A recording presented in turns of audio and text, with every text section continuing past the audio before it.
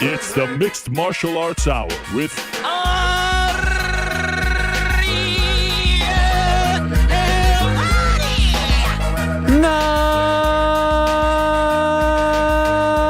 Mixed Martial Arts Hour is back in your life on this Monday, March 11th, 2024. Hello again, everyone. I sure hope you're doing well.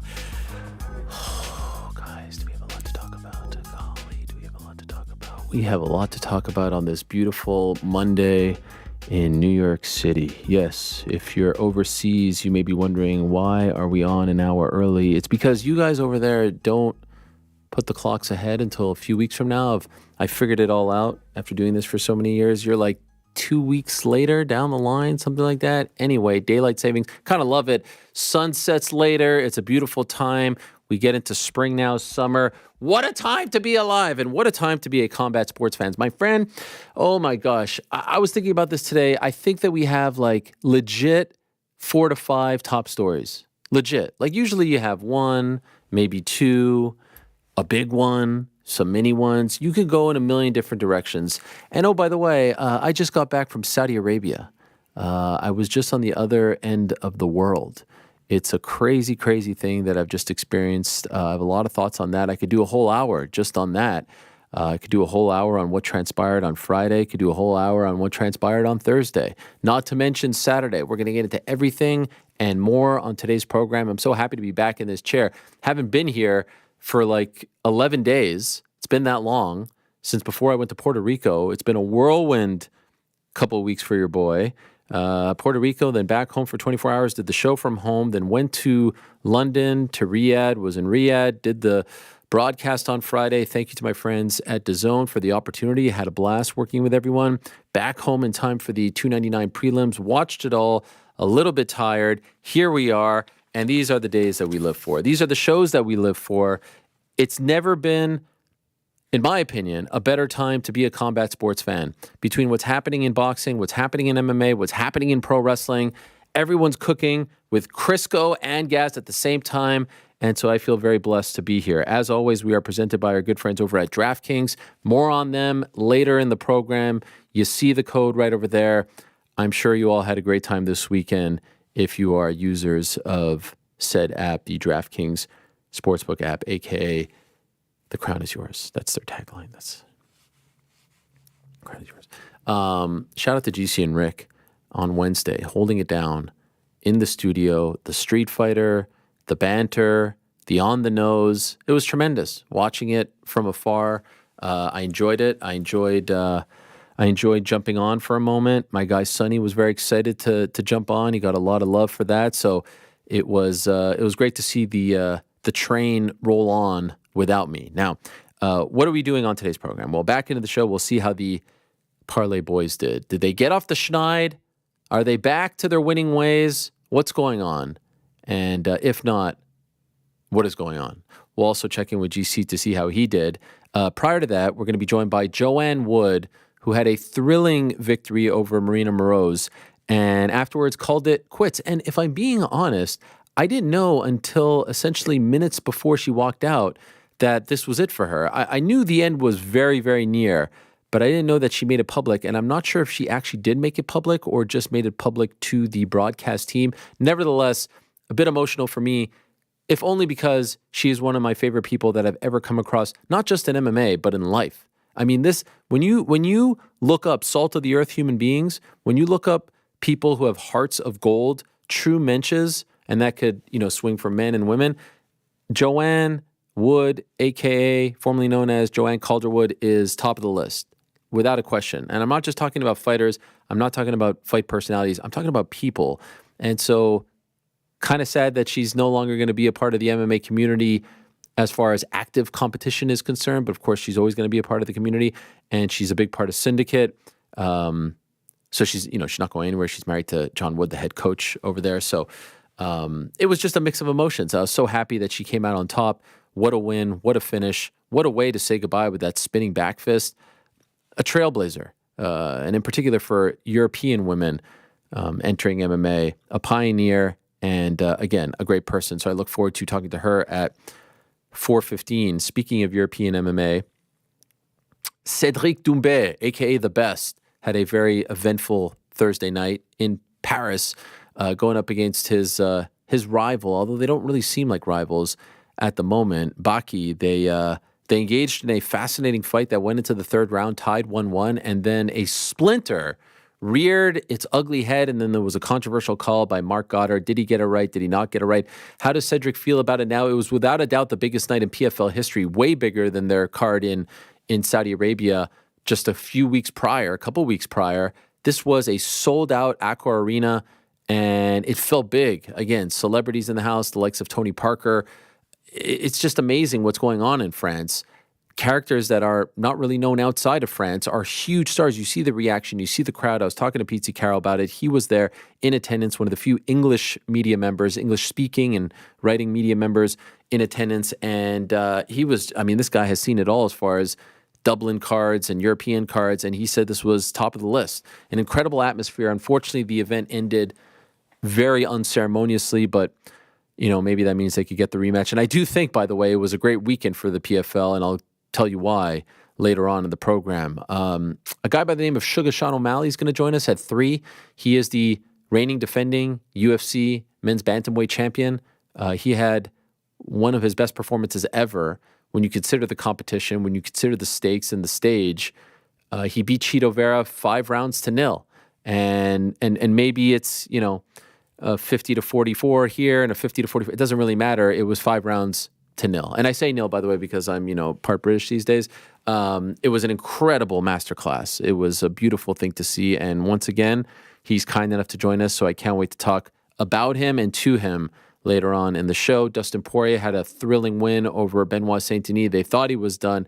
He almost forgot. He knocks him out. He's still in the mix. He's very much in the mix. It's like Gaethje in July is now a distant memory.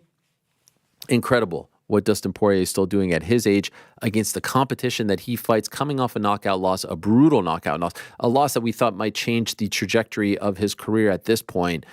He goes in there as an underdog against BSD, and maybe the first round wasn't perfect, but the second round sure was. Incredible stuff by the Diamond, one of the highlights of the weekend. Speaking of which, Michael Venom Page, another highlight. He made his debut on Saturday and was victorious against Kevin Holland. He'll join us at 2. He's at 2. Dustin's at 2:30. First hour, though, we need to talk about everything that has happened and what we have witnessed and what we have experienced over the last few days. Like I said, it's never been a better time to be a combat sports fan.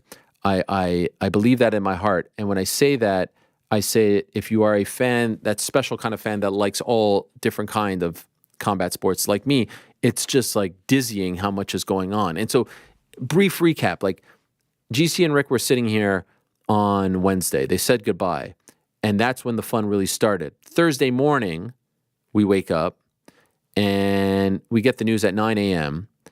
that Jake Paul is returning to action on July 20th against Mike Tyson.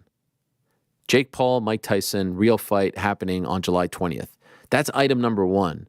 Item number 2 is they're fighting at AT&T Stadium in Arlington, Texas, in front of, it hasn't been decided. They're working on it right now, I'm told, in terms of what the configuration will be, but it's going to be somewhere in the 65 to 80,000 range as far as spectators. Absurd. There's been a couple of fights there, Pacquiao, Canelo, etc. This is absurd. Item number 3, which I feel like has been completely lost, and I understand why. There's a 30-year age gap. It's Tyson, it's Jake Paul, it's AT&T Stadium, all that. I'm as intrigued by item number 3, which is it's live on Netflix. No pay-per-view. If you're a Netflix subscriber, and they have 260 million, approximately, subscribers around the world, available in every country. If you're already a subscriber, which most people that I meet, including myself and the team here, are subscribers, you get it for free, meaning you don't have to pay extra. It's not like you have to pay $50 on top of whatever it costs, $13, $11, I don't know what it is, to be a subscriber. The amount of people that are going to watch this fight is going to be arguably the most amount of people to ever watch a live combat sports event. I don't think that's a stretch because of the subscribers, because of it being available to everyone via the same platform Fascinating. We know about WWE getting in bed with Netflix starting January of 2025. Here they come, Jake Paul, MVP, Nikisa, up first. They've dabbled in live sports. They had a golf event. My understanding is this was signed November 1st. So I saw some people saying like, oh, they're following in WWE's footsteps. Actually, my understanding was, and I don't know when WWE's deal was signed, but for the record, what I was told was it was signed November 1st. So that's before Andre August and before Ryan Borland. Perhaps that gives some sort of understanding and explanation as to why those fights were made if this was signed on November 1st for July 20th. So that's, the first thing that happened, and we'll get into that, I can assure you. Thursday night, PFL Paris, like I said, 1-1, Doumbé Baki, get into the third round. All of a sudden, Doumbé is talking to Marc Goddard, the referee. Then he's talking to Baki. Baki's talking to him. Then he's talking to Marc Goddard. The fight is called off. And in the moment, you're like, what the hell just happened? Then after the interviews and the post-fight stuff and all that, we come to find out that he has a splinter in his toe. He says he told Goddard there's a splinter. He says he told Baki there was a splinter. Baki tells him, so remove it. He tells Goddard something. Goddard says the fight is off. Crazy ending. We thought we saw it all. Apparently there's more to be seen. And so the fight is off, and it's a loss for Doumbé. Can't call timeout. Did he in fact call a timeout?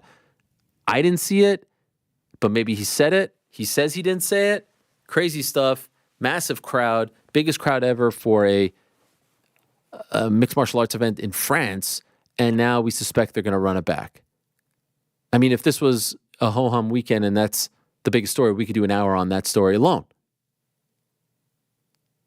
Earlier in that evening, we get the face-off, irresistible force, immovable object, Francis Ngannou versus AJ. The amount of people that told me that I was wrong about the irresistible force line, it's like, it just shows there's so many new fans, and there's nothing wrong with being a new fan, but you can't correct someone if you don't know what the hell you're talking about. Irresistible force, immovable object is Gorilla Monsoon, WrestleMania 3, March of 1987, Pontiac Silverdome. That's what he said when Hogan and Andre walked towards each other in the ring. You think I would get that wrong? I would never get that wrong. Are you insane? I would never get that wrong. No, it's unstoppable force. The fuck is that? I don't even know who you're quoting. Are you just making things up? No, it's irresistible force, immovable object, Gorilla Monsoon, the late great. I would never get that wrong. Anyway, they end up fighting on Friday. What an experience that was. Kingdom Arena in Riyadh. Obviously, I was there. I could do an hour on that experience alone. Long event. Memorable event. Gile Zhang, Joseph Parker. Fascinating stuff. Thought Gile had him. Parker wins. Co-main event. Great performances throughout. Main event, Francis Ngannou, Anthony Joshua. We had never seen Francis Ngannou rocked. We had never seen Ngannou hit with clean shots like that. We had never seen him knocked down before. Not only did we see that, we saw it not once, but twice. And then the third shot was the finisher, knocked out cold. Scary knockout. Shades of Francis Stipe 2. The knee buckles, falls back. Never seen France like this. Out cold, oxygen. Second round, Anthony Joshua is back. Holy smokes. Now in line for Tyson versus Usyk. But of course, we have the stupid rematch clauses. So who knows when we're going to see that fight, because Tyson keeps saying, told me multiple times last week in person, regardless of who wins, there's a rematch clause. So if they're going to fight again May and then October, we're not seeing AJ versus the winner of this fight until 2025, which is absurd because he's on a roll. Does he fight someone else? Who knows? We'll wait to see. But there's so much there, right? From our perspective, it's what does Francis do now? What does he do now? I think the PFL was the big winner on Friday. He goes back to MMA. He fights Renan Ferreira and resumes that, gets his mojo back. If he wins that fight in impressive fashion, perhaps he thinks about boxing again. But for now, I think we have to put a pin in the boxing dreams because that was just so devastating. Oh, by the way, it was so devastating, he's going to need some time. They want him to come back in the summer. Is that enough time? That's in 4 months. July, August, 4 or 5 months. Is that enough time after a knockout like that? Says he didn't feel it. It was like it was shot out of a cannon. This was the best version of AJ we've ever seen. And yeah, you could say he was fighting a quote-unquote debutante or a novice. Still, he did that to Francis Ngannou, who has never been knocked down or rocked or knocked out with 4-ounce gloves. He did that in a boxing match. It was insane to see. It was insane. I thought I was hallucinating. It was 4 a.m. local time. It was wild. And so what does this mean for the story of AJ, and what does it mean for the story of Francis? We'll get into that. Now, we get on a plane. We make the journey from Riyadh to London to New York City. We get there in time for the prelims to start. I'm following along some of it in the air, get home as Jailton Almeida and Curtis Blades are making the walk. And what a fight that was, and what a card it was. Top of the bill, Sean O'Malley beats Chito Vera, like I said, 5-0. Co-main event, Dustin Poirier knocks out BST, asserts himself as the man once again at 155 and still a player. BST will be back, no problem. Shades of maybe GSP and Matt Hughes. Maybe a little too soon. He'll be back. I have no doubt about that. Michael Venom Page with the incredible debut against Kevin Holland. And let this be a lesson to anyone out there who is fighting a free agent signing.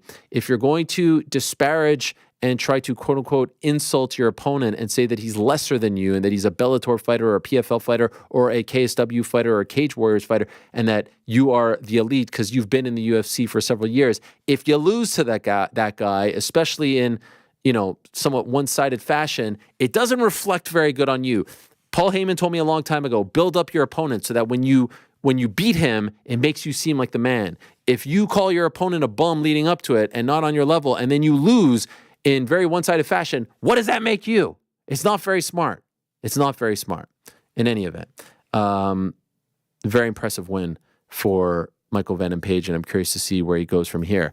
Petr Yan with an impressive win as well. Against Song Yadong, great stuff from him. I really thought he looked great, and especially when you consider how much was at stake, and he hadn't fought in a year, and he's trying to get back on track. What about Jack Della Maddalena? Wasn't looking good. Great clip of GC and Mike Heck watching on the watch party. Everyone was like, okay, this is probably going to be done. And then all of a sudden he reverses things and starts landing knees and elbows and ground and pound. And I thought the fight went a little bit too long. Gilbert took too much damage. And JDM continues his undefeated ways, and in the UFC, that is, and is now calling out Shavkat Rakhmonov. The ball's on this guy. Curtis Blades beats Jailton Almeida. Macy Barber beats Caitlin Saraminara. I'm still not quite 100% sure on that one. I know it's Chukagian, but she's got the new last name because she's married now. Mateusz Gamrot with a very impressive win hard-fought win over RDA. Kyler Phillips looked great. Felipe Lins looked great. Michel Pereira looks fantastic against Michal Oleksiejczuk. What about Robles Despain with the 18-second knockout in his debut? Joanne Wood, like I said. So there's just... oh my God, Sugar with the win and where he goes from here, and he calls out Ilya, and then he says Merab, and we see the thing with Merab in the background, BSD. That's everything that happened in a 10-minute stretch. And usually I like to sit here once again and wax poetic, but there's just so much. There's so much. We could do 3 hours just talking about all of this stuff. My head is still spinning. And so let me bring in the guys here and ask them the question that I think I asked a couple of weeks ago, but now it's an even tougher question to answer. And that question is, gentlemen, hello. Hello. What was the biggest story of the weekend? What was the biggest, what is front page, story one, A1, the biggest story of the weekend? Because I'm assuming you both agree, I have not asked you, there's legit 3 to 4, maybe 5 contenders, legit. There's a very good chance that both of you say 299 related things and Francis doesn't even get talked about in the first 30 minutes of the show. That's absurd. We did a whole 3-hour show just on Francis almost beating Tyson Fury. And so, Rick, I'll start with you. Biggest story of the weekend. What is it? Because honestly, right now, sitting here, I don't even know what my answer is. Perhaps you're going to sway me. I don't even know what my answer is. Netflix broadcasting live combat. Wow. Off the grid, Rick. That's the one. Left field. See, okay, so let's talk about that just very briefly. Are you surprised that was almost completely overshadowed? No, because the absurdity, the magnitude of the idea of combining Jake Paul and Mike Tyson, should have that impact, and that's the impact that they wanted for it. And to me, it had the effect that they desired. So I'm not surprised that kind of overshadows it, but parceled in with that, Netflix, part of your subscription, broadcasting live fights is going to have reverberations that I think will be felt for a long time. So for me, the last time we did this, you asked me, and I picked something that I thought had big reverberations for the sport and for the business throughout. I, again, am thinking business, Netflix broadcasting live combat sports is massive. In a word or two, Paul Tyson, in or out? In. Completely in, totally. Wow, this is the second shocker of the day. Why? Tell me.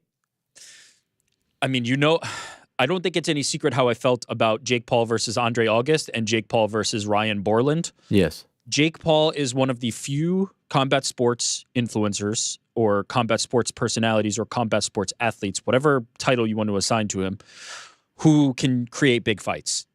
No disrespect to anybody else, but the level of star power, the ability to carry an event that he has is different than many others. There's very few in his league when it comes to that.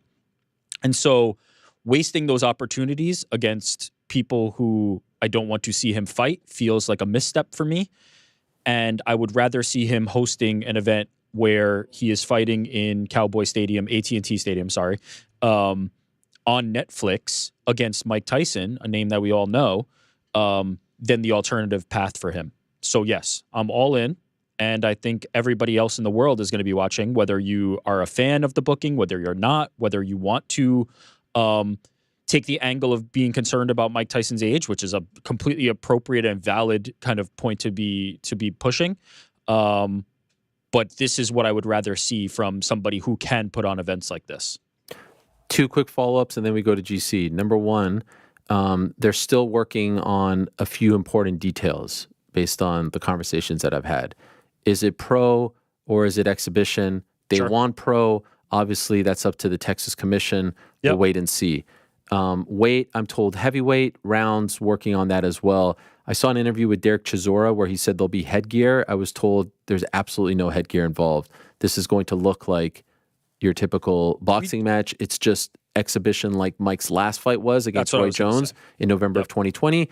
Or is it just, a normal pro heavyweight fight that has no strings attached in that regard? So that's one thing. I did think it was super interesting that, and this is the second point before we go to UGC, it seems like the same people who were complaining that, or criticizing, or taking shots, whatever you want to say, that Jake Paul sucks, that he's not impressive, that he fights cab drivers and he can't beat anyone, and that he's crazy for thinking that he can do this, and that he's living a fantasy bubble. It seems like the same people who won't stop talking about how bad Jake Paul is as a boxer are now all of a sudden extremely worried that he's going to kill Mike Tyson, and that he's killing, a legend, and that this is unsafe, and that this is cruel, and that this is this, that, and the other. How could it be both? You can't in one breath say this guy sucks and is a bum and has no business stepping in the ring against anyone, and then in the second breath say he is going to kill a 57-year-old man. You either think that this is a guy who is good, or you think that this is a guy who is a bum. The bum can't be the guy that you're afraid of killing, a guy like Mike Tyson, who I know is 57, and you could feel very strongly about a 27-year-old fighting a 57-year-old. On paper, yes, that is jarring. That jumps out at you right away. But 2 days ago, you were saying he was a bum. Now you're worried he's going to kill Mike Tyson. Mike Tyson can hold his own against a bum or a novice, in my opinion. I don't know what's going to happen, and I'm trying to make sense of it all, and the rounds and pro exhibition, all that stuff will help sway me one way or the other, but I did find that juxtaposition of thoughts and feelings to be very interesting. For you, GC. Okay, yes. Just one thing on that. It comes from a place of what they want to see is somebody kill Jake Paul, right? They've eliminated 2 alternatives, right? They've eliminated, is he going to face somebody commensurate with his level of boxing experience, which would be the Ryan Borland, Andre August level person?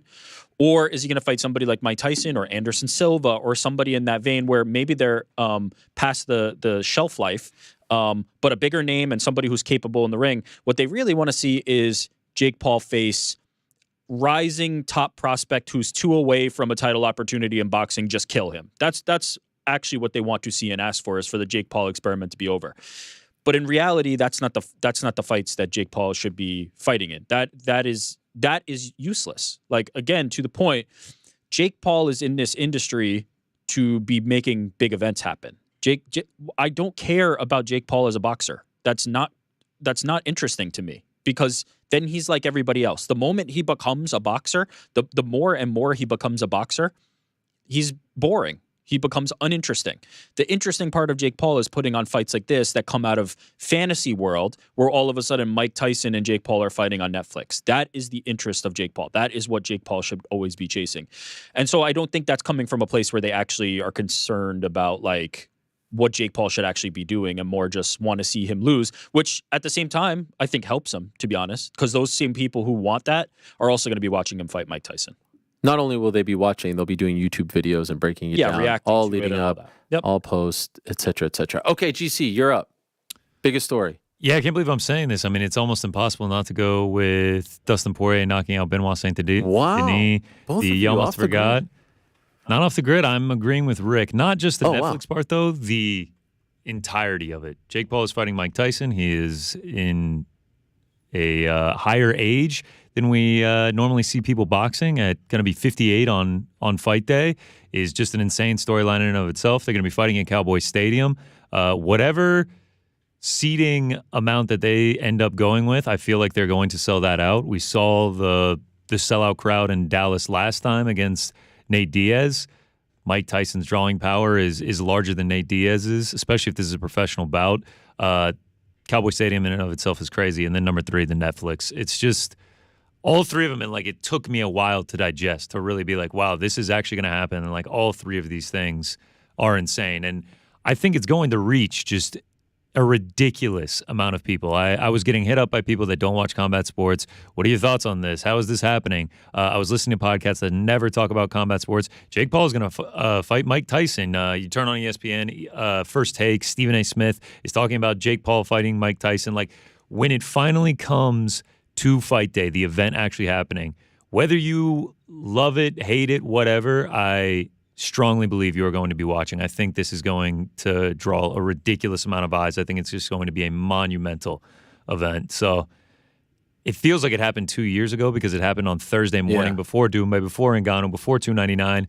But I still think that is the biggest storyline coming out of the weekend. Wow, both of you have surprised me greatly. I wasn't really sure what you were going to say, and so for the sake of this, I'm not going to just add to that. Again, I like it. You go a different. Well, I don't have really an answer because I think you could make a very strong case for 3 things. I mean, O'Malley's win was gigantic. He's one of the biggest stars in the sport. Blown away by the $14 million gate in Miami, a place that they told us for years they couldn't sell tickets.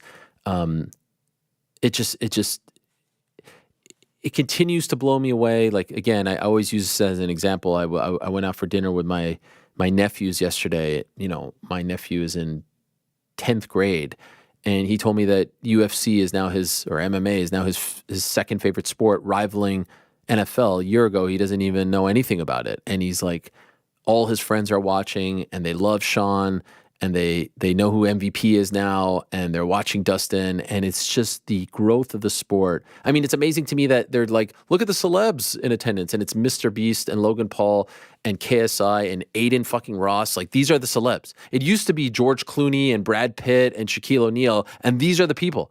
And that's no knock on them. It's just everything is younger. Everything is like the UFC is on fire, and Sean is the perfect face for all of that. He connects with, you know, the Nelk boys. He connects with the YouTube generation, the Snapchat generation. He's just perfect.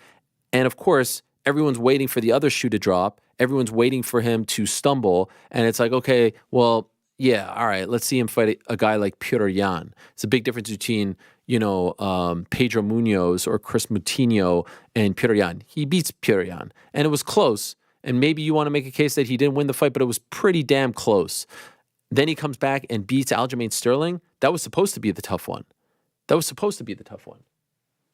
Then he comes back and beats Chito, a guy who beat him, right? And he doesn't just beat him by the skin of his teeth. 5 rounds to none. Oh, big deal. He didn't finish him. I know he was upset about that. Big deal. 5 rounds to none. Hit him with everything in the kitchen sink. So what a story. What a story DP is. What a story MVP is. I think I have to go with Francis, if only because it touches so many different touch points. Francis Tyson Fury back in October was one of the greatest spectacles we have ever seen. And for a lot of people, one of the most shocking results we've ever seen, even though he didn't win. just what he did to Tyson Fury. And of course, now the revisionist history is he didn't, fight the best Tyson Fury. Tyson Fury ate Tyson Fury. He didn't take it seriously, blah, blah, blah, blah, blah. Anyone going into that fight would have said a 50% Tyson Fury smokes Francis. So don't take that away from him. Don't let the Joshua result take anything away from Francis. Of course, people will do that. That's fine. Comes back and you say, wow, if he can beat Anthony Joshua, a rejuvenated, resurging Anthony Joshua, he's now fighting for undisputed gold in what would be his third pro fight. Incredible. And he seems so confident and so at ease, so relaxed all week. And Joshua was tense and didn't talk to us before the fight. Only fighter who didn't let us go into the locker room, all that stuff. So you're like, oh my gosh, is he going to crumble? Is he not all the way back? Is he not all the way there? Is he not who he once was? And he comes out and does that. He puts the exclamation point. He's like, you don't even think about going toe-to-toe with an Olympic gold medalist, with a former two-time unified champ.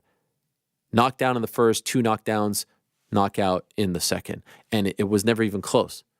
It was never even close. And just to see Francis in that state was shocking. And so then there's the trickle-down effect, right? Are we finally going to get AJ versus Fury? Are we going to get AJ Usyk 3? For this audience, I know you care a little bit more about MMA. Where does Francis go from here? I think he has to go back to PFL and go down that route.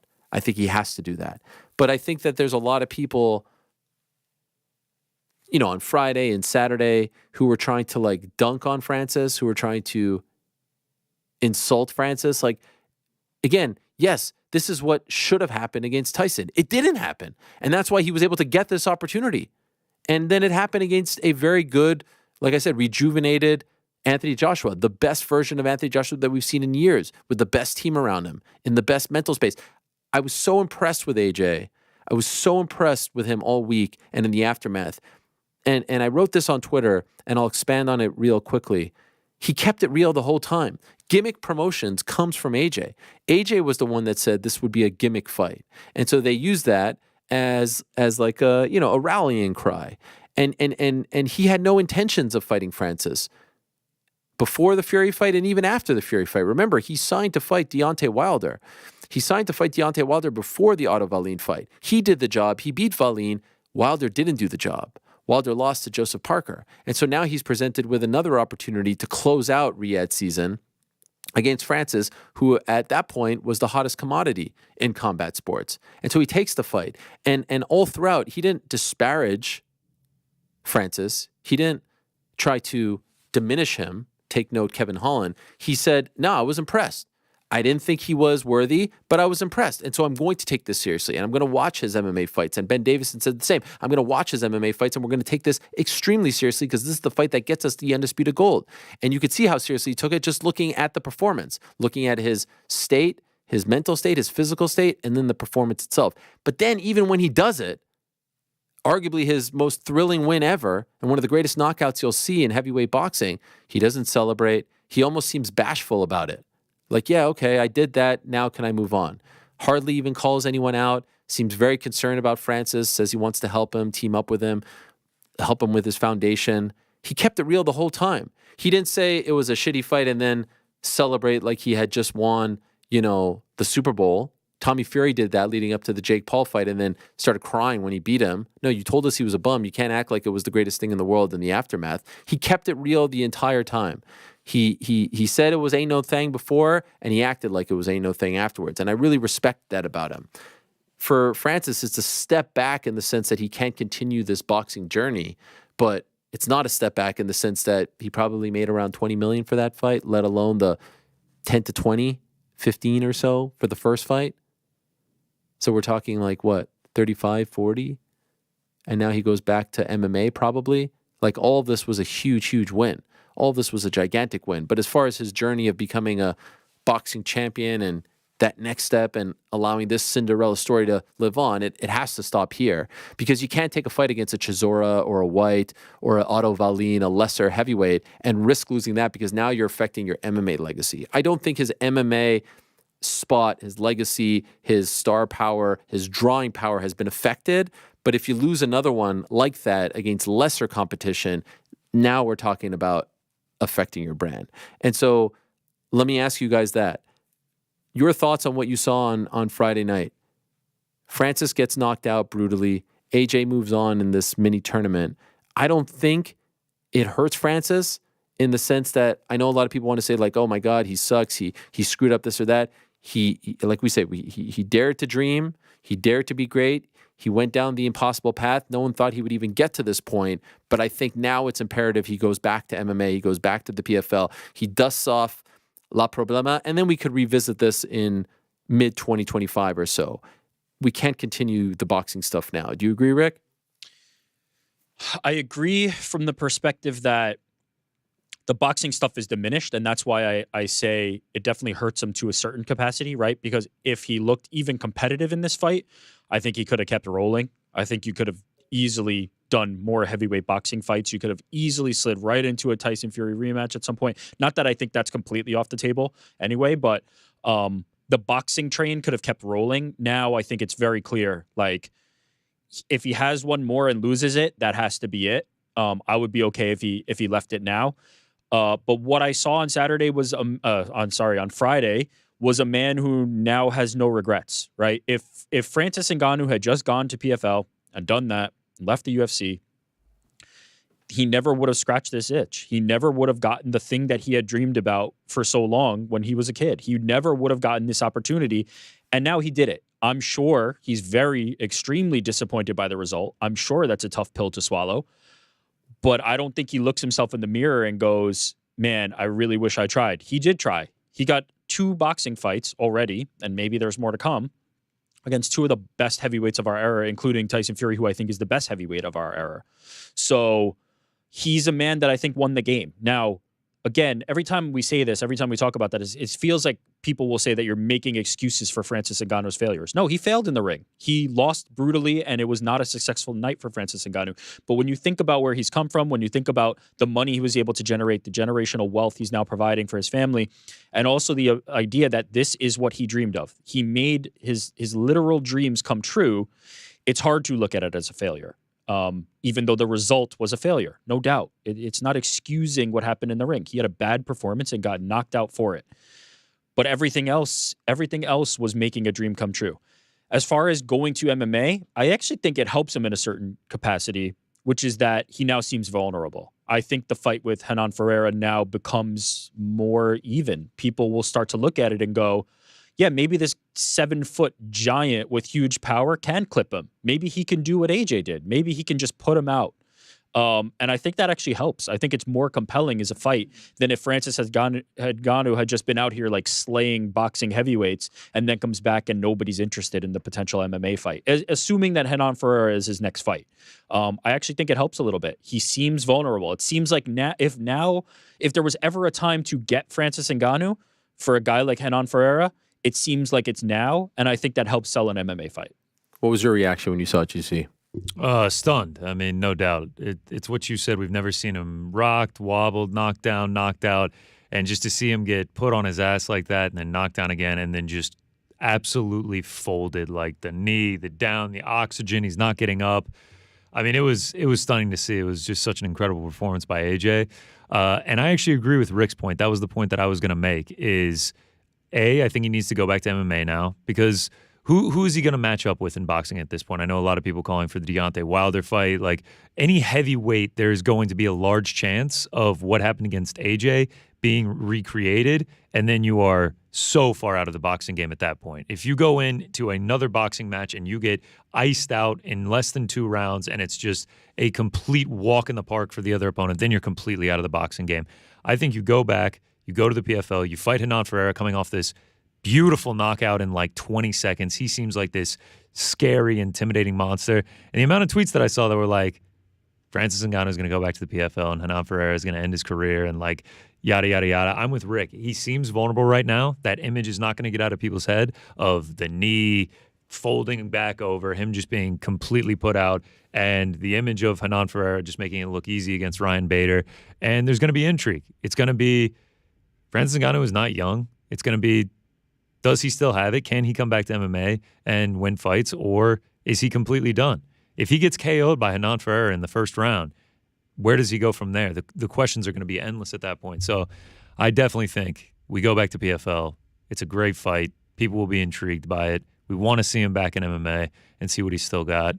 And I can't wait for it. I think you take some time off, obviously, after a knockout like that, and then you come back. And just by the way, just looking at the odds with how many people I saw, talking about Hernan Ferreira, for instance, got him minus 650 on DraftKings Sportsbook against Hernan Ferreira right now. Yeah, they have to wait. They have to, wait for him to be 100% because Francis still has incredible value, I think, to PFL, and you don't want him to get starched in the first round because, look what we just saw with Alex Volkanovski. Knockouts can change people. That was 3 knockdowns, pretty bad ones, and I would say probably after the second he was done.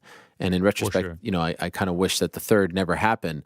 I had the privilege of being around all week, and I got to see Dewey Cooper and Eric Nixick and Markel Martin. I wasn't there in October, and I have no problem saying that as like a member of the MMA community, if you want to say that. Like I took great pride in seeing these guys who we typically see on Saturdays in the UFC, meaning extreme couture guys, corner guys. I was like, man, look at these freaking guys halfway across the world doing their thing, dressing like they want to dress, saying what they want to say, wearing the getup, all that stuff. I was like, this is freaking great. Good for them. And they couldn't have been more relaxed, more confident, more at ease. And I was confident too.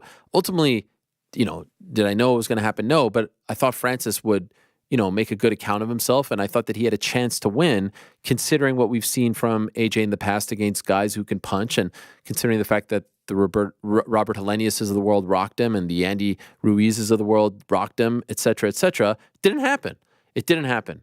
But like, that's not, even on the broadcast, they were taking like some subtle shots at me afterwards. Like, oh, people talk about the elbows and the kicks and all that stuff, which I had been saying all week long. It's like, yeah, that's what makes this so fucking shocking, because we've seen him. And I know he's not fighting guys who are doing, spinning back kicks and stuff. He's fighting Stipe and he's fighting, Derek Lewis and whatnot. But still, he's fighting heavyweights in MMA with 4-ounce gloves. And we've never seen him ever get rocked. Never seen him get rocked, let alone knocked down, let alone knocked out. So it was shocking. And it was like, it was hard to find the words in the moment. But my takeaway was the better man won. AJ is a force. This might be the best version of him we've ever seen, and I can't wait to see him fight the winner of Fury Usyk. And there's a part of me that hopes it's Fury, so we can finally see that stuff, that fight. And I hope that if they do make that fight, that it happens somewhere in England, Wembley, Tottenham Hotspur Stadium. That would sell out in 0.00001 seconds. Here are my thoughts on my trip to Riyadh.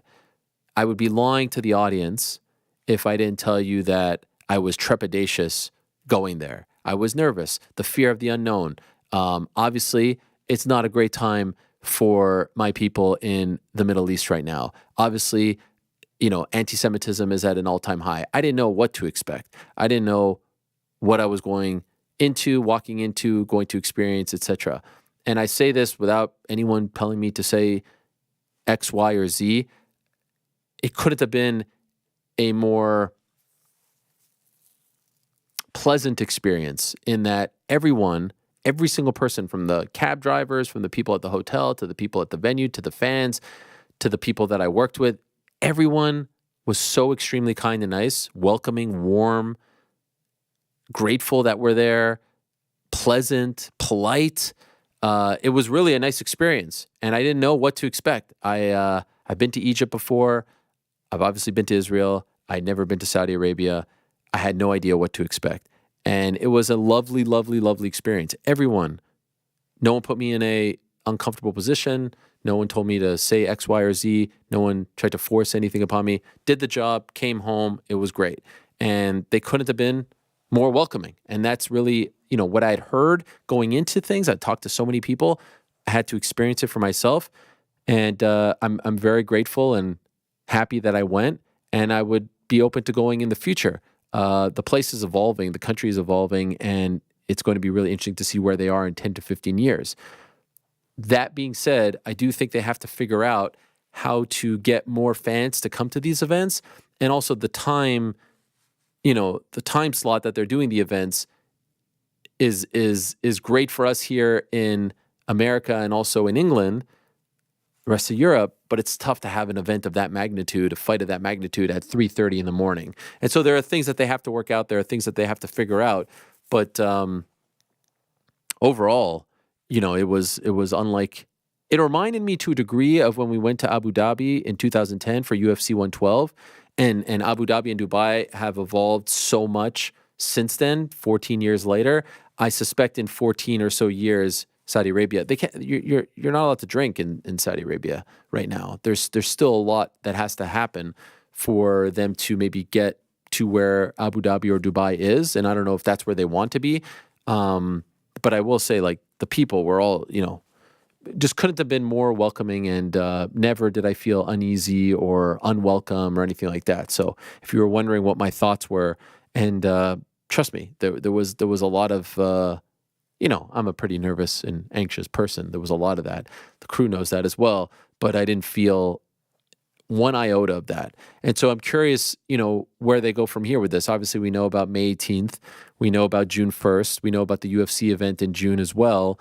What does this all look like in 2 years, in 3 years? What does it look like in 5 to 10 years? Is it still going to be as big of a thing?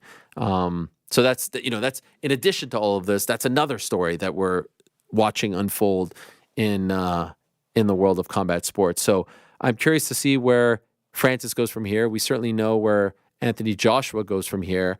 The big question is, does he fight someone else while waiting for Fury Usyk to do the dance twice? No, please no. I would agree, but now we're talking about a guy who has benefited greatly from fighting 4 times in the span of 11 months, as opposed to someone who now you're probably waiting a year, right? By the time those two guys fight twice, it's probably next March or so when he could fight again. So you're doing the exact obvious. You're doing the exact opposite. Excuse me. Maybe you fight Francis in PFL? No. Have a fight in the gym. Close the doors. Do something else. Absolutely do not sacrifice the potential for this matchup. Fair. We cannot lose it. I will say this though. Yes, I agree with that. For Francis, even though I want to see him go back to MMA, I would be open if he gets by Fajeda, the Wilder fight after that. I would be open to that. In boxing? Both. Either or. I'm good with it. Problema first. I'd rather you built it as the winner of Problema versus Bader. Like you have to have the payoff, and also for PFL, like Amanda Serrano, Jake Paul, Francis Ngannou, Savannah Marshall, all these people that they've announced, none of them have fought. One of them has to fight. So for them and their credibility, someone needs to fight. If a better option walked in the door tomorrow, I'd take that over Renan Ferreira. There is problem. But there is none. Okay, that's a reality. That I can accept. But do you agree that there is none right now? If Deontay Wilder said, hey, I saw you get flatlined by AJ. I'm going to fight you in MMA. Sorry, Renan.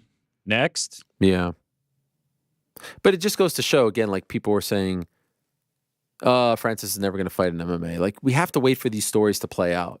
You have to. People want to be so quick to plant their flag into different ideologies. Same way with what people were saying when he left the UFC, when he signed the Tyson fight, the week of the Tyson fight, after the Tyson fight. Like, just wait to see how the stories play out before being so certain about everything. Yeah, it felt like being reactionary was at an all-time high this weekend with the Doumbé, everyone talking about, oh, yeah, you guys really thought UFC fumbled the bag with him? Like, look at him now.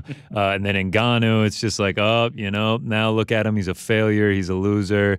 And then everything that happened on 299. I mean, I had someone tell me they were like, there's no coming back from picking BSD. Like, what a ridiculous pick. It's just like, man, the like hindsight is always 2020, I guess. The pitchforks would have been out for MVP if he dropped that one time. Bellator fighter. I wouldn't have wanted to be on that side. Had he lost, the reactionary takes on Twitter would have been just incredible. Bellator fighter, yeah. More often than not, it does seem like the guys who come over, and we'll see how Kayla Harrison does on April 13th. It does seem like they do succeed. Chandler succeeded. It's almost like they're very good. Yeah, it's almost like that. It's almost like they're quite good fighters. It's almost like Patchy Mix probably could come over and be a really good bantamweight, But did Mark Goddard get it right, Rick? That's a very loaded question because by the letter of the law, of course, he got it right. right? Like the within the rules, within the confines of what the rules are trying to express, you got it right. But I would ask, and this point was raised by super producer Casey, and made me think. In the case of, like, let's say tape on the glove, right? There's not a timeout, right? It's not a full timeout. It's not, hey, return to your neutral corner and we're going to sort this out. But they'll take 30 seconds, they'll cut the tape off, and they'll continue the fight. Same thing for dropped mouthpiece or whatever the case may be, right? The referee takes a brief timeout and is able to rectify the situation.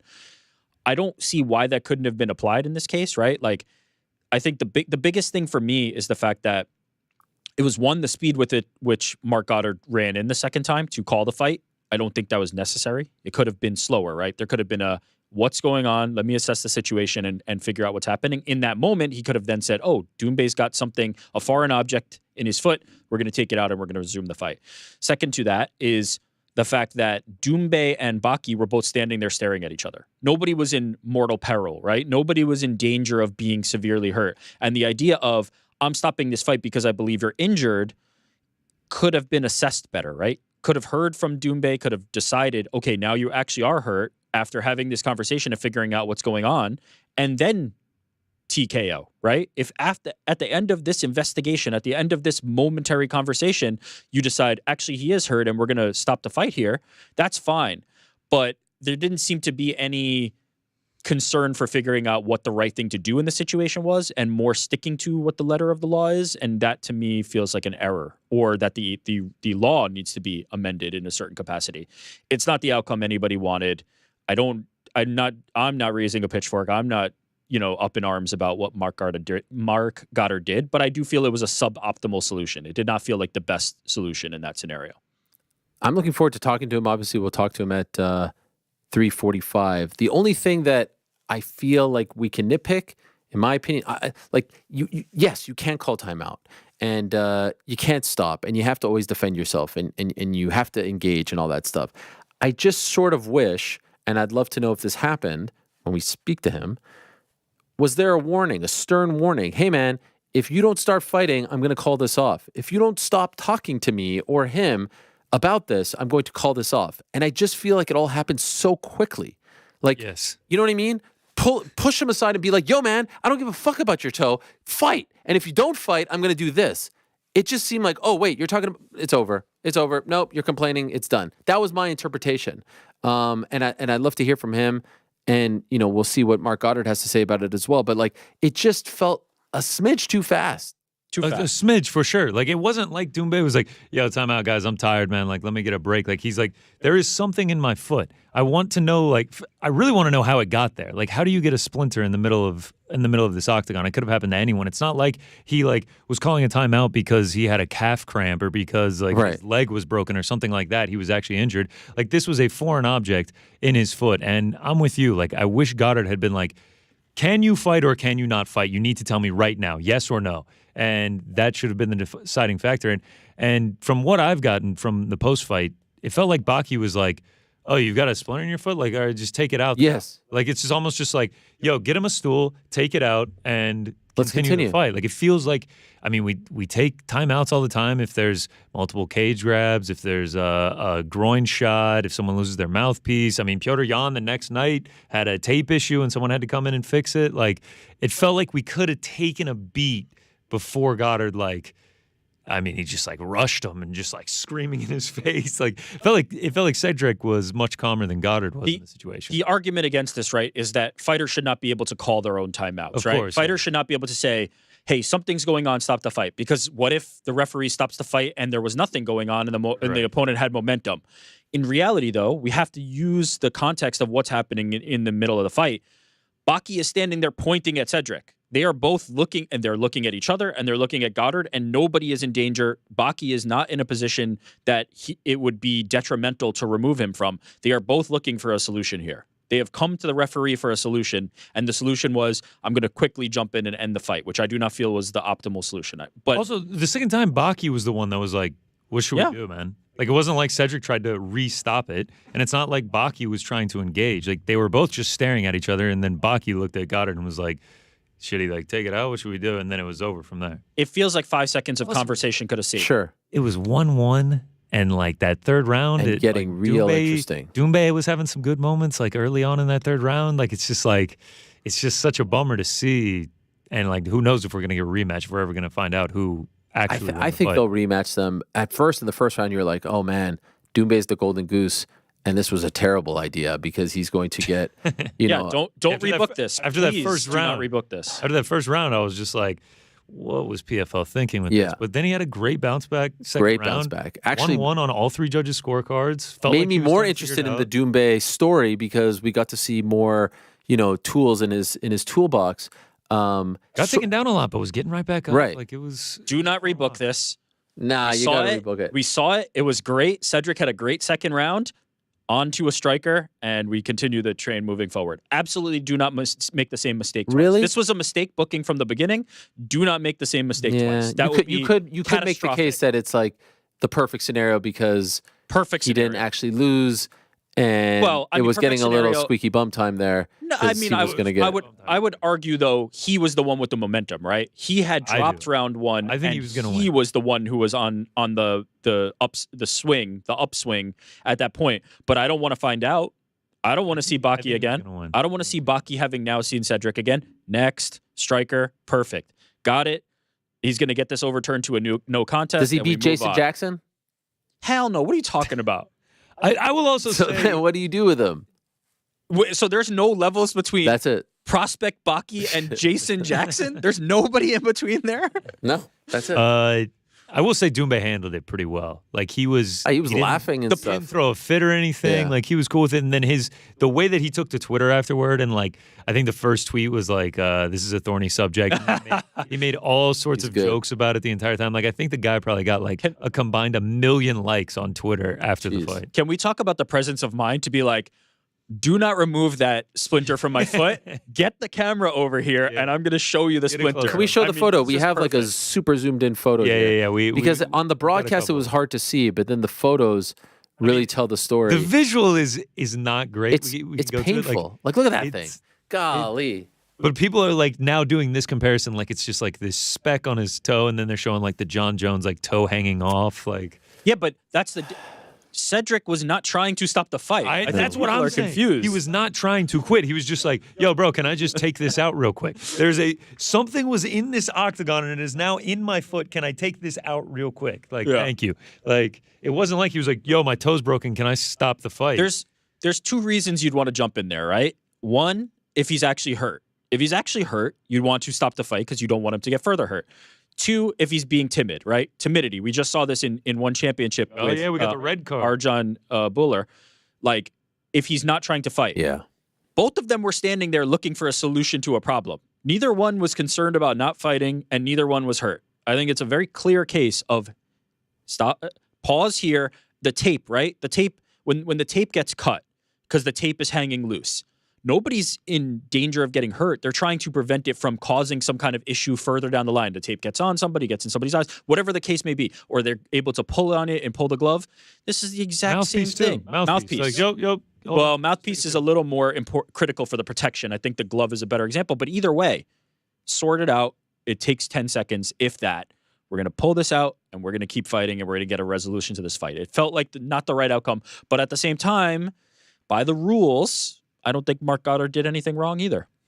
I spoke to a couple people who are in the know, and their feeling was they wish that there was a stern warning. And other than that, there's not much more that could be done.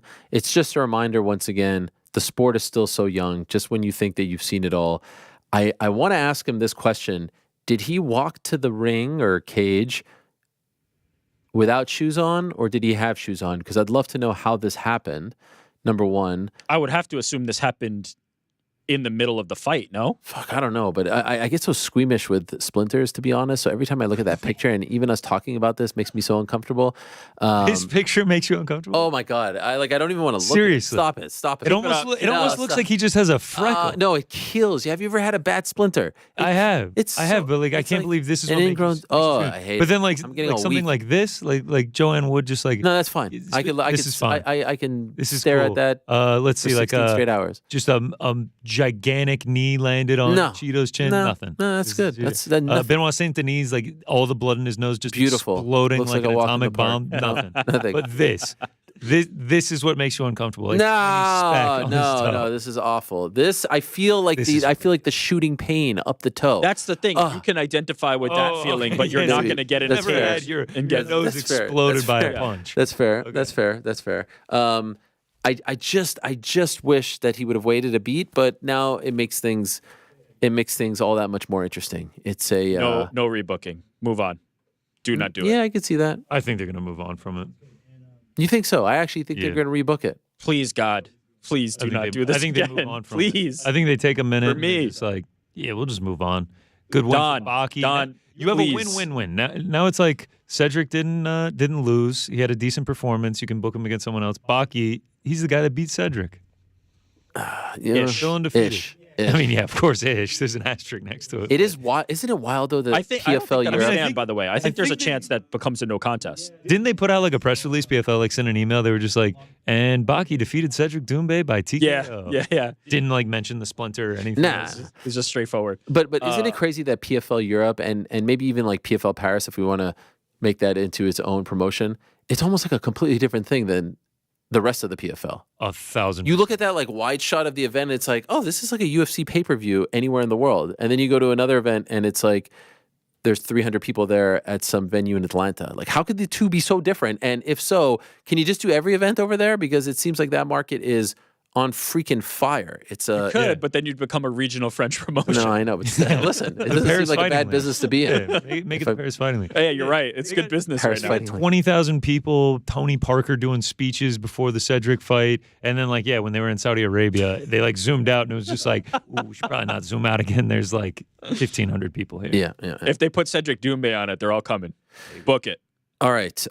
We put a pin in this discussion. Again, we could talk about everything that happened this weekend for 3 hours, but the magic of this program is that you don't just get to hear us talk about it, you get to hear from the people who actually made the news talk about things. And at the top of the list, as far as the most interesting and best stories of the weekend, was the UFC debut of one Michael Venom Page. We have been talking to MVP, we have been watching MVP for well over a decade, and he has been one of the faces of the sport, and for the longest time was one of the faces of not only European MMA, but Bellator MMA. He finally crosses over, he finally gets on the UFC stage, and he gets a big spot on one of the best cards of the year so far against a guy who was not all that complimentary of his resume and skills, but I think his tone would be a lot different on this Monday. He gets the win in super impressive fashion. Everything from the walkout to his demeanor in the cage to his actual technique to the results to the win. Everything was impressive. What a debut for Michael Venom Page. Delighted for him, and he is kind enough to join us. There he is, the man himself. How are you, sir? Congratulations. Thank you so much. I'm still buzzing, man. Still buzzing. Here with the family, still out in Miami, and we're all just having a great time. So yeah, buzzing. Well, appreciate the time as always, and we won't keep you too long, but so happy for you because we've been watching you and talking to you for so long. It was actually kind of surreal because there's only so many guys left that you say oh, what would those guys look like in the UFC? So to see you make that walk was almost like a video game where you're like, what would it look like if MVP fought in the UFC? It was amazing to see. But could I ask, from when you got there, I would love to go almost chronologically. What was it like being the new kid, being the rookie, so to speak? New faces, new behind-the-scenes people, Tuesday, Wednesday, Thursday. Did you feel comfortable or did it take you some time? In all honesty, I felt comfortable immediately. And I've been saying this, and I have to say, I just want to keep bigging up the staff there because it was definitely due to how they were with me. I can kind of see there's a family, even speaking to certain people, they've been there 17 years, they've been there 10 years, they've been there. So these guys have been together for a very long time. And I was immediately led to feel included in that. So it really didn't feel like, outside of getting to know who did what, it didn't really feel like I was the outsider. I felt like I'd been there for a long time. And a lot of the people that I was speaking to were all like, oh man, I've been watching you for years and it's exciting to have you here now. So they felt a sense of familiarity themselves. So yeah, it was, I have to say, I felt amazing from Monday right the way through it was an unbelievable experience for me. I know Miami isn't foreign to you, right? You have family there. You've been there a bunch of times. But did you feel Tuesday, Wednesday, like, did you feel nervousness? Did you feel anxiety more so than usual? I'd love to be able to just be like, yeah, it's, it was a bit more overwhelming and so on and so forth, but I can't say anything like that. I think I was probably more relaxed in this lead up to a fight, simply because massive shout out to the PI guys that helped me with the food, that helped me with my rehydration, that helped me with my weight cut, that helped me with like anytime I had a few niggles that I needed sorting out. So like the massages, and I had cupping and shockwave, and I had so much stuff done that I normally I'm having to go and chase up myself. So between my coaches, myself, and like my teammates, they're running around town trying to organize a masseuse, and trying to organize this and trying to organize that. And we had everything just in our hotel. I didn't have to think to do anything. And that made such a difference, and truly made me feel like I'm actually an elite athlete now. So it was a great experience. And just to be clear, and I'm not trying to get you to disparage Bellator or anything like that, would it be fair to say like that's not made available to you when you're fighting in Bellator? Yeah, not at all, which is why we kind of have to figure things out ourselves. Obviously, they've got their own structure and way to do it, but they don't have like a PI service in the same way that the UFC does. And to be fair, I knew about the PI, but I just didn't know what came with it, especially during a fight week. So I understood outside of fight week, I can go and use the facilities, but there's not anything available for me in the UK. Not yet, anyway. I'm sure in time they're gonna develop that area. But getting to the fight week, I just thought it was going to be the typical fight week, and it really wasn't. The stuff it really wasn't. It literally had blown my mind. Even I was with my teammate Norbert Naveni there. He's obviously part of Bellator, and he's just like, "What the hell? You do this? You do that?" Like he himself is blown away as well. So it's definitely not the same. And again, I'm not taking anything away from Bellator. They've still got they're playing catch up for a long time, so they had other things maybe to prioritize, but it's good to have this service in the background. 100%. I loved one of the first times, if not the first time, that you spoke at the press conference on Thursday, just you reacting to the crowd, to the scene. It was cool to see how appreciative you were of it, and just you kind of reacting to one of those scenes for the first time as a UFC fighter. Would it be fair to say you've never experienced anything like that at a press conference before? No way. Like the press conferences that I've always been involved, as much as it can be a public way, and it's very small, it's usually in a smaller room, and it's mainly media outlets, like such as yourself and other media outlets that will be there to mainly ask questions and kind of get it on their feed. So it's not really an event. This one was an event, and I was sat on stage just looking around at, even down to the patch, these people, I couldn't hear anything people were saying, because it was so loud in there. And you would think that this is the kind of energy that people would bring on a fight day, not at a press conference day 2 days before the fight. It was unbelievable. Even like as we were driving in, the line around the block for people waiting to come in, that in itself was like, what is going on here? And it is weird because I've seen it, but experiencing it is very different. What was your take on Kevin's demeanor on that Thursday, like the comment about Bellator pay-per-views and all that stuff? I felt like he was trying to diminish you, and I think that is a big mistake when you're trying to build a fight. Why? Because then when you get dominated 2 days later, what does it say about you when you've been telling us that your opponent is trash, right? So what did you make of what he was saying leading up to it? To be fair, I'm a very observant person, and so I don't pay too much attention to what people are saying. I more notice his persona, his behavioral patterns. And a lot of what he said, which probably led to him saying and making these comments, was he's nervous. Like he wasn't very confident in himself, even down to, they say compliment is when somebody is mimicking you, it's a big form of flattery,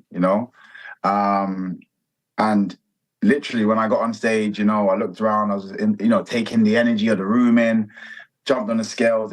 I looked over, some guy was waving, I grabbed my hat, I threw it over to him. Now, obviously, when I've done my bit, I walked off, I've turned back around, and I'm seeing Kevin take off his shoes and throw it to the same person. Again, that copying of my behavior, which is a random one anyway, like, why would he want your shoes? Right. But that copying of my behavior said to me he's nervous. Again, when I'm in there just being myself. When I raise the snake up, he's grabbing my hand or trying to copy me. That's you now. I'm now taking you out of your of what you would normally do, and you're more focused on what I'm doing. That is nerves to me. And I think literally, and I always say, anytime people see me clowning around in the cage, it's because I feel comfortable. After the first shot, I looked into his eyes and I said, this fight is mine. There's no way you're beating. There's nothing you can do right now that's going to beat me, because the reality has just kicked in. And I always wait for that moment, but it happened as soon as I hit him, because it's like, damn, that guy is actually fast. This guy is ridiculous. And then that's why I was like, let me start clowning around from now. Wow. That is unbelievable. Does it usually happen that quickly? No, but I just think as much as it can be made a big, people try to make it a big occasion for, the newcomer coming in. It, like you say, it's also a big occasion for the veteran, somebody that is known to be the guy that's supposed to win this fight. There's a lot of pressure that he can also put on himself in turn. And I think that's exactly what he's done. He's put a lot of pressure on himself, and it was just a little bit too much for him.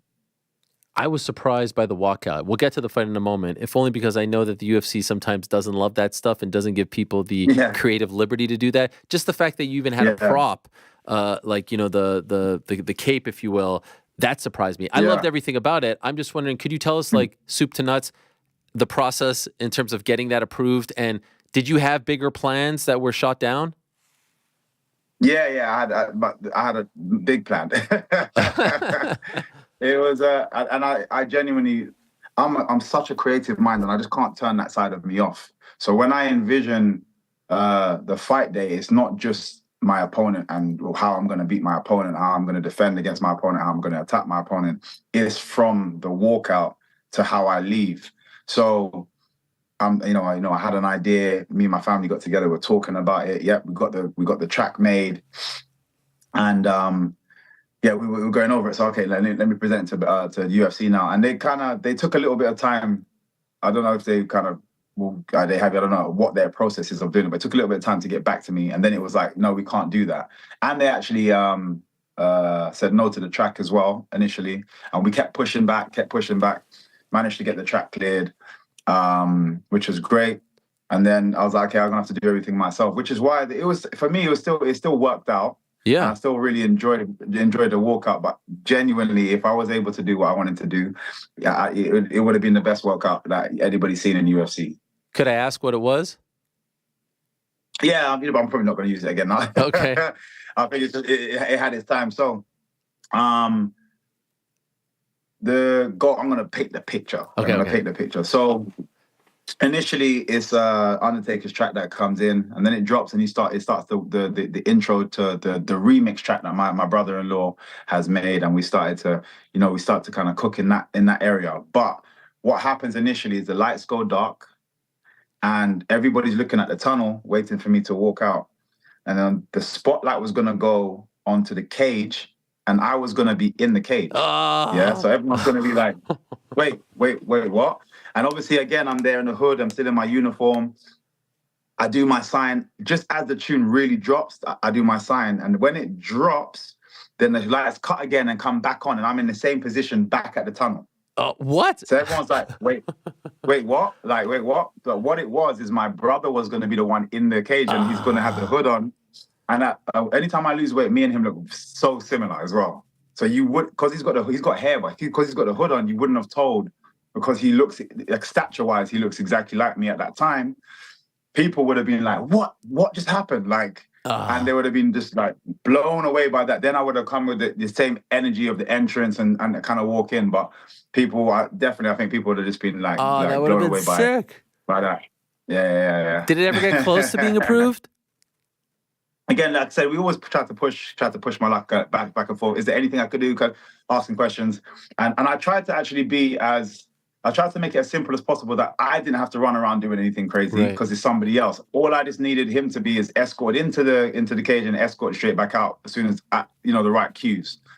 And I had it all planned out. And the thing is, I can tell, even when I'm speaking to the team, they can tell I'm not just throwing ideas I haven't really taken time to think about. I told them the timestamps and this. Okay, at 1 minute, this is going to happen. This is going to happen. This. Da, da, da, da. So I really do pay attention and I'm detailed about it. And I did it considering I don't want the UFC or any of the guys to do too much running around. It would have been one security guard, and obviously just timing of the lights. I'd have been happy to do the performance the day before, like a rehearsal the day before, just to get that right.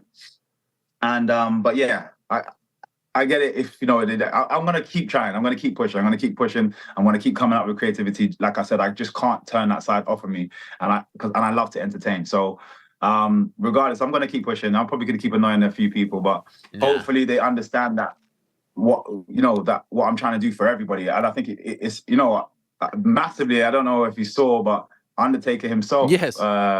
Yes. Tweeted about it, and even like that, and that was on half the performance. That was amazing. If you saw that, like I just think it would have been even bigger.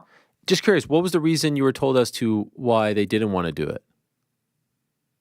To be fair, there's so much going on. I understand they have to. I don't overpress. I just try to see if I could what more I can get out of it. And as soon as I understand the tools that are in front of me, then I make it work. There's no need for me to stress about it. It's just an idea that I had. We couldn't make it happen this time. I'm going to make another idea work next time. And I think hopefully they're going to slowly see that. Oh no, give this guy a little bit more freedom because he's on point with this kind of stuff. And I even down to the understanding of how the cameras are working and what's the timing of the cameras. I'm very into all that kind of stuff anyway. So it would have been a lot more seamless than they maybe would have thought. But again, they have to understand and get used to me the same way I have to understand and get used to them. So even in the locker room beforehand, no extra nerves, you didn't feel off, you didn't feel, the feet were heavy, nothing like that? Not at all. I was feeling unbelievable in the locker room. And I always say, when I get into MVP mode, everything else just disappears.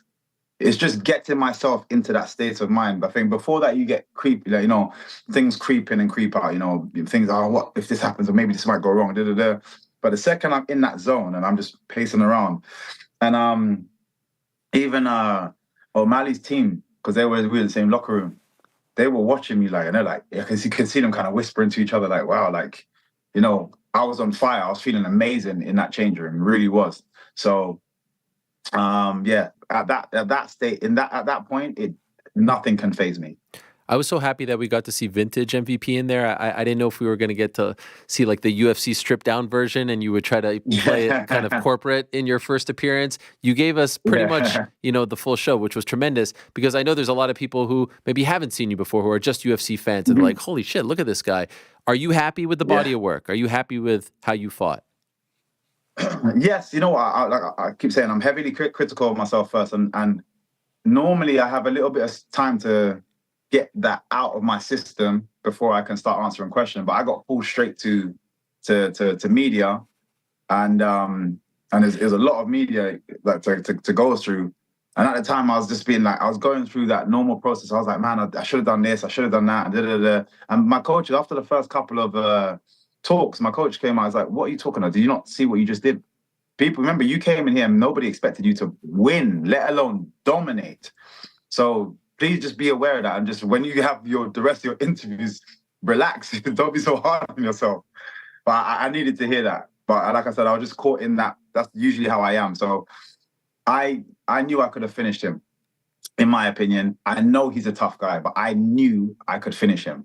And I knew if I pushed a little bit more, I could have landed the shots that I needed to finish him. And that's what I was very annoyed about. But then when I take a step back, I'm like, mate, this guy is one of the toughest guys in that division. Nobody's stopped him before. Nobody's made him even look like that. He's normally the one talking and stuff. I basically canceled that out and I didn't have to say anything to do it. So be happy with your performance. And yeah, you know what? It was a good performance. I just know I have more. From this vantage point, it seemed like the most interesting thing was that you really frustrated him to the point in the last few minutes of the third, he's like losing, he's like kind of mocking you just out of frustration. He has nothing else that he could do. It's not like he's trying to like pour it on you and steal the round. He doesn't even know what to do. Mm-hmm. Did you feel that from the get-go that you were supremely frustrating him? 100%. You can really tell he was getting frustrated in there, and he thrives off of war. because he's a tough man. He thrives off of war. I took that away from him. I don't get into battles. I'm a surgeon. I'm just finding exactly what I need to do. I'm not trying to get into these wars. I don't need to. I can do. And for those that saw me in the bare knuckle fight, they know if I need to dig my feet down and have a scrap, I have that in my locker as well. But that's not my plan A. That's plan Z. If I need to and I'm losing a fight and I need to get this win, then yeah, I'm gonna go and try and put it all on the line. But I don't start with that. Whereas his style is, he likes to be in the mix, and it allows him to then keep hyping himself up. He's landing shots, he's getting hit, and then he can talk. But where he's not landing shots, where he's still getting hit, that's added to the frustration. When I'm clowning in front of him, it brings back memories of things that he would have seen of me prior to, thinking that, oh, there's no way he can do that to me. Adds more frustration. And yeah, for me, it's exactly what I thought, how I thought it was going to go, bar I definitely thought I was going to be able to knock him out. Did you watch the fight? Have you watched it since? I haven't yet. I've just literally, it's just been family. And they had watched it last night again, but I want to watch it by myself, you know what I mean? Because otherwise there's still that energy in the room, and I literally want to sit down and analyze a couple of things. So I'll probably do it over the next couple of days. I was just curious if you saw the clip of him between the first and second rounds where he tells his corner, like, guys, he's faster than we thought he was. Did you see that? And did that give you any joy, or did you hear about this? Yeah, I heard it. So a lot of the family, they're still watching everything that's going on. I haven't had a chance to yet, but yeah, everyone's been telling me, oh yeah, did you hear what he said? And and then there's another clip of him afterwards. He's like saying, I just got beat by a Bellator guy or something like that. Yes. So I'm getting random clips like sent to me, but yeah, again, I knew that is me. I knew I'm just constantly gonna have to keep proving to everybody else that that's the case. And even down to, and I've said this from before, I've always been heavily criticized about, you know, my opponents and stuff. And I always say it's because of my style of fighting. It's a blessing and a curse. The blessing is it looks beautiful, but then it looks so beautiful that it becomes effortless and looks effortless. So therefore it diminishes what my opponents, like the credibility of my opponents. Then you have somebody like Kevin Holland that couldn't touch me. And now everyone has to question, like, okay, maybe everybody else, they were tough enough, but it's just this particular guy, he is that fast. And now we've seen it at the top level with somebody that is that tough, and what he's done to him. You know, hopefully people will, you know, slowly learn. But if not, I'm happy to keep proving it. Can you share what you guys said to each other at the end of the fight?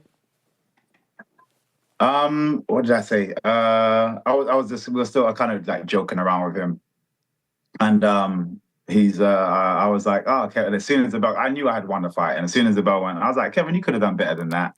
And he's like, what did you say? I was like, yeah, you could have done better than that. And he's like, yeah, but I hate fighting guys like you. You guys move too much. And like, we just started kind of, he's like, no, but I respect you though. And I was like, nah, come on. I'm only playing. I respect you as well. You know, thank you for sharing the cage. We just had like a nice interaction there. And it just kind of like, it was all cool. Afterwards, I saw the Dana White press conference. What did you make of him saying we have to do a better job of matching him up in his next fight? Or I'm maybe paraphrasing and getting it wrong, but did you see his clip of talking about you saying like we need to like match him up, do a good job? Yeah. What do you make of that statement? Yeah, I'm not. To be fair, I still don't quite understand in terms of what though, why the statement came up. I understand the statement, but I don't know if it means it in a good or bad way. Right. So yeah, like I said, for me, it doesn't bother me. I genuinely like whoever you want to bring, whoever you're going to put in front of me, I'm happy. Let's go. I want to survive in the deep end right now. I don't want to be anywhere else. Did you speak to him after the fight? I didn't get a chance to, unfortunately, and obviously he got rushed. We kind of was crossing paths. I was still having to do media. I think I was doing media for at least an hour and a half after the show, still in my fight shorts, running around. But to be fair, I had the energy was high still, so it was cool. But yeah, I didn't really get a chance to sit down with him. You know, hopefully we get to talk at some point as well. I also couldn't tell how he felt about the walkout and if he's going to try to strip that away as well. He was asked about that in the Michelle Pereira walkout, which was different than yours, but obviously unique. Yeah. I love that stuff. I want more of that stuff. Yeah. But he infamously or notoriously has said he doesn't like that stuff. So what do you think, based on what he said? Yeah, he seems like he's against it. And this is something that I always suspected in particular. Anytime I thought of or seeing myself in the UFC, I thought I may piss him off a little bit. Um, but I think at the end of the day, if I do what I do in the cage on the other side, he will allow for even things that annoy him to exist, in my opinion. So I just got to keep making sure I put on good performances so that it's almost like I have to pay in the meter. Yeah. I got that, and those KOs and flashy attractive wins is me putting in the meter, and then hopefully I get some credit on the other side. Who makes sense next, in your opinion? You've had a couple days to think about it. What are you feeling? Yeah, genuinely, I don't know. I'm still kind of riding this wave of what's just happened. Like I said, until I've stepped and graced that cage, I'm not a UFC fighter. I'm finally a UFC athlete. Like, I can consider myself a UFC athlete now. Who's next? I'm not sure. I'm not screaming for anybody in particular. Whoever wants to jump in front of this train, then let's see who wins. There's some big talks of a potential event in England in July, maybe Manchester. That's been discussed. Does that make sense for you? Would you like to fight back in England in the UFC, or do you like the idea of remaining in America? Oh no, I'll fight anywhere. The only thing is I'm really eager to fight in places that I haven't fought before. Right. Well, one place. It's only because he's mentioned it already. Vegas in the Sphere. And again, my creative mind is going crazy because if he said it was just Vegas, I know Vegas comes around regularly, so I wouldn't really care as much. Because it's in the Sphere, I'm like, I already know creatively what I can do, and as I walk out, as this and that, and I guess they'll probably be a bit more into it because it's just, that's part of the package of going into the Sphere and fighting. So I'm just like, my mind's already going about what I can do there. If it's July, I don't know if I'd have enough time to get back for September. Maybe I'll wait for September and then do another close fight after that. I don't know. But yeah, of course, in my opinion, England's not going anywhere. If I don't get a chance to get into it on this one, then I'll definitely be there supporting all the guys, and I'll definitely be back at, the very next time they're there. If I don't, but if it makes sense, then let's do it. The name that I've heard a lot of people say is Wonderboy Thompson. Does that interest you? It's weird because I obviously I've been hearing this from before I even got to the UFC, and I always tell people the same thing. Two positives doesn't always make a positive. What will be a great fight for me and Stephen Wonderboy Thompson will look like a terrible fight for everybody else, because we'll go back into autopilot of our point scoring system, and there's a lot of battles that happen without anything really happening, because as soon as I'm about to throw that punch, I can sense that he's pulling, he's got that counter ready, and then I'll break away, and we're like, oh, okay. So there's going to be a lot of not much happening, in my opinion. I could be also wrong, and it could just be an amazing fight. But from my experience of fighting high level points fighters, and at my skill, it slows everything down. It's like two grapplers like canceling each other out and then having to strike. You see what I mean? I think it can potentially be like that. And also, I just think the guy's an amazing guy. I'm sure everyone thinks he's an amazing guy, but just seriously, meet him, spending time with him, I have so much love and respect for him. Would that be my first choice? Not at all. Am I a prize fighter? And if it's presented, would I take it? Yes, of course. But yeah, I don't think it's as good as everybody thinks it may be. You versus Leon would be gigantic. How far away do you think you are from that potentially being a thing now? Oh, I'd go tomorrow, but that's just me. It's down to the guys at the top. One more fight just to really wet my feet, and then we can go. But it's not my decision. It's not my decision at all. I'm eager to make it happen. At the same time, maybe it takes me a few fights just to build that real noise so we can fill out a stadium. But I think people are watching, are already curious about that already. Yeah. So, let's make it happen. By the way, are you? I feel like you are. Are you familiar with this young man from England named Ben Whittaker, who I feel like is MVP, but in the world of boxing Have you seen his highlights? Yeah. Have you seen him fight? And I if was so, at that fight. you were there. Okay. What do you make? I feel like you would love it. He is he's pissing people off like you sometimes piss people off in MMA, but I think it's incredibly entertaining. It's incredibly entertaining, and I don't understand, like, when the referees warning him about, the showboating element and stuff. I'm like, technically he's putting himself at risk. He's not really doing anything bad. The crowd love it. They even booed the referee for stopping him do certain things. I don't get when you get those kind of, those boxing pugilists that, like, it has to just be, gentleman versus gentleman boxing, like. But we've evolved from that. There's so much style and swagger. And I can't even say nowadays, because one of my favorite boxers is Pernell Whitaker. What an amazing boxer. And he had so much style. Roy Jones Jr., Lemonchenko. There's so many different guys in boxing, but it's like they always go against it first until he gets to the top. But for me,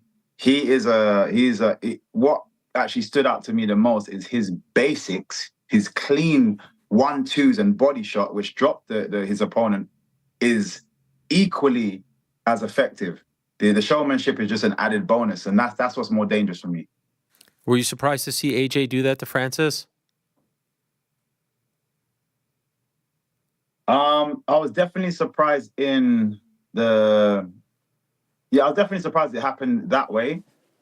But technically, what we saw is what should happen. Technically, I think it's Francis Ngannou's mistake.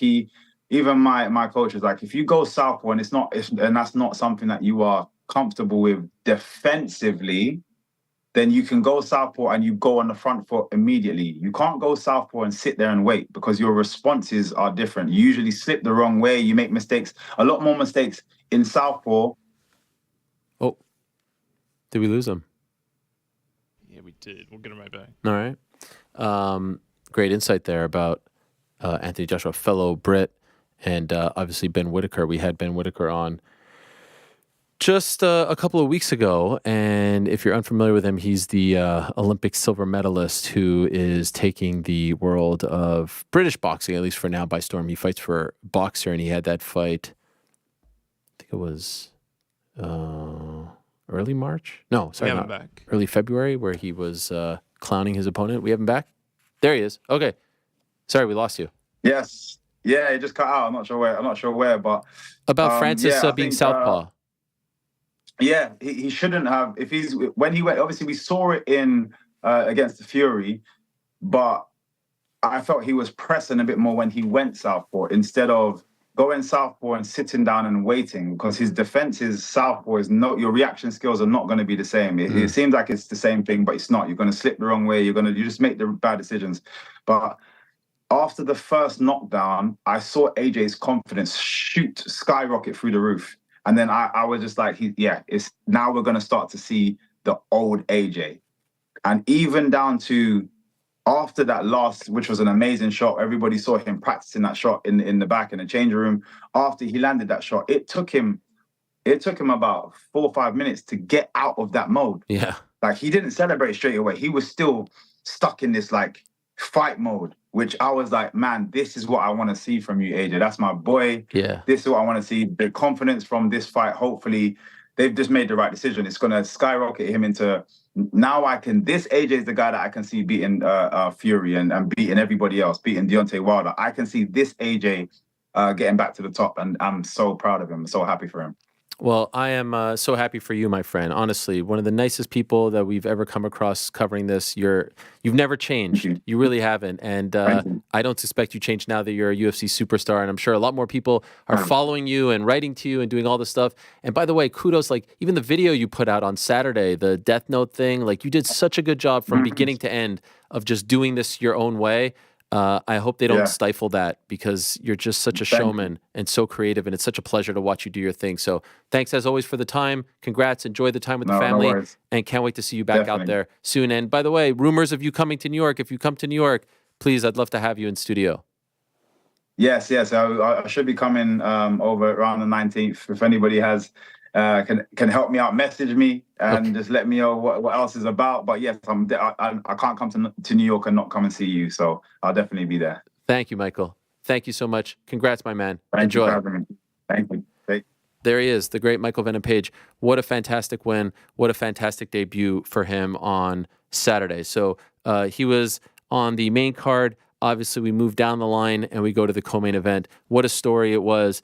Benoit Saint Denis, everyone high on him. He's the favorite. He's coming off the knockout win over Matt Frivola. Oh my gosh, Dustin's going to get slaughtered. He's going to get murdered. He's going to get decapitated. Is it on? Is it off? This, that, and the other. And what happens? The boss comes through once again, this time with a thrilling knockout. I mean, just a freak. I mean, the pictures are, and the slow-mo, all that stuff, incredible stuff. And then the post-fight interview. What more can you say about this guy?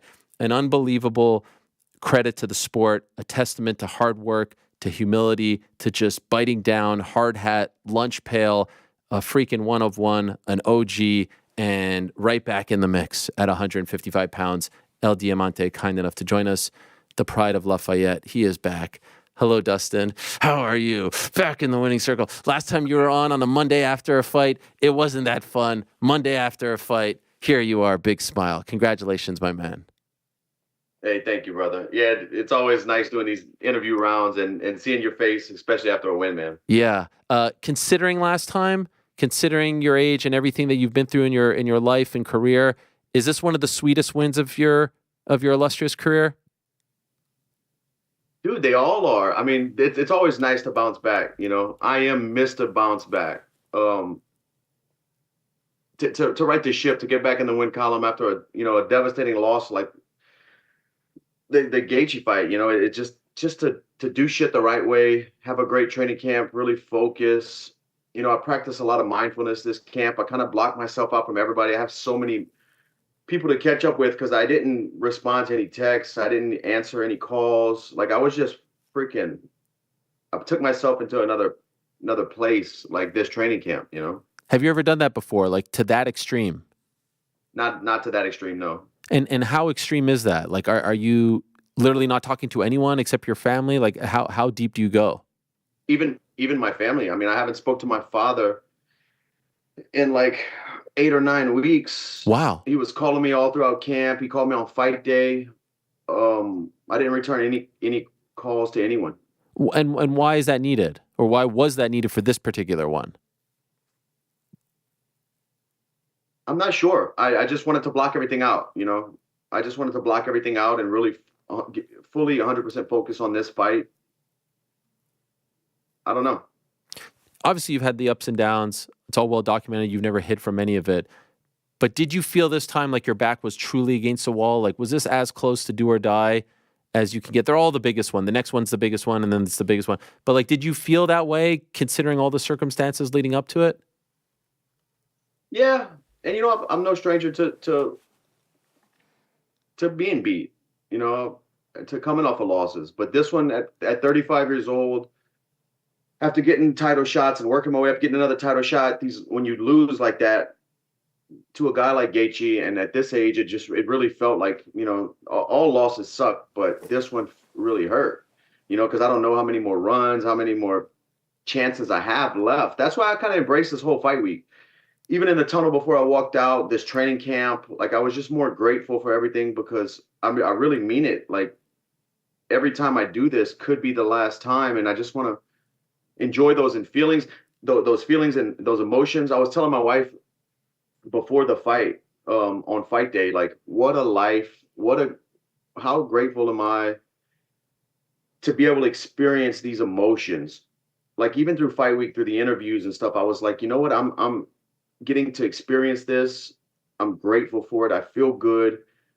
It's just like, it's tough to put into words the emotions of fight week and the stress and the pressure of being under that magnifying glass of a fight like this, especially coming off of a loss. But I tried to put myself in a mind frame where I was just looking at things like an experience instead of, I have to do this interview. I have to do this workout. I was looking at it like from a third person, like outside of myself, like I get to experience these things. You know, this is an experience, these emotions, this uncomfortableness. I'm about to walk out here in front of Miami and fight for my life. I get to experience this. Like it just felt good thinking of things that way. And I'd imagine maybe when you're coming up, you don't look at things that way, right? There's a point. No. Right. When is this the first time you felt that way? Yeah, this is the first time I kind of took a step back and said, how awesome is this? I'm going through this right now. I'm uncomfortable.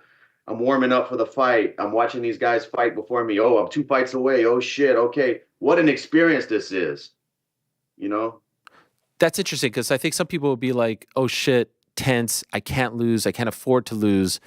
Yet it seemed like you were just kind of enjoying it. Like, I don't know, maybe like there was less pressure on you because you had nothing to lose.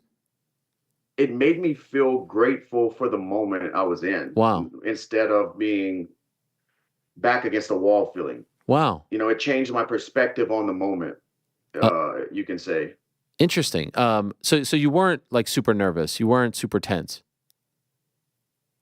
No, I felt really loose and grateful to be under the stress. Yeah. Grateful to be there. It just really flipped my mindset.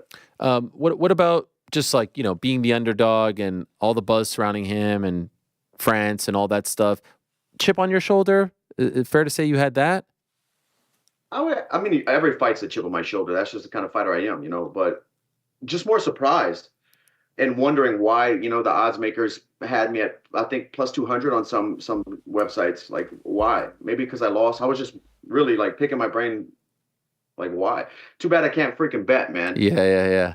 When you faced off, people were making a lot of noise about the face-off, like, oh, the cold stare, all that stuff. What were the like? We just had MVP on, and he was breaking down like Kevin Holland's body language leading up. Did you take anything away from him? He had never been in a spot like this before. With all due respect to Matt Frivola, like he's going from the prelims to the co-main to one of the biggest fight cards of the year. It's a massive jump for him.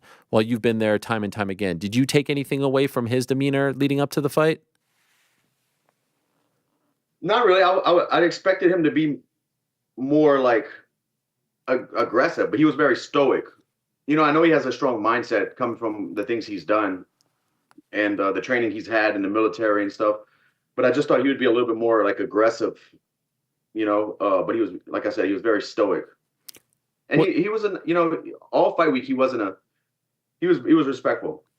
I knew we were into, you know, we were getting ready to see something spectacular. We were in for a treat, as they say, when the war hat made an appearance. Correct me if I'm wrong. Did we not have the war hat in Utah? Did you keep it at home? No, I had it. You had it? Okay, so why don't I saw that thing and I guess I convinced myself we didn't have it in Utah, so I was like, oh, it's back. They didn't let me wear it to the press conference in Utah. Ah, okay. So I knew. But I had it. Okay. When I got to the arena, I had it on. Okay. There's something about that hat. I don't know what it is. What do you feel when you wear it? I don't ever wear it. The only time I wear it is when you see me wearing it for the fight. Ah, sick. I put it in a case. I have a hat case. I don't freaking touch the thing until fight day. What do you feel when you put it on? I feel marvelous. That is apropos, of course. For those that don't know, Marvin Hagler made that hat very famous. By the way, I don't. Forgive me if I've asked you this. How did you get it? So there's a guy named Roman Feraldo who fights mixed martial arts. He's from Key West, Florida. A great fighter, but he had it on the gym one day. He was a sparring partner of mine for, I don't forget what, you know, I don't remember what camp, but he's still a training partner of mine, but he was a specific sparring partner for a fight camp. And he wore it to the gym, and I was like, and I'm a big boxing fan, so as soon as I saw it, I was like, fuck it, man, this is crazy. I love that hat. He said, I'll get you one. And that's the one he gave me is the one I've been wearing. Ah, sick. I'm happy they let you wear it. What was your assessment of the first round? How did you feel about what went down in that first 5 minutes? I was surprised at how much success he was having, man, riding me out, and, you know, I was like, shit, this is fucking, you know, but I'll never stop jumping guillotines either. Yeah. He never took me down. I took myself down like 5 times. What is the obsession with this jumping guillotine? Like, why do you love it so much, and why are you so insistent on trying to nail it multiple times a fight? I don't know, Ariel. I need to stop, but I would never. But what is it about it? Like, you just love the way it looks? Do you love the sensation? Do you hit it in practice? Why are you so adamant about it? Because yeah, I hit it a lot. Do you? I hit it a lot. I put people unconscious. Fucking hell. Is this like a thing now? Never in a fight, though. You have to nail it? Is this like a thing that just nags at you? Yeah, maybe I'll submit Islam with it. When did it first start, the obsession over this move? Probably a few years ago. Dude, don't be silly, jump the gilly. Yes. That's the motto. Feels like merch right there, by the way. I feel like that would sell very well. Might have to make a shirt. Would you say first round, like, this guy hits really hard, he is the truth, he is worthy of all this praise and hype? No, he's not a big puncher. He's a big guy and he's physically strong, but like punching power is something like you don't have to be a big guy to have that. I don't know if it's the bone structure, the ligament attachments, just some people have it, you know. He wasn't a big puncher, but he was very strong when he grabbed, like when his hands were together against the fence, or when he got on top, he felt physically strong. Okay, so how are you feeling first going into second? Good. Dude, I rewatched the fight last night with my wife when we got back to Louisiana. Joe Rogan said I was exhausted, said I was tired like 5 times. Bro, I do not get tired. I have some of the best cardio in this fight shoot that we do. Like, I can go 25 minutes hard cracking the whole time. I can't believe he said that, but I felt good. I felt like he was going to slow down. You know, that's what I was hoping for. I thought 3rd or 4th round is when I would really start to like pull away and break him down. But I got him out of there in a second. I'm grateful for that. Yeah, incredible shots. So I was just going to ask if you were surprised that you got him out that early. I guess maybe you thought it was going to come a little bit later, but obviously you were confident that you were going to win. Yeah, I thought I was going to have to break him down and wear him down a little bit more. But I caught him in the middle of a trade when his chin was up and his body wasn't set for that right hook. You know, the timing of it was just perfect to whip his brain around. Maybe a stupid question, but I'm just curious. Like, can you even verbalize what that feels like when you fold someone like that? When like a clean knockout, like what does that even? When a body just goes limp? It's kind of surreal. Like it feels like it's happening in slow motion. Like you land the shot, it doesn't even feel like a big shot. You know, it just like feels smooth, and you see the reaction to their body, and it feels like, is this like? It's a rush of emotion because it feels you're excited, but it also feels like it's a weight coming off your shoulders at the same time. Like this is ending right now. You know, the pressure, everything. I did it again. Like it's you can't. If you could bottle this, we'd have, you know, we'd be billionaires selling this feeling. And then again, considering what happened in the last fight, it just gratitude, right? All that stuff. Like you don't know when you're going to get those again, right? Yeah, and gratitude and just like fuck. It just feels so good because no matter how much I prepare, you know, I've said this over and over again, but it's the theater of the unknown. Like I think I'm better than this guy. I know I'm better than this guy. I know I worked hard. I did everything I needed to do to put myself in position. But I could have been on the other side of that. I could have been the one going down, you know, man down. It could have been me. And that's like something I accept every time we walk out there. But that's what makes this such an experience, you know. What were you saying afterwards? Like, I saw the shot and it looked like you were looking at Donald Trump, but I don't know if you were saying anything to him because it was from your back. Were you saying things to people outside? I saw Mercedes Lewis, a long-time football player, legend, you know, one of the longest active football players. I saw him in the crowd. I saw Steve-O. There was just a bunch of people I was kind of acknowledging. Action Bronson was there. Yeah. But whenever it looked like I was talking to Trump, I was talking to Dana. Oh, what'd you say? I said, hey, you want me to fight these young motherfuckers, huh? This is what happens. That's what I told him. That is incredible. And he gave you much deserved props in the post-fight press conference. How do you have the post-fight interview, man? And I got to talk to Saint Denis a little bit before he walked out of the octagon too. Oh. You know, because we didn't really get to talk fight week. It was, you know, fight nerves and staring each other down and stuff like that. So I wanted to just shake his hand and talk to him. What'd you say to him? Told him to take care of himself, train smart. I said, if you want to do this, you'll be right back where you just were. But take care of yourself. You know, as I get older and having fights like I had with Gaethje, I just think about what we do. You know, like I respect these guys and, you know, their tenacity for chasing this dream. But like this is bad for you, you know. When you say take care of yourself, you have to be smart. Do you mean like take time off, don't rush back, things like that because of the long-term effects? Yeah, exactly. Yeah. And I never really thought about that stuff on the way up, but like as I get older and my daughter gets older and I take fights like these crazy ones that are, they're just not good for you. And we love this and we'll do it again and again and again. But like what I told Brett Okamoto, like people, I saw a lot of comments like, this guy like takes stuff too serious. It's like looks too far. The people were talking shit about what I told Brett. Like a piece of me really does leave, a piece of BSD left in there, but that's the game we play, like. Oh, there I am again. It's always so weird. I just pop up on the screen looking at myself. Man.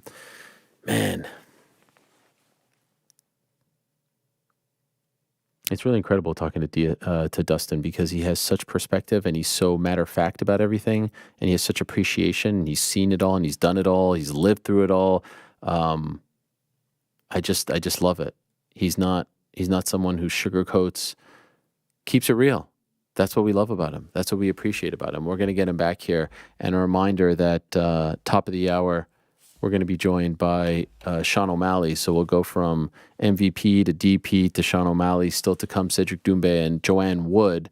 So some big winners, and unfortunately for Doumbé, a non-winner. I don't want to say a loser because he's not a loser, but you get, I don't know what the opposite of a nice opposite of winner was or is. Do want to ask DP in a moment here. I like to get so philosophical with him, but do want to ask him about the back and forth tweets with Islam, and it would seem as though he. Oh, there he is. You back? Yeah, what's up, brother? Sorry, my laptop died. No problem. Yeah, it does seem like a bit of a different angle here, but all good. Okay, so I just wanted to ask you about the post-fight interview. Like, just the stuff you were saying about, you can't hold the spot, you got to fight. And even when Joe says, you're the man, I'm just the man, it's just like you just nailed that whole thing.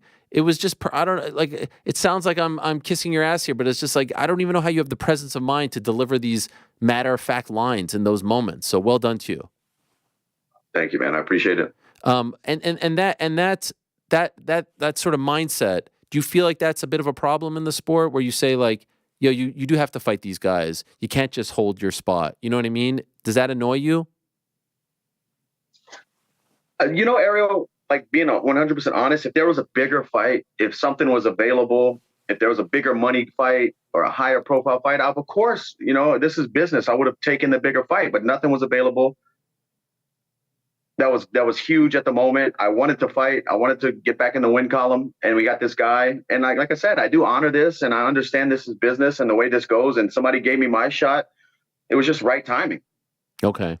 Well, speaking of bigger fights, afterwards, I see Islam. I see his manager Ali tweeting about you, saying June. Is this a real thing? Do you think this could happen? You versus Islam for the belt in June? I haven't spoke to the UFC, but I do think it could happen. I said that, fight week doing those interviews, like people are asking me, where do I think I am in the lightweight division? And I really believed that like I was one big win away, one good finish, it doesn't matter the opponent. I just need to look good. And just with my career and how many fights I've had with the UFC and how many times I've, beaten top guys and stuff, I always feel like I'm one big win away from it at any time in my career. Do you, in the last few years. Yeah, of course. And I don't really think anyone would bat an eye. Maybe Justin Gaethje has a problem with this, but he has a fight coming up, and he could easily lose that fight. There is no one for Islam to fight, so why not? What do you think the UFC would say? Do you think they'd be open to it? Let's go. I do. I think so. No one said anything to you on Saturday about it? No. I ran into Dana at the press conference. When he got off stage, he shook my hand, told me a couple of things, but we didn't talk at all about what could be next. Okay. And, kind of a quick turnaround, right? That's in 3 months. But I know you just went through a training camp but like, would you be okay with June? I didn't take any damage in this fight. Yeah, I'd be okay with June. I actually went into this fight with a couple injuries from camp. Oh, wow. My rib Gamrot and busted my ribs up like almost 3 weeks ago. And it's been bothering me really bad ever since. So would June be a problem? No. Okay. No. All right. Was it bad enough to where you thought maybe you'd have to pull out? No, I mean, it was bad enough to where I was like hoping he wouldn't rip my body on that side, but hurts when I sneeze, when I twist and stuff. I didn't go to the doctor or anything, but something's going on with my rib for sure. Okay. Do you think he can be a top player, like a contender, like everyone thought going into this fight? Do you believe that or not? Yeah, look at the stuff. Look at the stuff he's done. He's still young in his career, man. He's still learning. He's going to learn a lot from this fight. The first time I lost that way, I learned a lot. He's going to find out a lot about himself.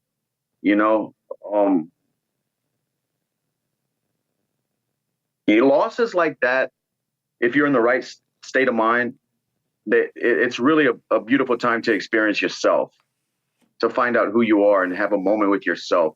When you're winning and the ball's moving and, it's going down like a snowball effect, everything's moving so well with you, growing, everything's getting bigger. It's easy to miss a lot of the lessons, and I think about this stuff the older I get, with wins too, with losses, with everything. Like there's so many little messages that we could be learning from going through this experience of life and fighting. If he's in the right state of mind, he'll pick up those lessons. It's just really a great time to experience yourself. Fantastic perspective, by the way. Obviously, the last time we spoke a little bit about like some of the drama leading up to the fight. Were there any lessons from that for you? Was there anything cleared up in the aftermath? ABC, always be closing, Ariel. I thought maybe Dana might say something like he just kind of, it was all love in the aftermath. So no issues there. No, me and the UFC, I spoke to Dana, Hunter. We're all in a great spot. Okay. That's good. Were you worried about that? Yeah. Really? You don't strike me as the type.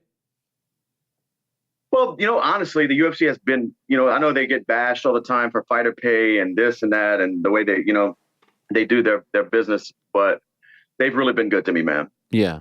And of course I've earned it and been with them a long time and had the ups and downs in negotiations and fight contracts and stuff. But dude, Hunter and Dana have both really been good to me. By the way, what about, the thing that blew it all open was actually Johnny Eblin doing an interview about it. Did you tell him like, yo, Johnny, can you chill the F out here? I'm trying to fix this. Why you try to, did you, it was all love. He had your back big time, but I was just wondering how you felt about that. Johnny's the man. Nah, I haven't even seen the interview, so I'm not even sure, dude. Perfect. Don't see it. Don't look at it. It's all good. Yeah. He just had your back. My man. I got his back. I didn't watch interviews. I didn't watch. That was another thing this camp too. I didn't feed into that stuff. Why do you usually watch a ton? Yeah. Like if I'm on Twitter or X, you know how you get like the timeline does a thing where things you're interested in or whatever. So it's always, of course, it's all fight stuff. So I've seen a lot of them, and normally I would click on them and watch them, but I didn't watch any. Do you think that's going to be the way you handle the build up to fights from here on out, or was that just for this particular one? That's what you needed to do. That was for this particular one, but I want to keep it moving forward. I'd love to keep it just less of the mental reps, When you said at the beginning of the interview that you practice mindfulness, does that mean like meditation and stuff like that, or is that just like what you're talking about here? No, meditation as well. This camp, like most days, I did a 30-minute or 20-minute walk every morning before breakfast. Huh. Just to clear my mind, set my intentions for the day, be appreciative for freaking breathing air, I don't know, maybe I'm getting old. Maybe I'm being an old man. I don't know. I'm just trying to like experience things in a different way because I'm so blessed, just to be in this mindset. I don't know. It's tough. I don't want to keep harping on it or sound weird. I love it. But I'm just like, maybe I am getting older. I don't know. I just like really grateful for the experience of life, providing for my family, like every day, wake up, walk 30 minutes in my own thoughts, get away from electronics and just, give gratitude, because what a journey, man. Who sort of opened your eyes to doing that, to that being, beneficial to you? after the Gaethje fight, man, I went through some real, the world doesn't know, or people don't know, people close to me know, I went through some real mental struggles, man. Like I was going through some stuff. And that's really when I started really practicing mindfulness and setting my intentions and just trying to be grateful for every day. How bad did it get? Really bad. Really bad. To like worse than it's ever been? Yeah. Oh yeah. And how did you get out of that? By doing these things. Did someone help you, or did you figure it out on your own? A lot of people helped me. Okay. My friends, my business partners here in Louisiana, but my wife really, dude, I'm just very thankful for her. Did it get to the point where like, and if I was in her position, I don't know if I could take the stuff she's taken, you know. I would like to think I can, but I'm just grateful to have somebody like that. Like the stuff she's seen you have to go through? Yeah. And the things I put her through, going through it. Right. Yeah. Yeah, your bond is incredible, and obviously you've known each other since you were kids. Was it to the point where you thought you might not fight again? Yeah. Or worse than that? A couple of times. Yeah, worse, man. Shit, man. And do you feel like that's, like, how do you not, you know, because, you know, like the next one might not go your way. How do you make sure that that never happens again? I don't know, dude. I don't know. Is that scary? Yeah, it is. It's very scary. Did you talk to a therapist? And I try to like, yeah. I try to like to look at things a little bit different. You know, fighting is just something I do, that kind of mindset, because fighting was everything to me. It was my whole life. Like I judged who I was by fighting. It was a person I am. If I'm not the fighter, Dustin, the fighter, who am I? And I just kind of like tried to take a step back from that after the Gaethje loss, when I was going through all this shit. And like, it's just something I do. Fighting is part of my life. It's been a vehicle to get me and my family where I need to be, to set up the foundation and help people. Like, it's been a vehicle to get things in the right place, but this is just something I do. Life goes on, you know? Mm-hmm. I feel like I'm kind of dancing around it. But like, was it to the point where you were like worried about your own well-being?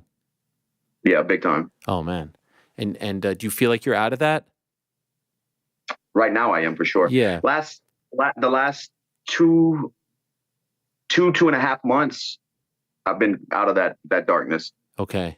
Have you talked to other fighters who have gone through this? No, but like, whenever I saw Volk, you know, talking and kind of express himself and being honest, I was like, you know what, that's just, we're going through the same thing. Mm-hmm. And who did you speak to? Like you said, a therapist. Was it like a fight therapist? No, not a fight therapist. I started actually doing therapy after the fight. Okay. And is that something you're going to continue doing? Maybe not as frequently, but yeah, I think it's important to like open up and talk about how you feel. You know, we're such in the spotlight and being tough guys all the time and stuff, but we're people too. You know, like that's the part of the mindset. Like Dustin the fighter, but what about Dustin? You know, what about me? Mm-hmm. Yeah, dude, life is deep, man. Yeah, and fighting is something I do. So it's good to tap in with yourself, you know, and check in on yourself, be good to yourself. Like my boy Theo says, you got to be good to yourself, man. Mm-hmm. Great video of him celebrating. I think he was in Australia celebrating your win. I saw that on social media. So obviously you are loved, and we appreciate you, man. Thank you for this. I mean, the entertainment you provide to us is amazing, but just knowing you as a person, like, it's impossible not to be happy for you. I was over the moon, and that's not because I was, you know, I'm supposed to be a journalist and unbiased, but like, I'm a human being, and I just was so freaking happy for you. And I like Benoit a lot, but it's just a different connection. And I didn't know that you were going through that, but I knew how hard the Gaethje fight was, and it was amazing to see you in that spotlight winner's circle doing your thing. So thank you as always for the time. Much love. Enjoy the victory. I toast you Celsius as well. Shout out to them for setting this up for us. Much love, and enjoy the win, my man. You deserve all the good in the world. So I hope you never go through that again. and you're able to just enjoy great times with your family because you're a blessed man. Blessed by the Most High, for sure I am, man. I am very, very appreciative of the journey and the experiences of life, man. When you step back, like everybody listening, try that. Take a day out where you step back from being in the spotlight, being in the moment. Like step back and just take a deep breath and like, wow, you know, we're fortunate we get to live this life and appreciate things and experience things, the hurt, the bad, the good. You know, it's incredible, man, when you look at it that way. Amen. Much love, Dustin. Thank you so much. Enjoy the win. Enjoy the time Thank at you. home. I hope you took the money line, Ariel. For sure. There he is, DP. Just a man. What a guy. And incredible stuff as always from him. So that was the story in the co-main. Now let's go to the main event. And as I said at the top of the show, virtuoso masterclass from Sean O'Malley. What will they say now about him? I'm sure they're going to say other things, but as far as Saturday night, that was 5-0. That was 5-0. 50-45, 50-44. It was incredible. Got everything done except for the finish, but it's pretty damn hard to finish Chito Vera. He's kind enough to join us right now, the reigning defending UFC bantamweight champion. Back in the sprinter. Hello, Sean. How are you? Sorry, it got really deep there with DP right at the end, so I'm sorry for keeping you waiting, but appreciate the time and congratulations on the win. No worries, Ariel. That's some real shit you guys were talking about. And I saw you were drinking a Celsius. What the fuck is up with that? Drink a rise, buddy. What are we doing here? They sent it and they set it up. They set up the interview and he was rocked out. So, you know. What do you mean you can't text Dustin Poirier and say, brother, can you come on? No. You got to go through that? No. I actually can text him. I can't, but they were kind enough to facilitate. But you know, I'm neutral. I have love for everyone. So, yeah. And I love you, and thank you for that. By the way, I texted you and Imran about that. The cotton candy's nice, isn't it? Thank you, appreciate it. Where are you going, by the way? I see the car moving. Yeah, I just had to run some errands, go drop off Danny. She has to pick up her car. I just got some shit I got to do today, and so we're just doing that.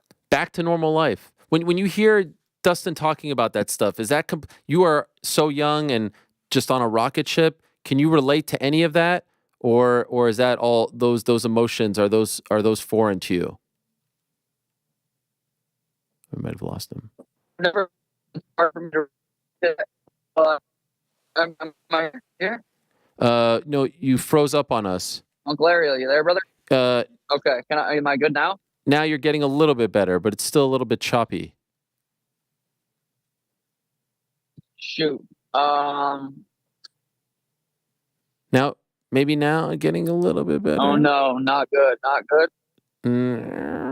can see you and hear you, brother. Sorry. You can see me fine? Okay, now we're getting better. We fight through it. Like a fight. I can see you fine, hear you fine. Well, I'll restart. Yeah, I know I've never lost, so it's hard for me to relate, but I will say this. Winning feels pretty good, but I bet losing is just 10 times worse than winning is good. Okay. Yeah, I can understand that. And so speaking of which, so you go in there against a guy who there's a history with. I know there's maybe some bad blood and whatnot. Is this the most gratifying win of your career? Maybe even more so than the Aljo win, which was the one which made you become champion? Yeah, it felt good. You know, I was a favorite. Obviously, going into this fight, I was a massive underdog going into the Aljo fight. The worst matchup in the division for me. There's 0% chance I win. Then I go out there and knock him out in the second round. So that one probably felt better. You know, beating Chito, you know, it was nice just considering how the first one played out. But it's like, Aljo was a difficult fight. Chito, I felt like was obviously a hard fight, 5-5s, but I just, I knew I was going to go out there and piece him up. It was just a matter of time. But yeah, they both felt good. Now that the rivalry is kind of over, at least for now, with Chito, can you talk about the first fight? Like, how much did it bother you that, that's a win for him? When you said afterwards, no one in the world that looks at that as a win. They officially overturned it. Sugar State Athletic Commission officially, legally overturned it. If anyone looks at that as a win, they're delusional. So that wasn't part of the motivation here to right the wrong, to show people that you're not on the same level? It was there, obviously. It's like that one. I've never lost and felt like I lost where it was like depressing, because when that first fight I fought Chito and that happened the way it happened, it was a fluke in my mind that it was like, I knew I was better than him. I knew I was. I just had to, eventually someday I'd prove it. So I never let that fight bother me ever. So, you know, I obviously got to go out there and prove it 50-44 at one point for one of the judges. So, you know, but felt good. Your assessment of your performance in the fight, like, are you happy with what you did out there? Are you obviously there's, I think, sitting here, nothing to really criticize about, but I know that fighters are always most critical of themselves. How do you feel about it? Yeah, I mean, considering it's damn near impossible to fucking knock out, I think I did a pretty good job. I would love to know if I broke something in his face with that knee. It was the loudest pop I've ever heard, punching or, you know, hitting someone. It was actually a disgusting feeling. It was gross. So I would love to see a picture of his face today. You didn't enjoy that? You know what? Leading up, I was just so excited to just get my hands on him, just to beat his ass. And then it's a weird thing. And then, you know, you hear someone like Dustin Poirier talking about how bad he was feeling, how, you know, down in the dumps he was from after the Justin Gaethje fight. And, you know, I'm sure Chito's dealing with some shit right now, whether, you know, I doubt he would disagree. I'm sure he's not having a great time right now. So there's a part of me that feels bad for him, and I obviously caused that, but, you know, it's the fight game. Did you say anything to each other afterwards, either in the cage or in the back? No, we did like a little handshake. Both of us, it seemed like it wasn't really a very genuine handshake. It was just kind of like a respect. We went 5-5s, and that was it. What about the love that he was receiving in Miami? Obviously, relatively close to Ecuador. Were you surprised by how many people were there supporting him? Not at all. I figured it was going to be like that in Miami. I thought it was, you know, it was exciting. Boston was obviously 99 Sugar, 1 Aljo. You know, Miami was a lot more Cheeto fans, but I enjoyed it. You know, it makes it fun, the back and forth. You know, I really enjoyed the hearing the crowd go for him, and then me beating his ass, and them just getting sad. I enjoyed that. and you know, like, just the whole scene there. 14 million gate. I think the 4th best gate in UFC history. Do you feel like, is this it? Have you arrived? Are you the face of the UFC? Do you feel Conor is Conor, and we haven't seen him in 3 years, and hopefully we see him in June. But as far as people who are champions, actively fighting multiple times a year, et cetera, does this cement you as the guy? Humbly, I would say, yeah. I think, you know, my next fight, whoever it is with, is going to be the biggest fight of the year. Okay. I will get to the next fight in a moment, but I did see you, you know, coming out of the cage. There was a little bit of a limp, and then I think you were in a boot afterwards. So how is your foot or leg? How are you feeling on this Monday? Yeah, I feel way better today than I felt 5 seconds after the fight. You know, after the fight, your body's just fucking inflamed. You're hurting. My foot was real sore. I kicked him in the face with it a few times. It was the same foot I had the Liz Frank surgery on, and it was really hurting. So I was a little nervous about that. And they got you walking miles backstage from interview to interview, like doing laps around that place. So, you know, I figured might as well put my foot in a boot, take a little bit of the pressure off it. My forearms, hands are feeling good. So, yeah, I don't think there's any serious injuries. Okay. You know, I haven't got any x-rays or anything. I don't even really know if there's going to be need for it. But, yeah, I think I'll be back to running around here in a couple of days. What about that shot to the body at the very end? Yeah, landed a nice liver shot. I wanted to put his lights out so bad. You know, there was 10 seconds left. I'm like, I'm going to stand and bang. You know, obviously I didn't need to do that. I could have ran around and punched him. But, yeah, he landed a nice body shot at the end, and I knew there was no more rounds left. I was like, I'm just going to fucking sit here, catch my goddamn breath, chillax, and, yeah. If that would have happened like a minute into the 5th round or 2nd round, 3rd round, would it have been problematic? It wouldn't have been ideal. I would have been able to gut it out and finish the fight out. It wasn't a fight ender. Okay. Was that the biggest shot he landed on you, would you say? Yeah. Nothing else, right? It didn't seem like there was too much that threw you off or hurt you considerably.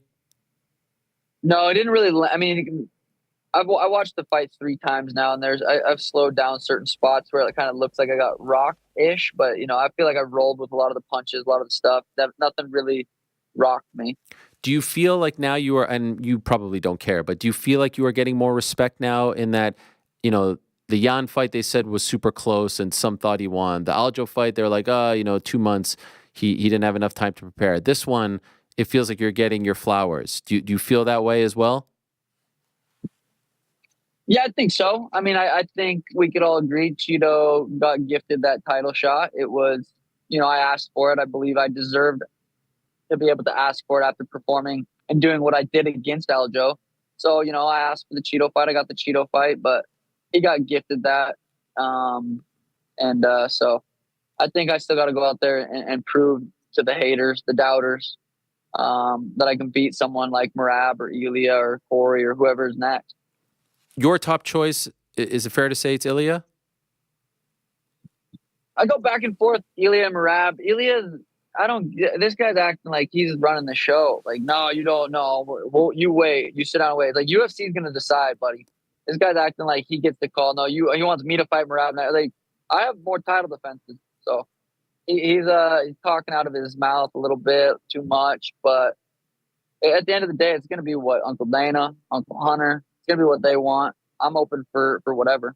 Is there something about Ilya that makes you want to fight him? Because I remember when Volk was champ, you said you like Volk, you don't want to go up there, you have no interest in fighting him. What is it about Ilya that makes you want him?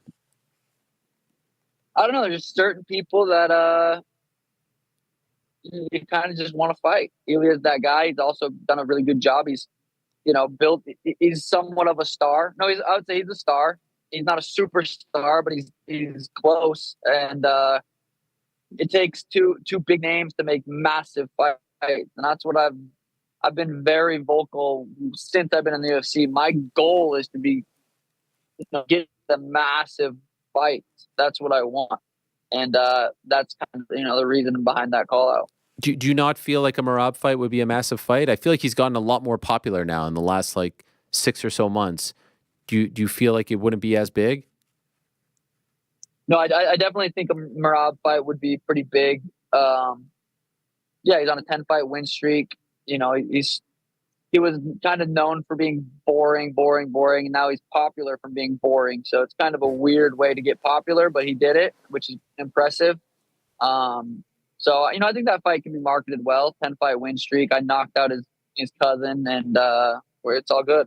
Have you seen his social media? It's actually been pretty entertaining as of late. Are you impressed by it?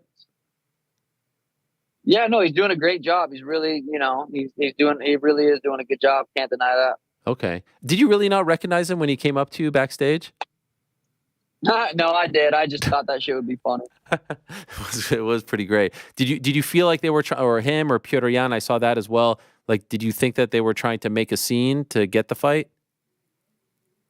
As they should be. Yeah, 100%. I mean, that's how the fights happen.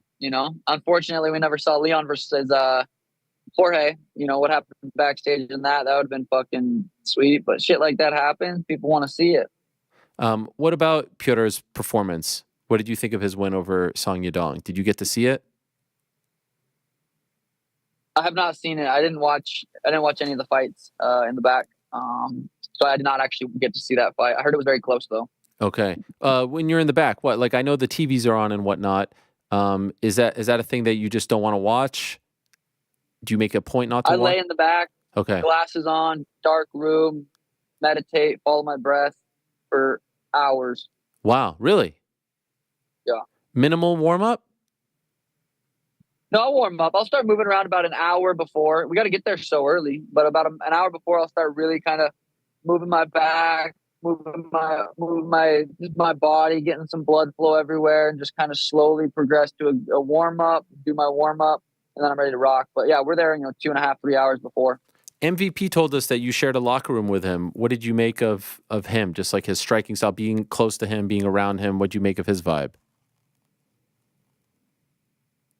Yeah, so there was the main locker room, and then there was a little tiny locker room in the back. That's where I turned the lights off and laid down, and I didn't really do I didn't see much. I did hear, I had my AirPods on playing some music, and I would hear him just exploding on the pads every once in a while, like random explosions of pop, pop, just like going hard. I was like, damn, this motherfucker's really warming up. But yeah, it was crazy being back there with him. He's got a crazy style. He was pretty loose, had a good flow. I only saw him when I would go pee. We're so hydrated that night. I had to pee so much, but so that was the only time I kind of had any interactions with him is when I went to pee. Okay. The one thing I keep hearing about is your fight IQ. Wow, what a fight IQ. Do you feel like that's always been a thing and you're only getting credit for it now? Yeah, I think the fight IQ, it doesn't just come with, what's up, baby? He's coming. It doesn't just come with experience. It comes with experience and knowledge of the game. And I have a lot of fights. I had, 14 amateur MMA fights, 4 kickboxing. I had a lot of amateur experience. Obviously, I have like 20 pro fights. So I've been doing this for a long time. And I do think I have gained a lot of experience. And I have a good idea of energy, efficiency, and stuff like that. So yeah, I would say I have a pretty fucking high IQ of fighting. How'd you get the shorts done? Again, I think that was just, if I went out there and had a boring fight against Aljo and barely won and it just wasn't that exciting, I don't think that request gets granted. But, when you create magic like that and you ask for a little favor, things get done. Is that going to be the color here on out, or are you going to keep switching it up? I mean, I think pink just fit me right. I thought it was perfect. I felt like a video game character. He's coming, baby. I felt like a video game character, and it. I love the pink shorts. I would love to stick with that. Again, I don't know if the UFC is going to allow that. I don't see why not.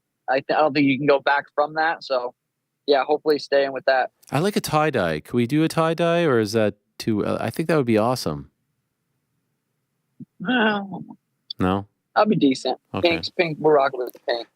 No disrespect to Boston, but it's not Miami. How was the after party? I actually have a friend named Jake who somehow stumbled into your after party. Said it was lit. I believe the kids say. But how was it from your perspective?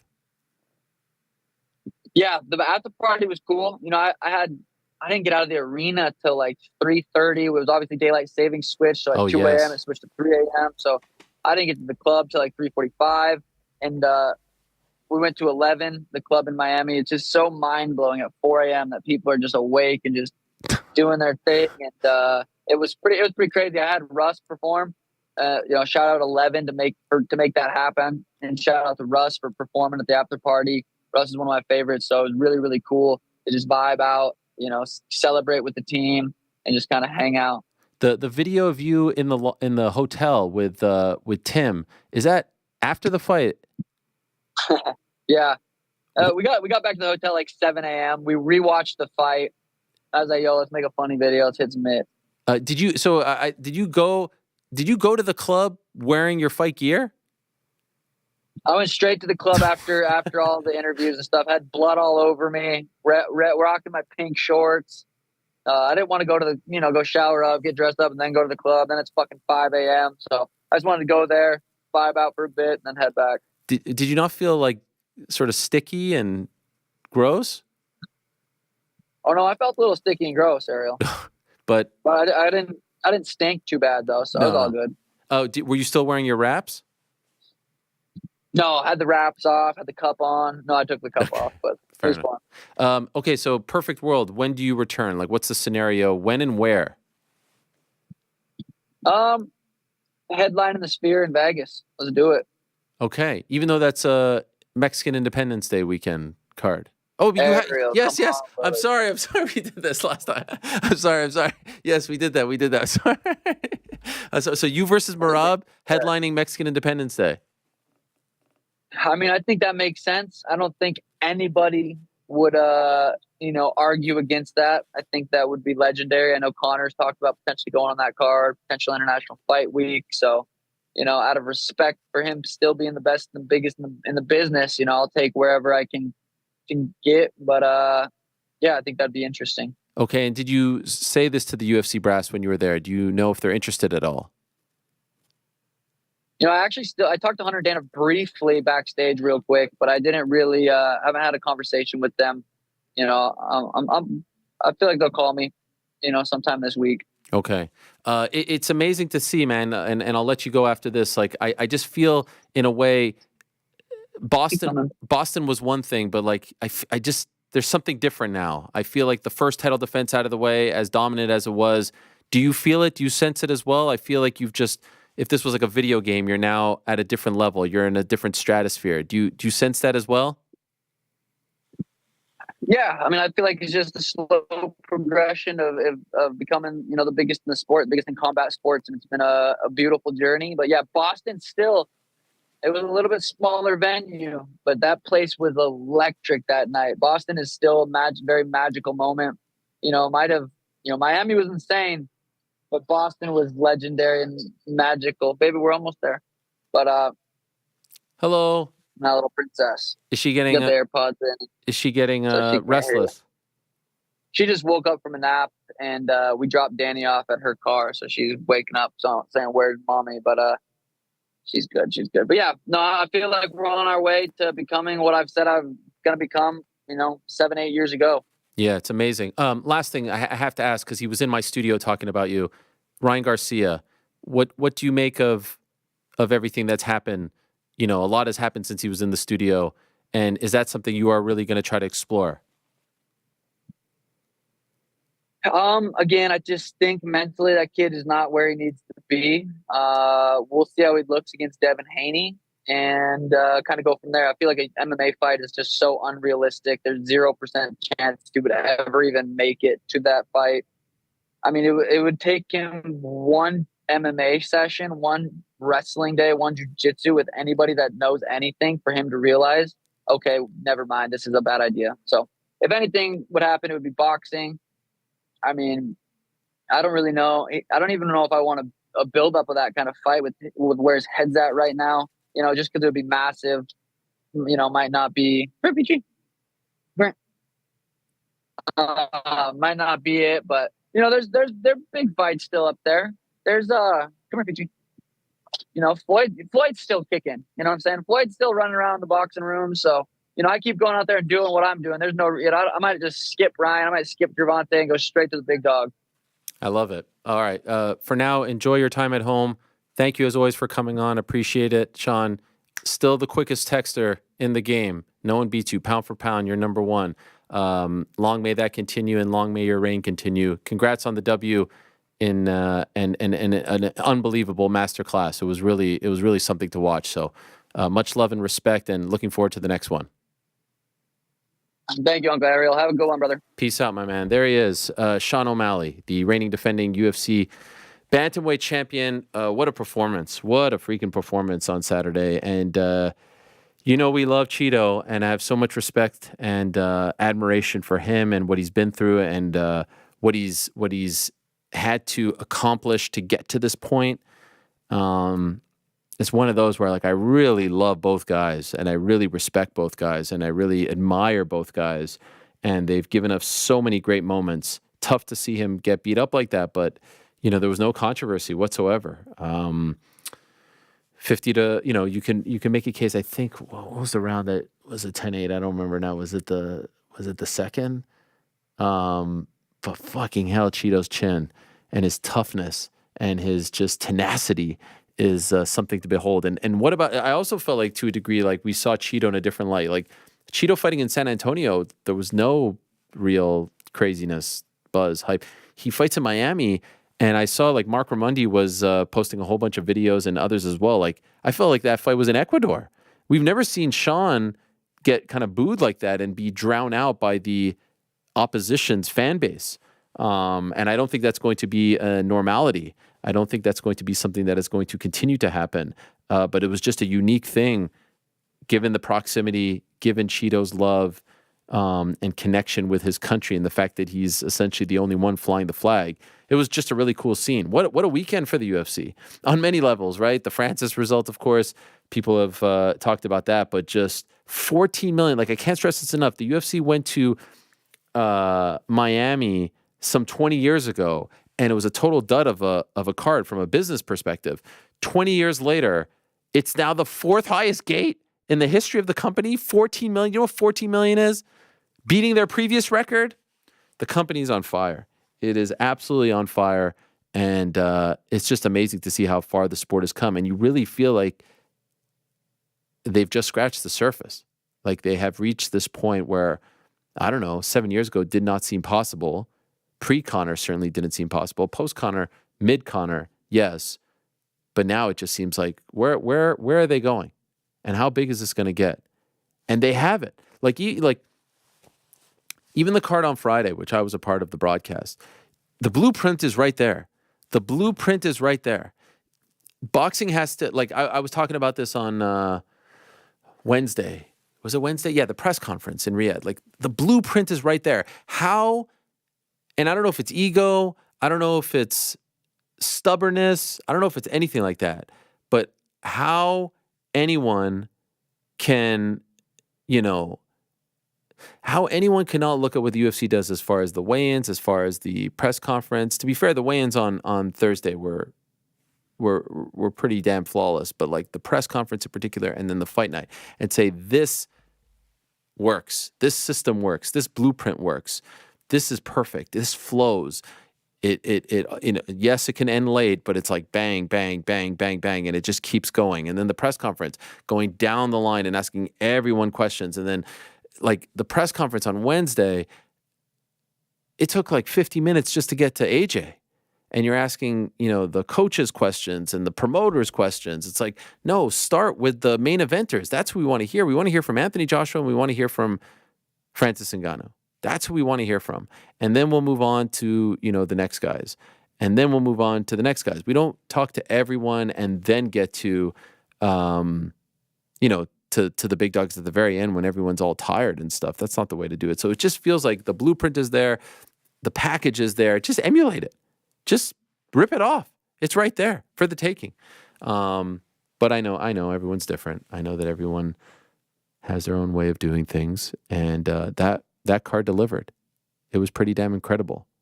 We could bring in the gentleman here. We have a few minutes before we get to Cedric Doumbé. And then, of course, Joanne Wood going to round out the day in perfect fashion. Do you guys think that they entertain Ilya, Sean? I think they'd be silly not to at least consider it. But ultimately, I do think they'll go different directions, and he'll fight Merab next. Yeah, I think so too. I really like the idea of Merab, Sean in the sphere. Yeah, I freaking screwed that up again. He did the whole breakdown of the Mexican heritage, and then I walked right into it. Well, again, because I don't connect. Merab now, a little bit of an honorary Mexican as well. I mean, by the way, what is it like Merab? Even like he shows up in Mexico, he's wearing the traditional gear. He shows up in Miami, he looks like you prior to. Oh, he looked great. Who's doing this? Where was this guy a year ago? How did this all happen? Someone is like coaching him some advice, and I think he's just all in on it. I mean, especially the reception that he's getting. People love it on his social media. It's really remarkable. It's really amazing how he's just not missing at this point. I thought they were going to bring him into the cage. I don't know why they did it. Yeah, he was right there. Again, it would be irresponsible not to at least consider Ilia Topuria versus Sean O'Malley. I guess they didn't bring it in because Sean said, book me the PJ to Spain instead of being like Merab. Yeah, but then to be fair, he did say Merab right after. Yeah, I think to be fair to Sean, he's not somebody who's like as an example, right? Ilia Topuria is like, I don't want to fight any of these guys. I'm calling the shot. I want Conor McGregor. I don't want to fight. Sean's like, I really want to fight Ilia, but I'll also fight Merab. No problem. So, I mean, let's be fair to Sean, because I think there's some people out there who are like, he's trying to duck him. It's like, not really. No, he's not. He said it. I'd fight Merab. If you guys, I think he said, like, if you guys want me to knock him out or something.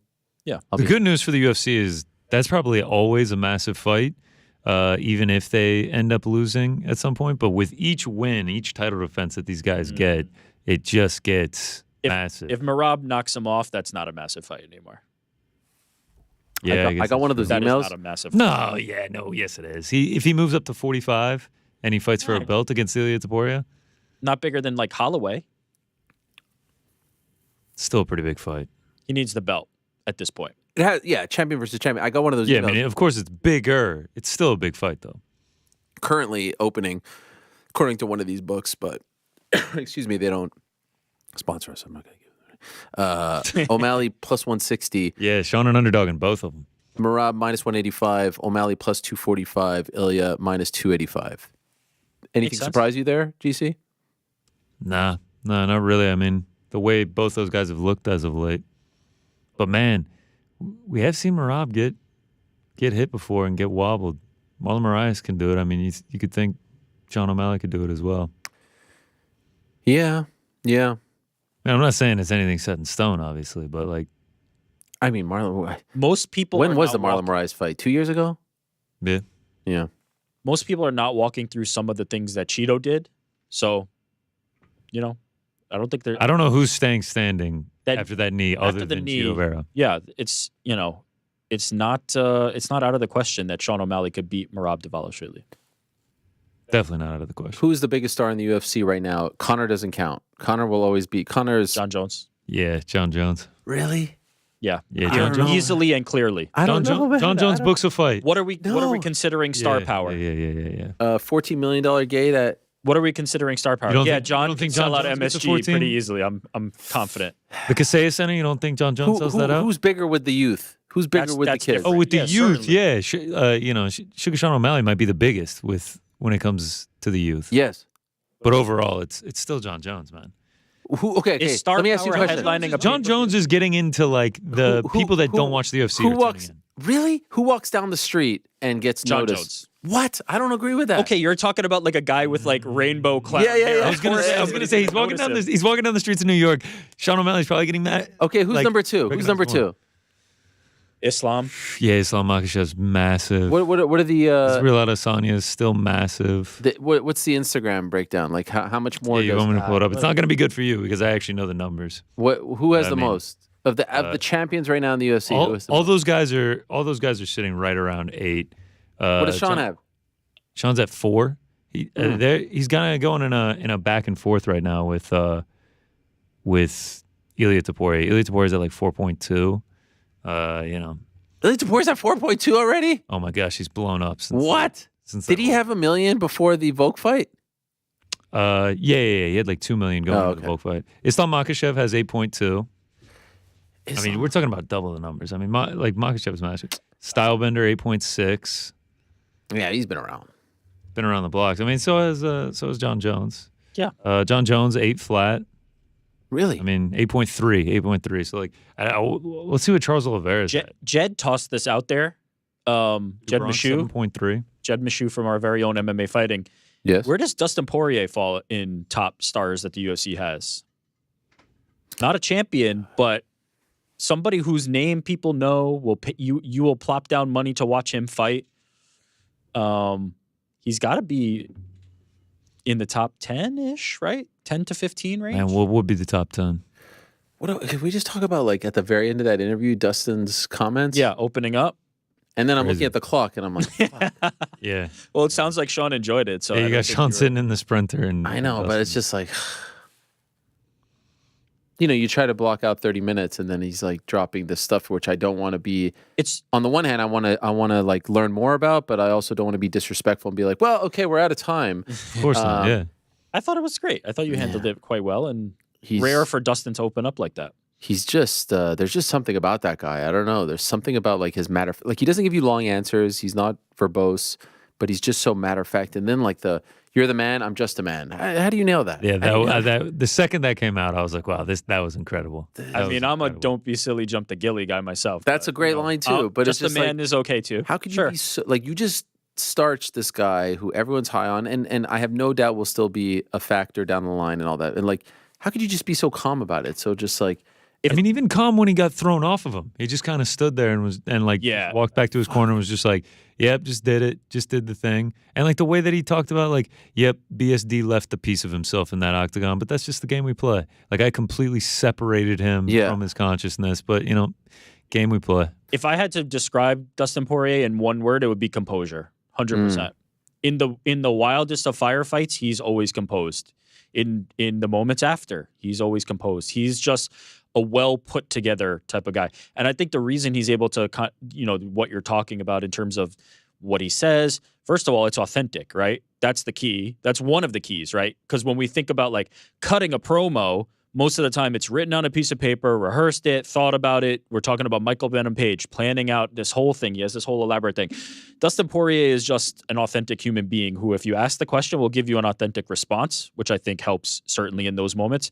But also the fact that like he's grounded in other things besides fighting and sees fighting as a business. Like the emotions of fighting and things like that are at least a little bit removed because he's got other things and he's thinking about other things and life and family, and fighting is his business that he's in. It's his job. And I think he's just well thought, well grounded. He's just a good human being. It does kind of break my heart a little bit. Like we talk about a fight, we move on, and then we move on, and it's like, okay, UFC end of July, then we go on to Sean O'Malley, and then we go, and like to hear that he was going through that for probably months on end. Like that, like I said, I was kind of dancing around, but it sounded like it wasn't just like your typical post-fight depression, which I hate to even say typical because I can't even imagine. I can't imagine what it's like. Yeah, but now where is he? Like I know, but from all the way in the hole, thought. all the way in the darkest possible spot, to now he's on top of the world.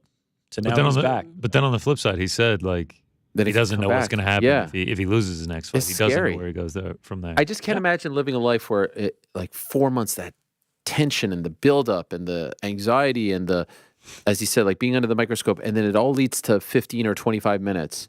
And then this is why MMA and combat sports, boxing as well, is not comparable to the NBA, to the NFL. No. It's not the same thing.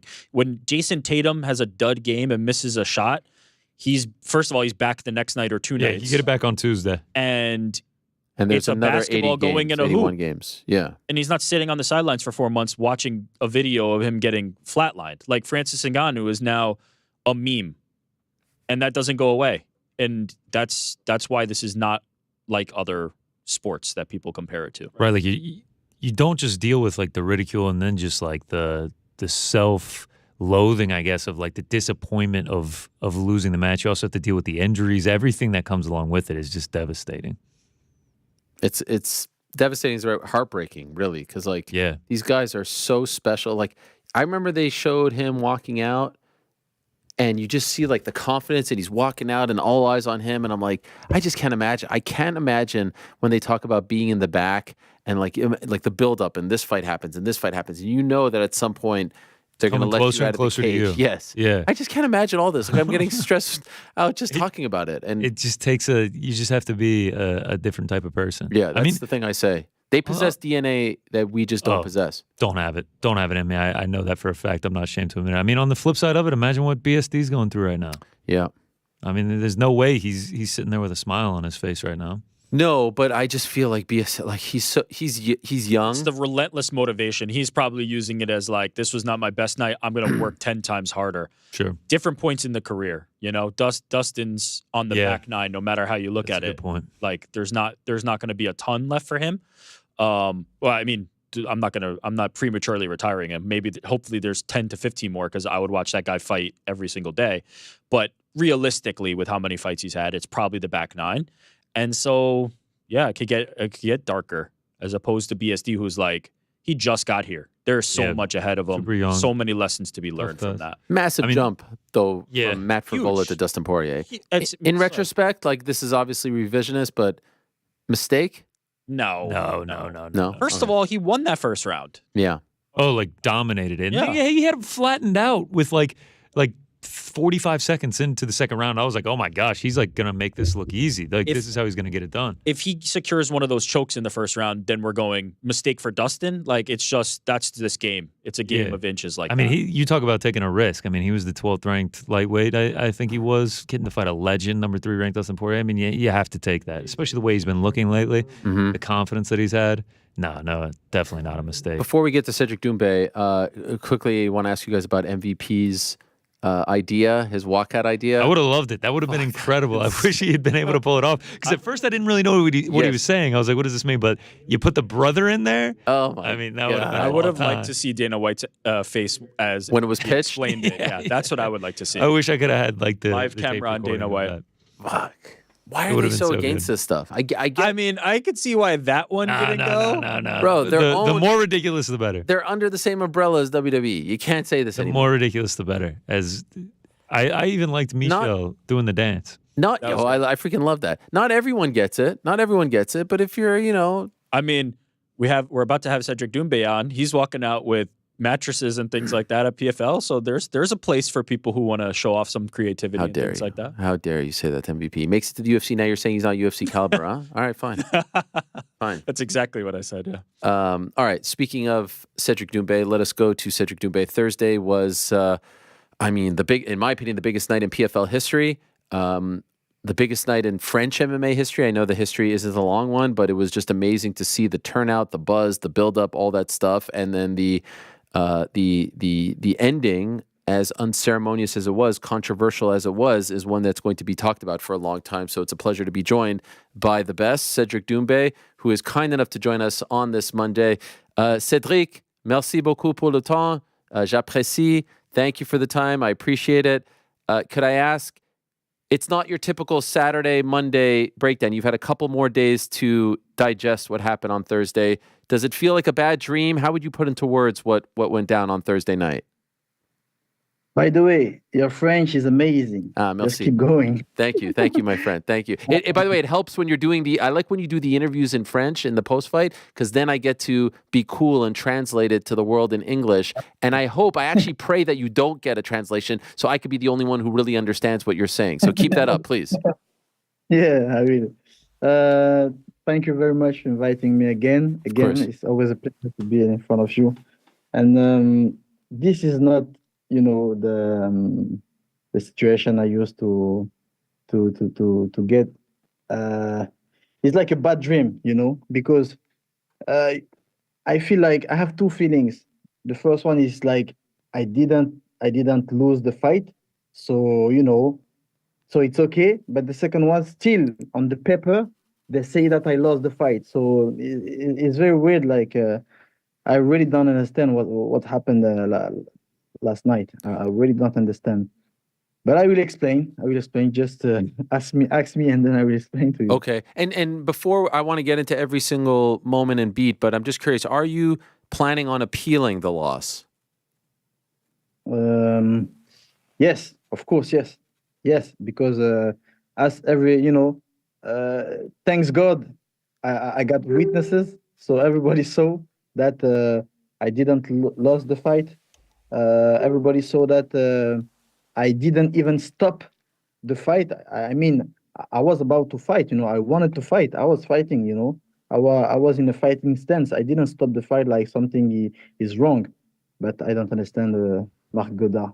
Okay, so tell us, and I also want to ask you about the first and second round, but the third round is the biggest moment and the most controversial. When do you start to feel that there's something in your toe? When I talked to the referee, I started to feel it like 10 seconds before. Okay, and what did you say to him? When did I say the first time you spoke to the referee, Marc Goddard? What did you say when you turned to him in the third round? What are you saying to him? At first, if you see the footage, I tried to remove it by myself with the other foot. Oh, it didn't work. So then I raised my hand and talked to the referee. I said, I have something under my foot.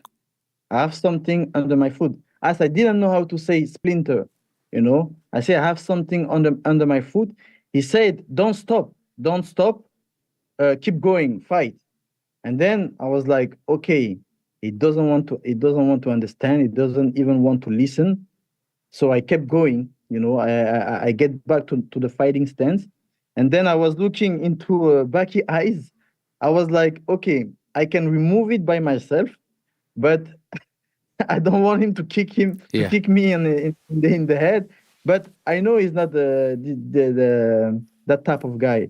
So I look at him, and he saw there is something wrong with my foot. And then he told me like, "What's wrong?" I say, I have a splinter." So in French, I have a splinter under my foot, and it's annoying, you know. He said, "But just remove it." And then he talked to the referee. He said like something like, "Leave him remove the thing." And then I stopped also, looking at the referee, and then he stopped the fight. And then I was like, I was shocked. I was like, what the hell? What the hell is happening?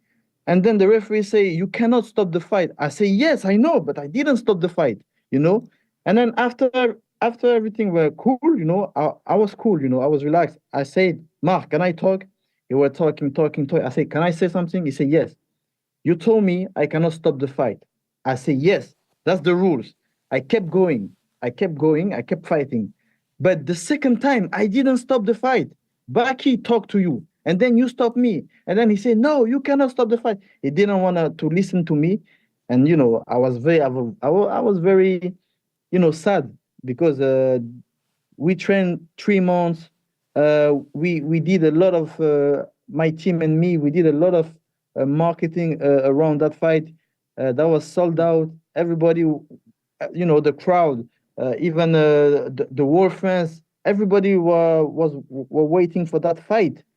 And Marc Godard just stole the fight, I really don't understand. Of course, I know that to be a referee is very, very, very hard, It's not an easy job. To be a referee, to be a judge, that's very, very complicated. So I understand that. But you have to listen to me. I've fought with 2 broken ribs. I've fought with, even actually, I'm fighting with my wrist broken, my wrist is broken, it's wrong, but I'm fighting, I'm training, so I'm not I'm not like a little girl, so I can fight, I'm a man. But a splinter is something outside, the fight, if I'm fighting against Baki break my arm, he break my nose, it's okay because I'm prepared for that, but something wrong inside the cage, I don't know if it's glass, wood, whatever, water, that's not normal. You have to stop the fight, remove the thing, and then let the fight continue. So really, that's a mistake, to be a man, you have to recognize also that you did a mistake. Of course, it's not easy to be a referee. I understand that. I cannot blame you, but you have to listen and to say, okay, I did a mistake. This fight, I shouldn't stop the fight like that.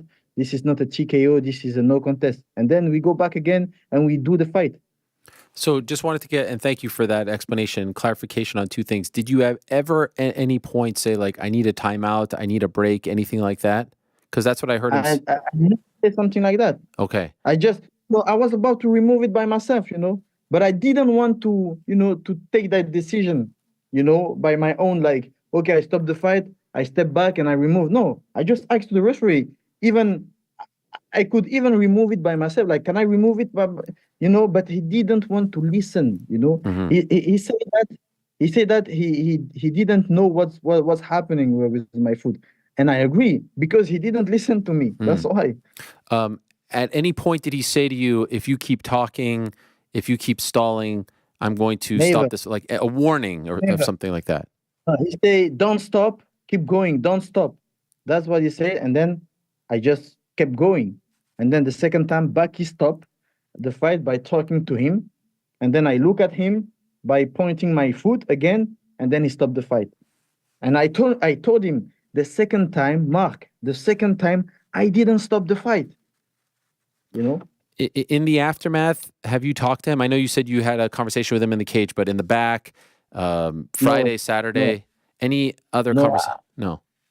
But I feel like, I don't want to be that guy, but I feel like maybe he doesn't like me or something like that but I know that is not the first time he take this type of decision, As I said, and I say it again, to be a referee is not easy, and I will never take, I will never be a referee because it's very, very complicated. But You choose to be a referee, you have to do your job. Why do you think there's a chance he may not like you? Why do you feel that way? I really don't know. How can I explain that situation, you know? Right. Was there any feeling that you had before that he didn't like you, or is this... I have a footage of Nate Diaz against Ferguson. Mm-hmm. He did wars. He even turned his back to his opponent. I'm talking about Nate Diaz. He even turned his back of Ferguson. Marc Goddard didn't say anything. They just say fight. Let's go. Let's fight. 3, 4 times, maybe 5 times. He didn't stop the fight. So how can he stop the fight? I didn't even stop the fight by myself. Baki did, but he stopped me. But take TKO. Come on, main event in front of 20,000 people in the crowd, in front of so million of viewers. He stopped the fight like that. The fight, the most waiting in the MMA in France. Come on, you cannot do things like that. What happened when you went to the back, when you went to the locker room? Did you speak to any of the commission officials, PFL officials? What were people saying in the back? I talked to the press. I talked to the press conference. You know, I was in my brain. That was a little bit mixed. You know, that was funny, sad. That was it's very strange because it's funny when I'm explaining the situation. It's funny because it's like a joke. I was fighting in the cage, main event, and then I step into a splinter. That's very funny. I was like, I don't even know what to say. I was like, guys, I don't even know what to say. You know, I step into something wrong, and you have to understand that while I'm fighting, I don't know that is a splinter. I don't know that is a glass. You know, I just know that something is under my foot. It might be something worse. You know, so I was like, let's just check, remove, and go back. You know, did it hurt a lot? I never said that I stopped the fight. I never said that I'm injured of you know. I just wanted to fight. That's why I was surprised when he stopped the fight.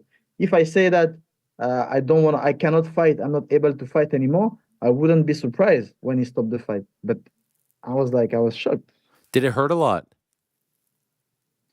Yes, I cannot say like a lot, like a toes broken or something like that. But I couldn't step into that foot. Yeah. You know? So in the back, the commission, did they say anything to you? Oh, we agree, we disagree. Was there any kind of discussion about how it was all handled from the officiating standpoint?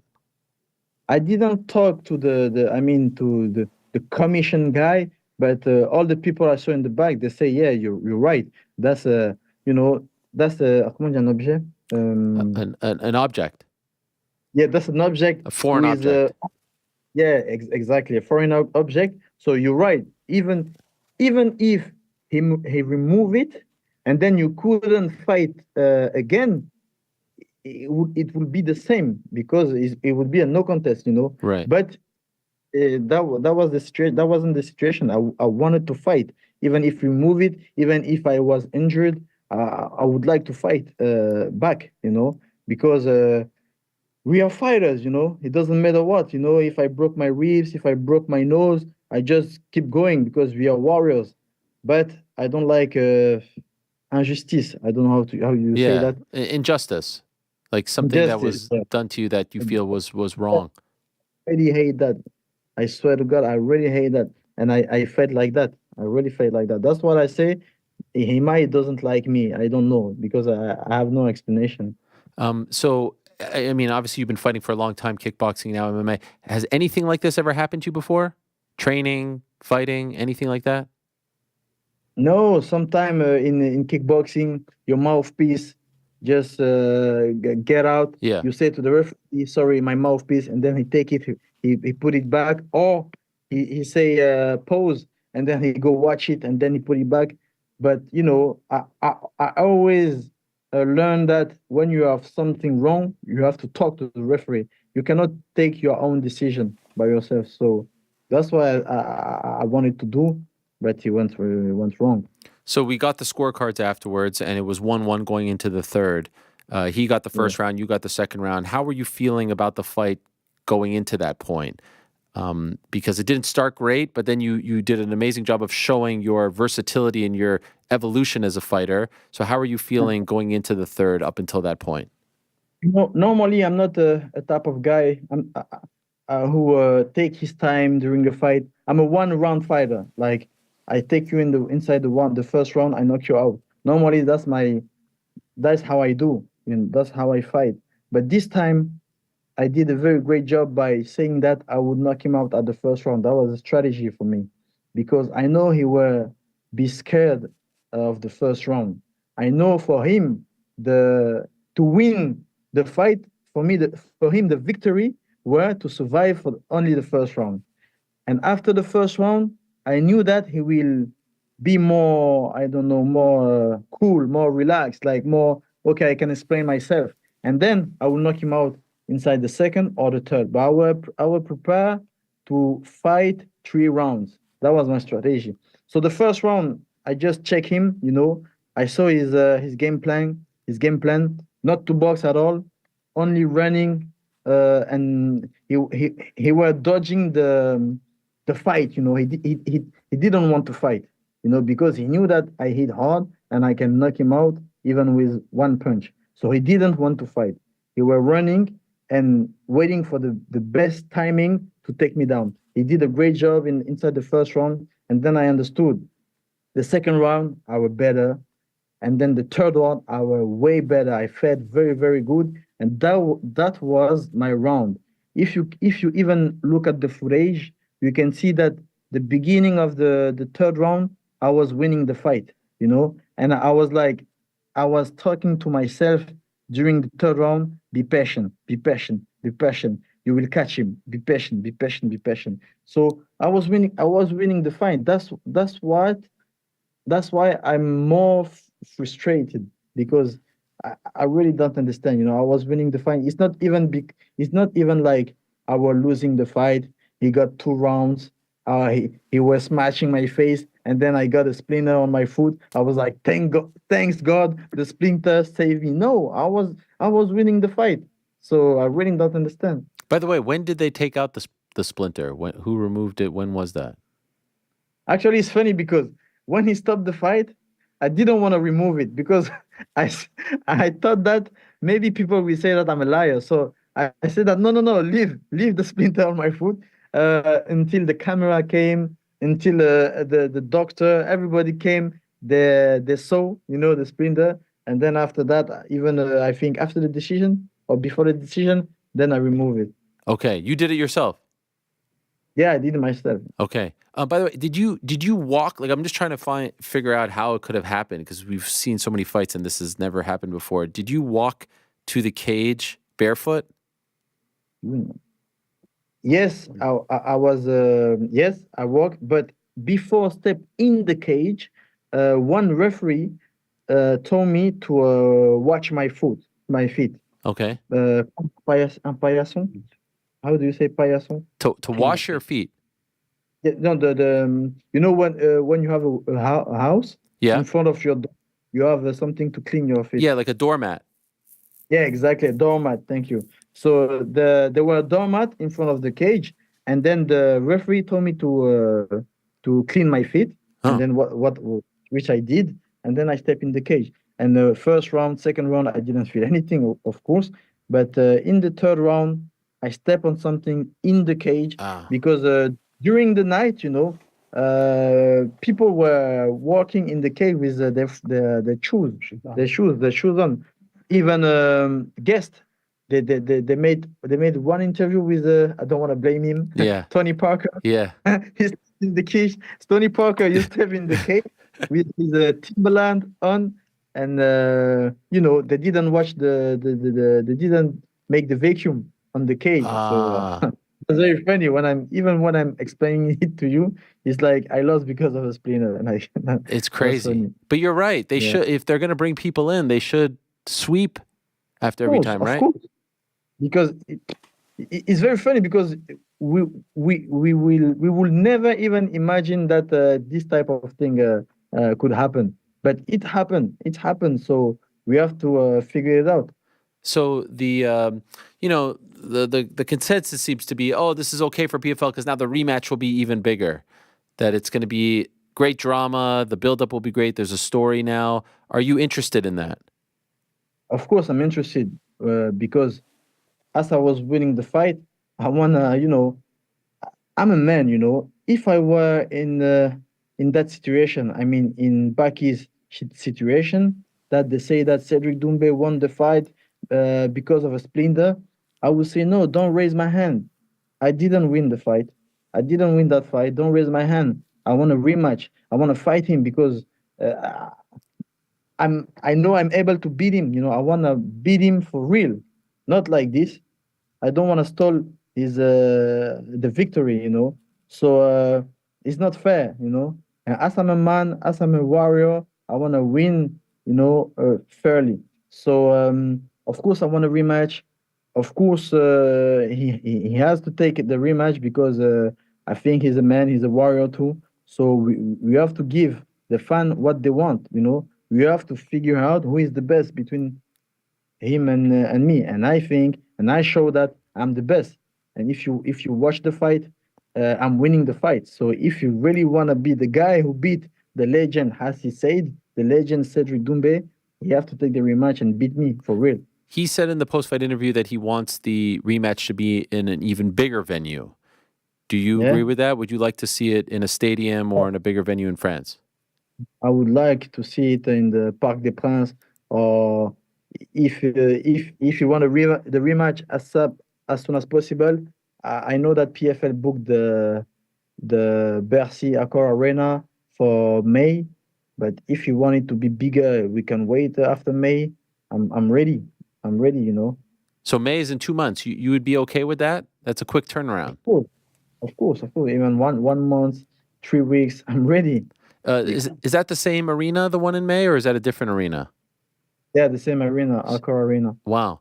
Were you, I know this might be a silly question to you, but were you surprised by how big of a deal it was, how quickly it sold out, the attention, all that stuff, or is this everything you expect at this point?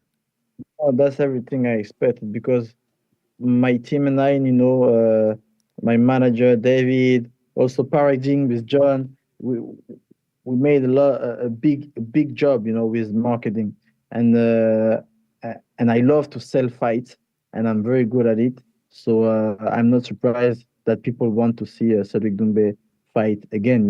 It's not even because of Cedric against Becky. It's because of Cedric Doumbé. He talks a lot. He talks too much. We want to see him fight again. So I'm really not surprised. And when I say that I can book Stade de France, I'm very, very, very really convinced that I can do it. Do you think they're interested in that, PFL? Yeah, I think yes. Why not? If the crowd is bigger than the last time, of course they will be interested. I was curious about the walkout. It was a little less, it was a little more understated than the first one. There were no props or anything like that. Why did you go that route? You know what? To be honest with you, we tried to make something really, really insane, but they didn't want us to do that. Who didn't want? PFL didn't want to do it. Why? We were about to come inside the ambulance and do a lot of crazy things, but they didn't want us to do it. So what was it? Could you tell us? What did we miss? You riding in an ambulance? Right. Yes, me arriving inside the ambulance with 2 medical people, with the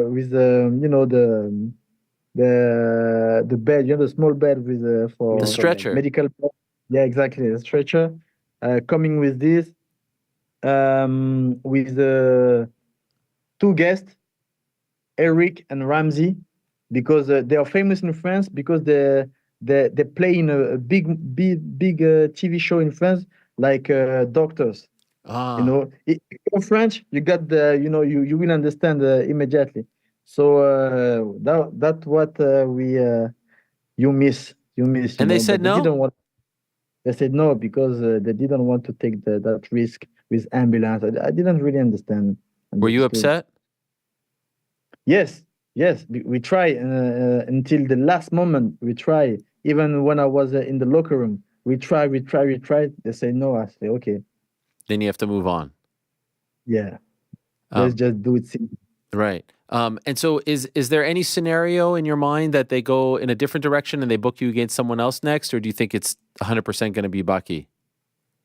I don't know. I want that to be Baki 100%. I want that because I want to show to people that I'm the best. You know, I want to show people that I was beating him, and then that I can beat him again.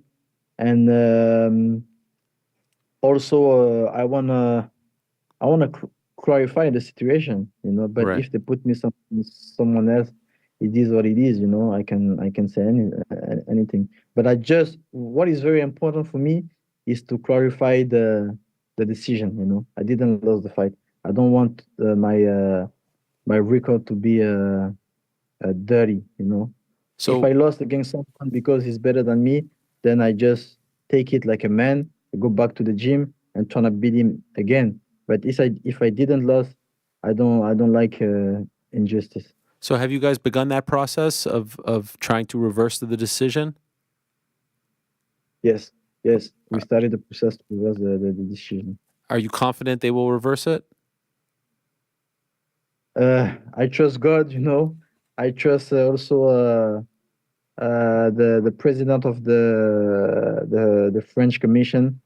I hope we got footage, we got everything, you know, so we cannot lie, we cannot even say something wrong. So if everybody is fair, then it will happen. Okay. What a crazy thing. And I'm just wondering if you heard from anyone else. Like, I was asking some people, and their assessment was unique situation. It's never really happened before in a major MMA event, but perhaps a warning or something like that would have helped. Did anyone tell you, like, have you guys talked to any other officials or commission or anything to say that, yes, you were wrong? Like, do you feel even more confident a few days later that this could have been handled differently? Nobody say that I'm wrong. Yeah. Even on the internet, on social media, nobody say that I'm wrong. The only thing I saw what is wrong is that John Jones fought with his toes broken. How can he complain with?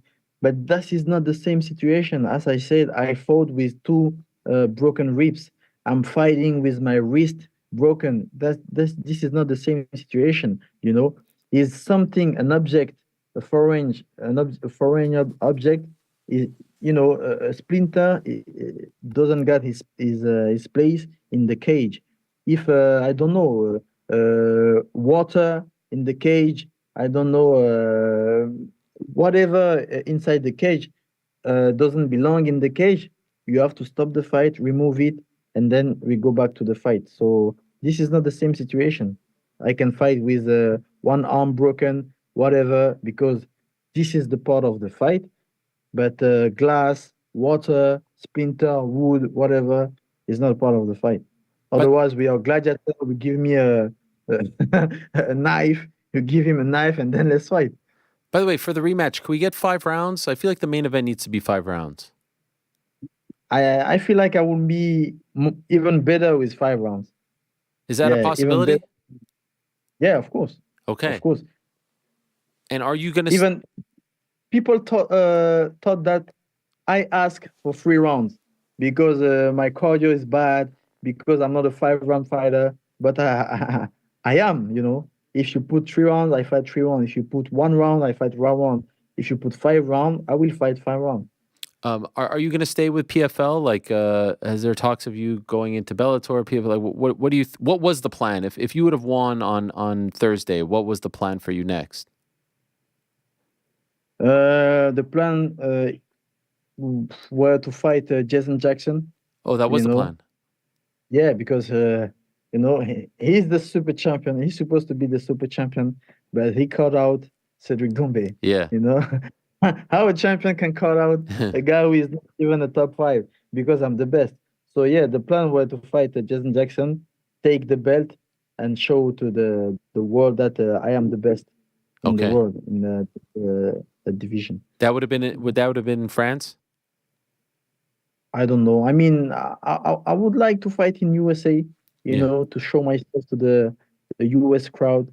I would love to do it, because now in France, I think I have accomplished everything. Everybody knows that I'm a real fighter. I'm a very good fighter. So I wanted to take all the French people and say, okay, let's go to US and beat American guy or whatever, I feel like and show to the US people that Cedric Doumbé is the man. I feel like we need the stadium show first, and then we do USA. Let's go.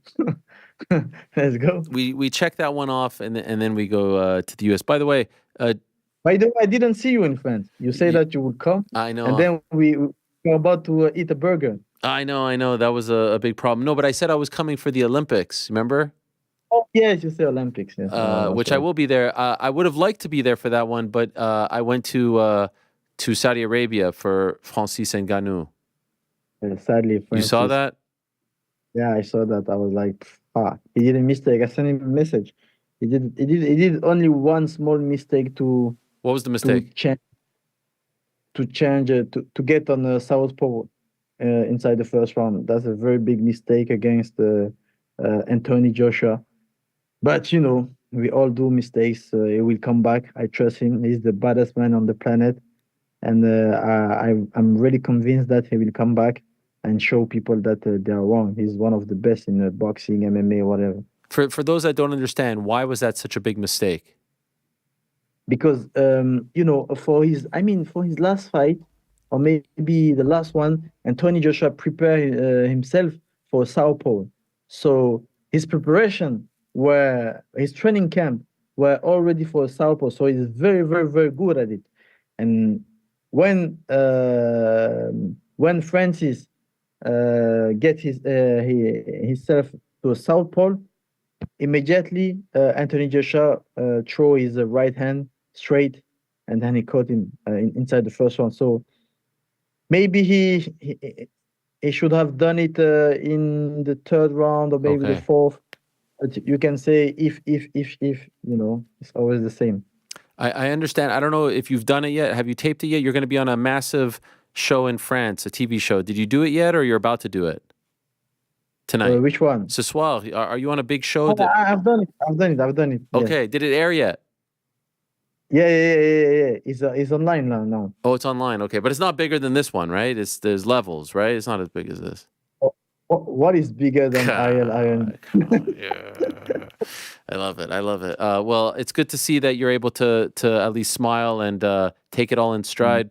Very sorry that this happened. Great fight. It was riveting. The whole thing was just like theater. You know what I mean? It was just incredible to watch.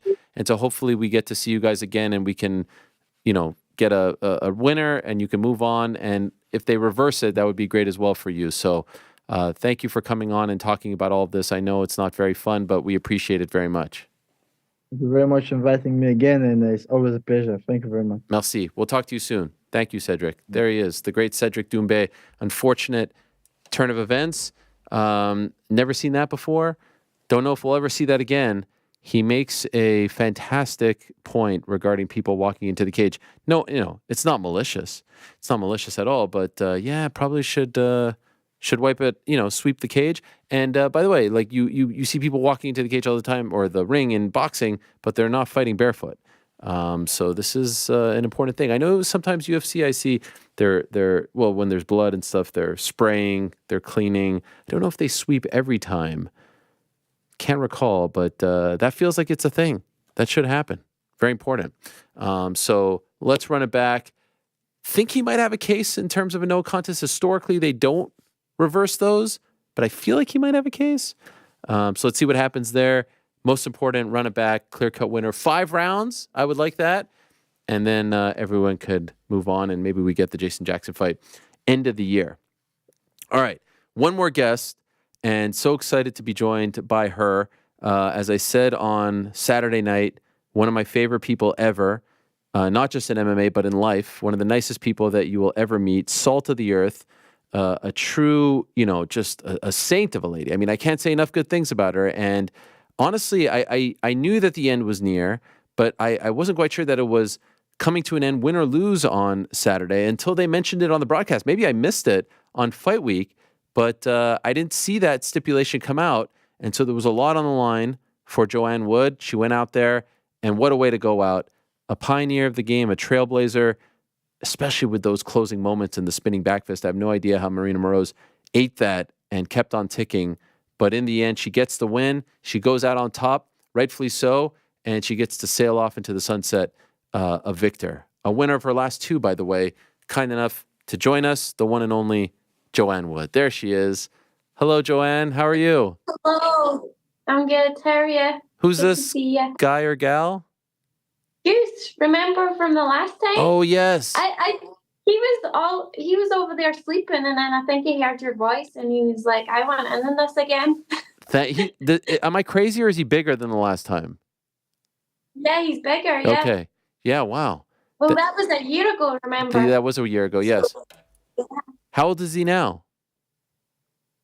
He's a year and 5 months, I think. Oh, wow. Okay, so he was a puppy. Yeah. Wow.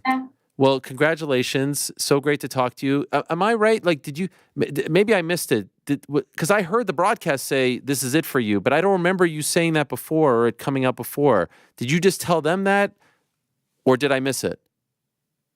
You missed it, Oh, but it's I'm okay. Sorry. It's okay. I know you don't follow me anymore. What? That's wrong, first of all. Where did you say that this was the end for you? No, so I think when the fight got booked, I wrote up, this was last time to saddle up. Okay. So yeah. So I put it on my social media, and then kind of from there it's went. But I knew this was definitely going to be my last fight.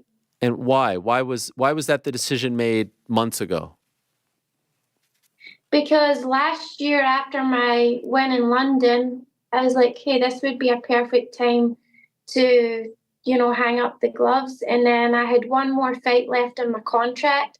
So I was like, maybe I should just fight the last fight. And then, so I was going between that too. So I knew it was close for sure. And why was it a year between fights? Because of this sport, injuries and just, I had a lot going on, and I had a few injuries as well. So I actually was supposed to fight in September in Salt Lake City. Oh. But my visa, I applied for my green card, and there was visa issues. So don't want to point any elbows, but Danny Rubinstein messed that up. Not listening to me, but there was an issue, and then I had to pull out that fight. Danny dropped the ball? A rare Danielle? Yeah. Wow. So he got fired then, and then he got fired again on Saturday night. Because you're done. You have no use for him anymore. That's right. Well, he wasn't at my fight. Why was he at your fight? Where was he? Because it was the first fight. Oh, he's getting wait a second. He was in Miami, but he wasn't in the arena? Yeah. Oh, my God. Really? Aren't you one of his first ever clients? I think I was like first of 5 or something. He didn't show up to the fight. Did you address this with him? Yep. Then I fired him. Legit? But it doesn't matter. Yeah. I'm retired anyway. Did this bother you? No. Okay. You couldn't care less. Yeah. Wait, what's going on? Whose camera is this right here? This camera just showed up in the middle of the shot. What's going on? We're turning the tables on us? Yeah, you're getting nervous right now. Don't say anything. Okay, I won't. Wanna... Is there a documentary crew following you? Yeah, for me and John and the gym as well.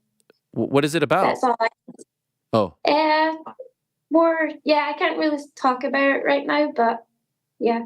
Okay, I didn't know we had company. That's all. How many people are in the room right now? 4. Okay. Feels like a hostage situation. Everything okay? Blank twice. Yes. Okay, great. So knowing that this was the last ride, so to speak, how was the journey to get to Miami? Like, because I'm sure maybe you thought this is the last time I'm cutting weight. This is the last check-in. This is the last this. Did you find yourself emotional leading up to the fight? Yeah, that kind of creeped in, but I tried to not kind of let those emotions come in because obviously I don't want those emotions there. I wanted to keep everything until Saturday night, until after the job was done. So it was exciting for me. I definitely felt it in the weight cut. I was like, this is stupid. I don't know. This sucks. Why did we ever do this? Like, every time, like, it's terrible. So yeah, I definitely, that came in and I was like, at least it's my last one. So that was the only time it came in that at least it was my last one. You know, I'm not going to miss that for sure. Probably never going to see 125 again. How did you feel in the back before the final walk? I had all the same feelings, you know, I was nervous. You know, this is one thing I tell everyone after doing it for 20 years, after fighting for 20 years, you would think it would get better, you know, the lead up. It doesn't. If anything, it gets worse. Really? You don't get like used to it, more comfortable in that tension? No, but you know, you need those nerves, you need all those feelings just to keep you alert and keep you living. Was part of the, I don't know, the fairy tale of this being the last fight, the fact that you get a chance to fight the woman who beat you for the first, like, did you just love the way it was like a nice little neat package? Did you like the symbolism? Yeah, it was perfect. It was like a full circle. And the funny thing is, I didn't even ask for that fight. Wow. That was the name that I got given. So yeah, it was perfect. You fought great, and then you landed that spinning back fist. Could you imagine if that was it? If you would have won on the spinning back fist, were you shocked that she ate it? Yeah, the fence kept her up. I feel like if that was out in the open, and I feel like that's the Scottish in me, you know, of typical, like, that could have been the end, could have been 50 G's right there, but nope, the fence was there for her, and she took it. So, but I don't care. It was perfect.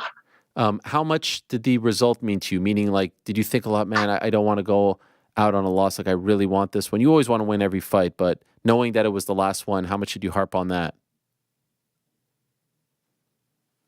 Yeah, it meant a lot to me, but also, like, I didn't want to put that extra pressure on me because the pressure's already there, as you know. So I just left it.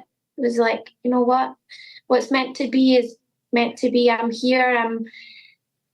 This career has brought me to where I am right now, and I couldn't be more happier. Even if I go out in a loss, like, it doesn't change my life outside of the octagon. It's just this. It was perfect. It was a cherry on the top of winning, going out on a win. But like I said, it wouldn't have mattered if I lost because I'm winning in life right now. And there was no part of you in that moment like, hey, 2 in a row, I'm rolling here, let's keep going? No. When you wake up and you're already tired and sore, and you know, it's just time for the next chapter. And you know, I have a great life and I'm just ready to enjoy it. And with injuries and stuff, you just really don't know. Even for this camp, I got a scare with my back 2 weeks before, and it just really puts things into consideration of what we're actually doing here. So obviously the body takes a toll, and you get up there in age, and you know, you're not, you know, father time, as they say, undefeated. But is there any other reason why this is the right time to do it? Like, do you just feel like you've squeezed everything out, that it's not as fun anymore? What is the ultimate reason why you feel like now is the right time? Yeah, I ain't a spring chicken anymore. And like I say, this is hard. This is hard what we do, you know, training 2-3 times a day, the injuries we go through, what we put our body and mind through. it isn't easy. And as you get older, it's even harder because you can't train as hard or as much as you trained when you started. So yeah, I just felt like it was a good time. I want to go out on a high and knowing that I'm still good and not just keep fighting. I don't need to fight. I'm still doing it because I love it. And I'm back in the gym, I'm never not gonna do this, especially for my mental health. I'm gonna be doing this all of my days and just not competing at the highest level. I saw in the post-fight interview you were emotional, and as you're walking out, like knowing that it was the last time, what did that feel like? Wasn't thinking about it at the time, but now hearing you talking at the start was really, I've had to stop the waterworks. Now it's finally like when the adrenaline kicks in and all that, I wasn't ready to be emotional, which was good. But I know that night, today, probably this whole week, I'm really gonna have been feeling it. Meaning everything's going to come out? Yeah, I'm probably, I have been like crying, like it's hard, to know that what I've went through and to know that where it's brought me, it's hard. So, one thing, and I hope you don't mind me asking this, I noticed that you always mention how good your life is now, and you seem like it's just like radiating off of you how happy you are in life, your personal life, which then bleeds into your professional life. And I know, just knowing you a little bit, that at one point that wasn't the case, right? Were there moments where you thought that you would never get to this happiness, that this happiness was unattainable? Yeah. There's been lots of times where I've thought that. There's been lots of times I've hit rock bottom. And, to get to this place where, it's not easy. Everyone's gone through their struggles even now. Like, even though I'm at that point and I'm happy, it's still really hard. Life's hard. But to know that I've been to rock bottom or to been to that place and still kept going, never gave up means a lot to me. How long ago was rock bottom? Jeez, I can't even. I was saying to John, I need to write a timeline because I forgot more than I know. But I mean, I faced something last year, and I won't go into details, but that was rock bottom for me. But there's been, like I said, there's been lots of rock bottom moments for me, and I fight and I get up and brush off my knees and get back at it. So as recently as last year, I thought you were going to say like 5, 6, 7 years ago. No.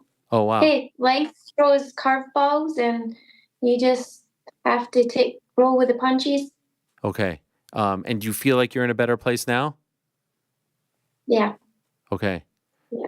By the way, what led you, because it feels like the big turning point for you was going to Las Vegas, going to Syndicate, meeting your future husband, John.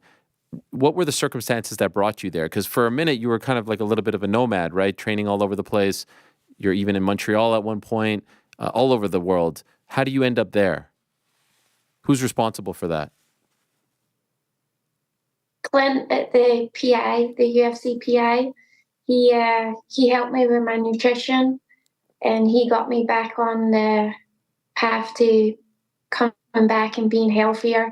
So yeah, I owe a lot to him for bringing me here.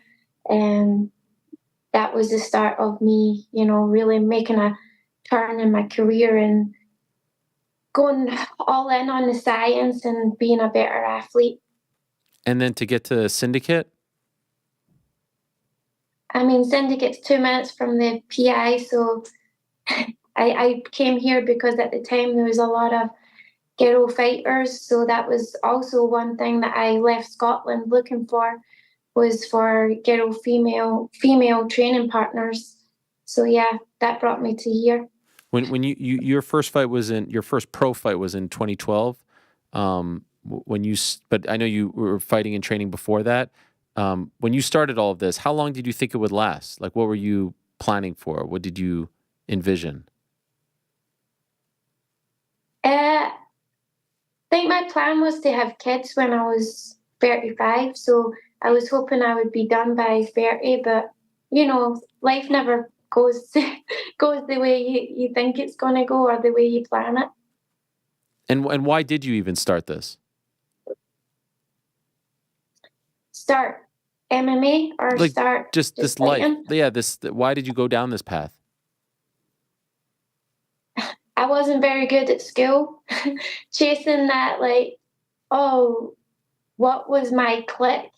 And just by chance, I went to a Muay Thai class with my brother, and I done a class, and I was like, hey, this is awesome. And ever since then, I knew that was the bug inside me. I knew that was the love. So yeah, I just done whatever I could to keep doing that, because when I went there and I was training, hitting pads, sparring my little brother, everything, all my problems outside, gone. I was in the moment, living that moment, and I just kept on chasing that high. Did he travel down this road as well? Did he try to become a fighter? No, he done it for a while, and then he likes golf and football, soccer. Right. So he went down that road, but he's my biggest fan. Probably knows more about MMA than me. Was he there on Saturday? No, unfortunately, no, but he was watching. Okay, your mom was there? No. Oh, she had already planned. She already planned her Las Vegas trip for the end of the month. So I asked her to come out, but she couldn't get time off her work. So she's coming in a couple of weeks. So that would be good. Okay. So she wasn't there. I saw the photos of your Rager after party. It seemed like a crazy time. I don't know if you're still feeling the effects of it, but what was that like when you got back to the room with your husband, with your stepson? And I think you had other family members there, maybe, right? Yeah. I brought a Scottish family out. He's helped me a lot since I've left Scotland all those years ago. He's always checked up on me and just always been there for me. He cornered me for my fight in London, actually. But he brought his family out, and it's great because I just have a little bit of comfort hearing Scottish people and just not having to change my words or change, thinking, oh, did they understand me? I'm just level, and I create comfort knowing that they are there. So yeah, they were all there, and a few people that came out from Vegas. So it was good. It was good, and I was in bed after the main event. Nice. So it was perfect. Didn't have to wait for an Uber or anything. Just straight to bed. You didn't want to stay and watch it all live? Well, we can't. We can't. As soon as you fight, you get checked by the doctors, do media, and you're straight out the back door. That's so great. That blows my mind. There's no. Oh my Lord. No green room or anything. That's the main thing that we're. Yeah. We're always. There used to be the ice cream room. There's none of that anymore? Yeah, after COVID, they stopped that. Yeah. That's why I'm retiring. No more ice cream. Oh, yeah. Yeah. No, I don't blame you. If someone, there's a lot of new fans. If someone wants to see like JoJo at her finest, apex of your career, what you're most proud of, what's the fight that you would tell them to go watch?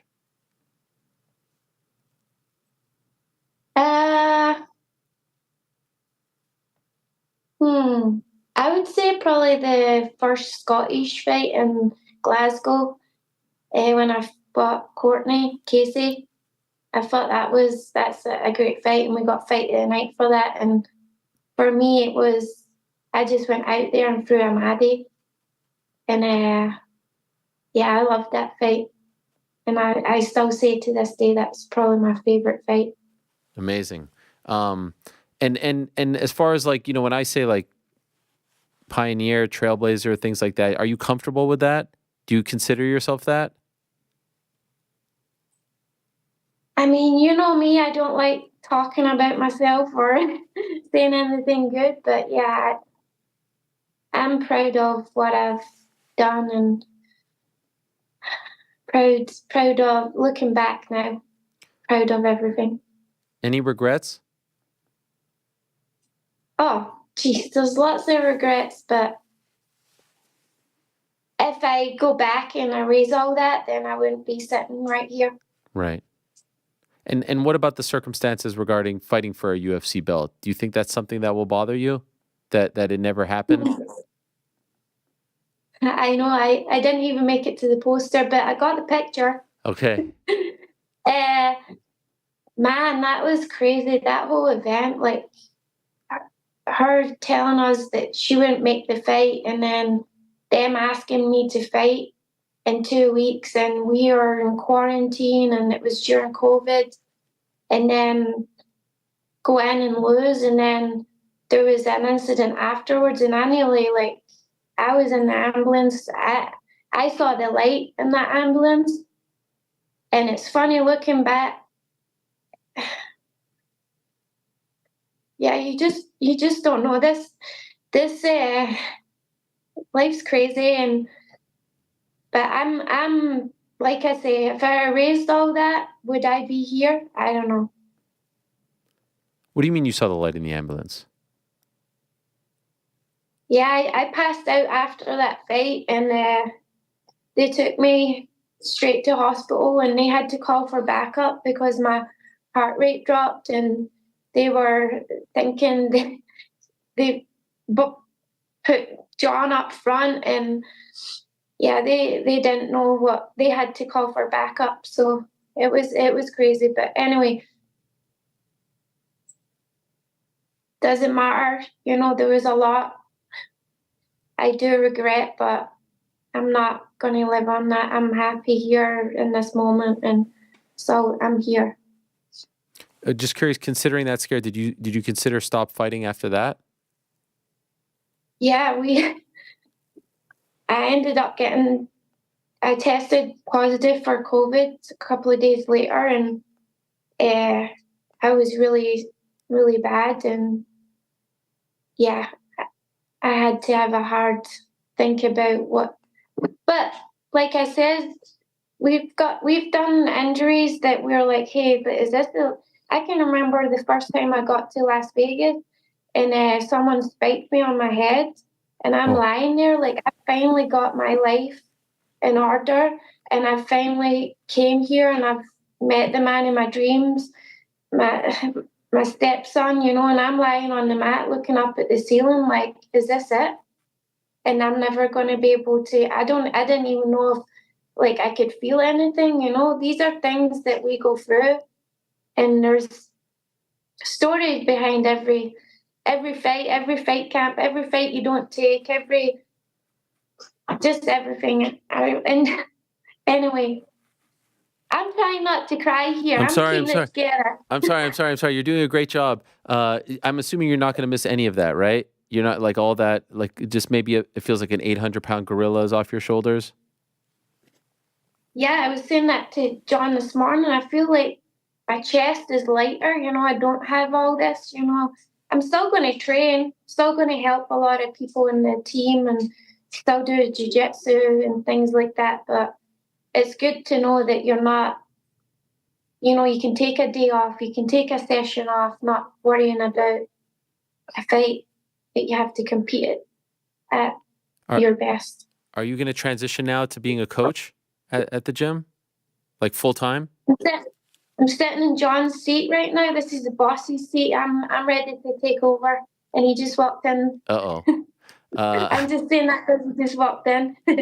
No, I'm ready to help him with the business side, the team, and ready for that chapter. Are there? I don't think he's ready, or the team. Gonna have my whip out. Are there things outside of MMA that you want to do? no, this is my life. I still want to be part of the sport, and I still want to be involved. And I married a guy with a gym, so I'm set up for life. And I'm just curious, I know you mentioned your stepson in the post-fight interview. How has that changed you, being a mother to a young boy? How has that changed you as a person? It's the proudest thing I've ever had going on in my life. Love him dearly. He loves me. We respect each other. We have fun. We just, it's funny because now I'm like, okay, now I can be even better stepmom. And how can you be better? How can you be better? So yeah, I give him my all, but I know I can now. It's going to be like, when you're cutting weight and stuff, you're always kind of be a little bit grumpy and stuff. So even though he gets all of me, he's just going to get even more. Is John still in the room? No. Oh. I wanted to ask him a question about I think he's outside. Okay. Baby. What? I was got a question for you.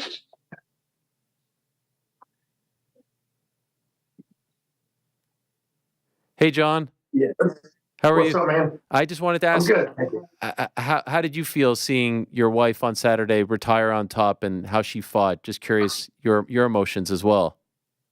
Oh, man, I was just telling my guys at practice, very, very few people get to write their own ending of the story and have it go the way they want it to go. And, this is a situation that was obviously very special for me to not only, I tell people there's two sides to this. It's bittersweet. It's my wife. So it's amazing that, she's able to have a career, and I was so happy for her. And the fact that she gets to go out on a 2-fight win streak and do that, was amazing. And it was a lot of emotions, and, it was a mixture, like I said, of bittersweet, because at the same time, she's also my fighter, and fighter first and foremost. That's one of those things that when we first got into this is like, hey, these things are separate, and we've done very, very good at doing that. But, losing one of the people like with Joe I wish I had 20 of her, because she's always on time, early. She's always ready to go. You never have to tell her when to show up, when to go, how hard to go, how to train. Everything is and I'm not just saying this because she's my wife. She's spot on with everything. So, losing that as a coach, kind of sucks to not have that on the mat every day. I know she's still going to train and be part of the gym, but, she's always been a pleasure to work with. But, the emotions, it's a mixture of emotions, obviously more happy than sad. And obviously getting the win, I probably never smiled as hard as I did that night, and there was there's moments of like, oh my God, should I cry? Should I laugh? Should I shit myself? It's just like, I don't know. It's all over the place, where it's just a lot of everything. But overall, I'm so happy for her, so happy for, the team, and to have her be able to transition into something else after, fighting is I'm proud to be able to, be part of that too. So it's just the beginning for a new chapter. I love that. I love that shirt, by the way. When did 2.0 start? That's a great shirt. I don't know, it was a couple, but geez, we did this one like 4 or 5 years ago. Okay. I didn't get that one, but that was when I first came, yeah. I do have these in the studio, proudly, right over here. So very nice. You guys are always the best one too that you'll throw. Yeah, the wedding gift. Yes. Wait, what was that, Jojo? The best one too that you'll throw. Yes. Oh, of course, the best one too. Yes. I will translate the best one too. Yes, that you'll thank you. And by the way, John, just in closing, how do you feel about being demoted? She told me that she's now the head coach, so I was just curious about that. I mean, if she's willing to step up and take the work off my plate, I'm actually good with it. I'm okay. I'll sit back and watch her go through all this crap. So. Well, I do have to say 299 was a great card, and a lot of good people who I admire greatly went out on top.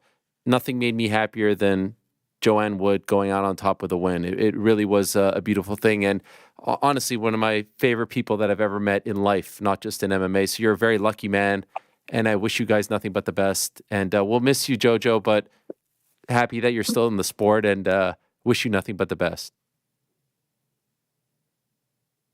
I'm glad this was my last interview. I hope not, but if you want it to be, then that's okay. This is it. Over. This is it? All right. I don't want to be in front of the camera. No. Yeah. Got a lot of good memories. And anyway. I think that was a thank you, Eric. Yeah, no, all good. Thank you so much. No problem. And we'll always have that trip to, of course, and we'll always have that trip to the barbershop in Brooklyn. I don't think you like the haircut, but I always enjoyed that trip, and it was one of my highlights. So, well done, and I'm so happy for you. Congrats on an incredible career. Thank you. Thank you so much. Thank you for always getting me on here, and yeah. I've never been the best at interviews, but you've always stuck with me, and appreciate you. Thanks, guys. Talk to you Thank soon. you. All the Thank best. you. There she is, Joanne Wood. I'm going to put this back. Oh, boy. Some waterworks there, my friends. I mean, genuinely an incredible person. Oh, gosh. Is there anything we could cut to there for a moment? Is there a commercial break? She's just, I mean, how could you not love her? And she's had some ups and downs, and I don't know about the downs of last year. I'm not sure about that. That's a good shot. Thank you. Appreciate that. That's very nice. What is that shot called? The fourth wall shot? Yeah, that one. It's perfect. But yeah. We went to a barbershop in Williamsburg before her fight in 2019. That was the Ariane Lipsky fight, which she did win. You remember there was a period where she had the shaved sides. It was a very cool look for a while. And she got the haircut done. So I set it up. I took her to a barbershop, but I don't think she loved it for whatever reason. She had a person in Vegas.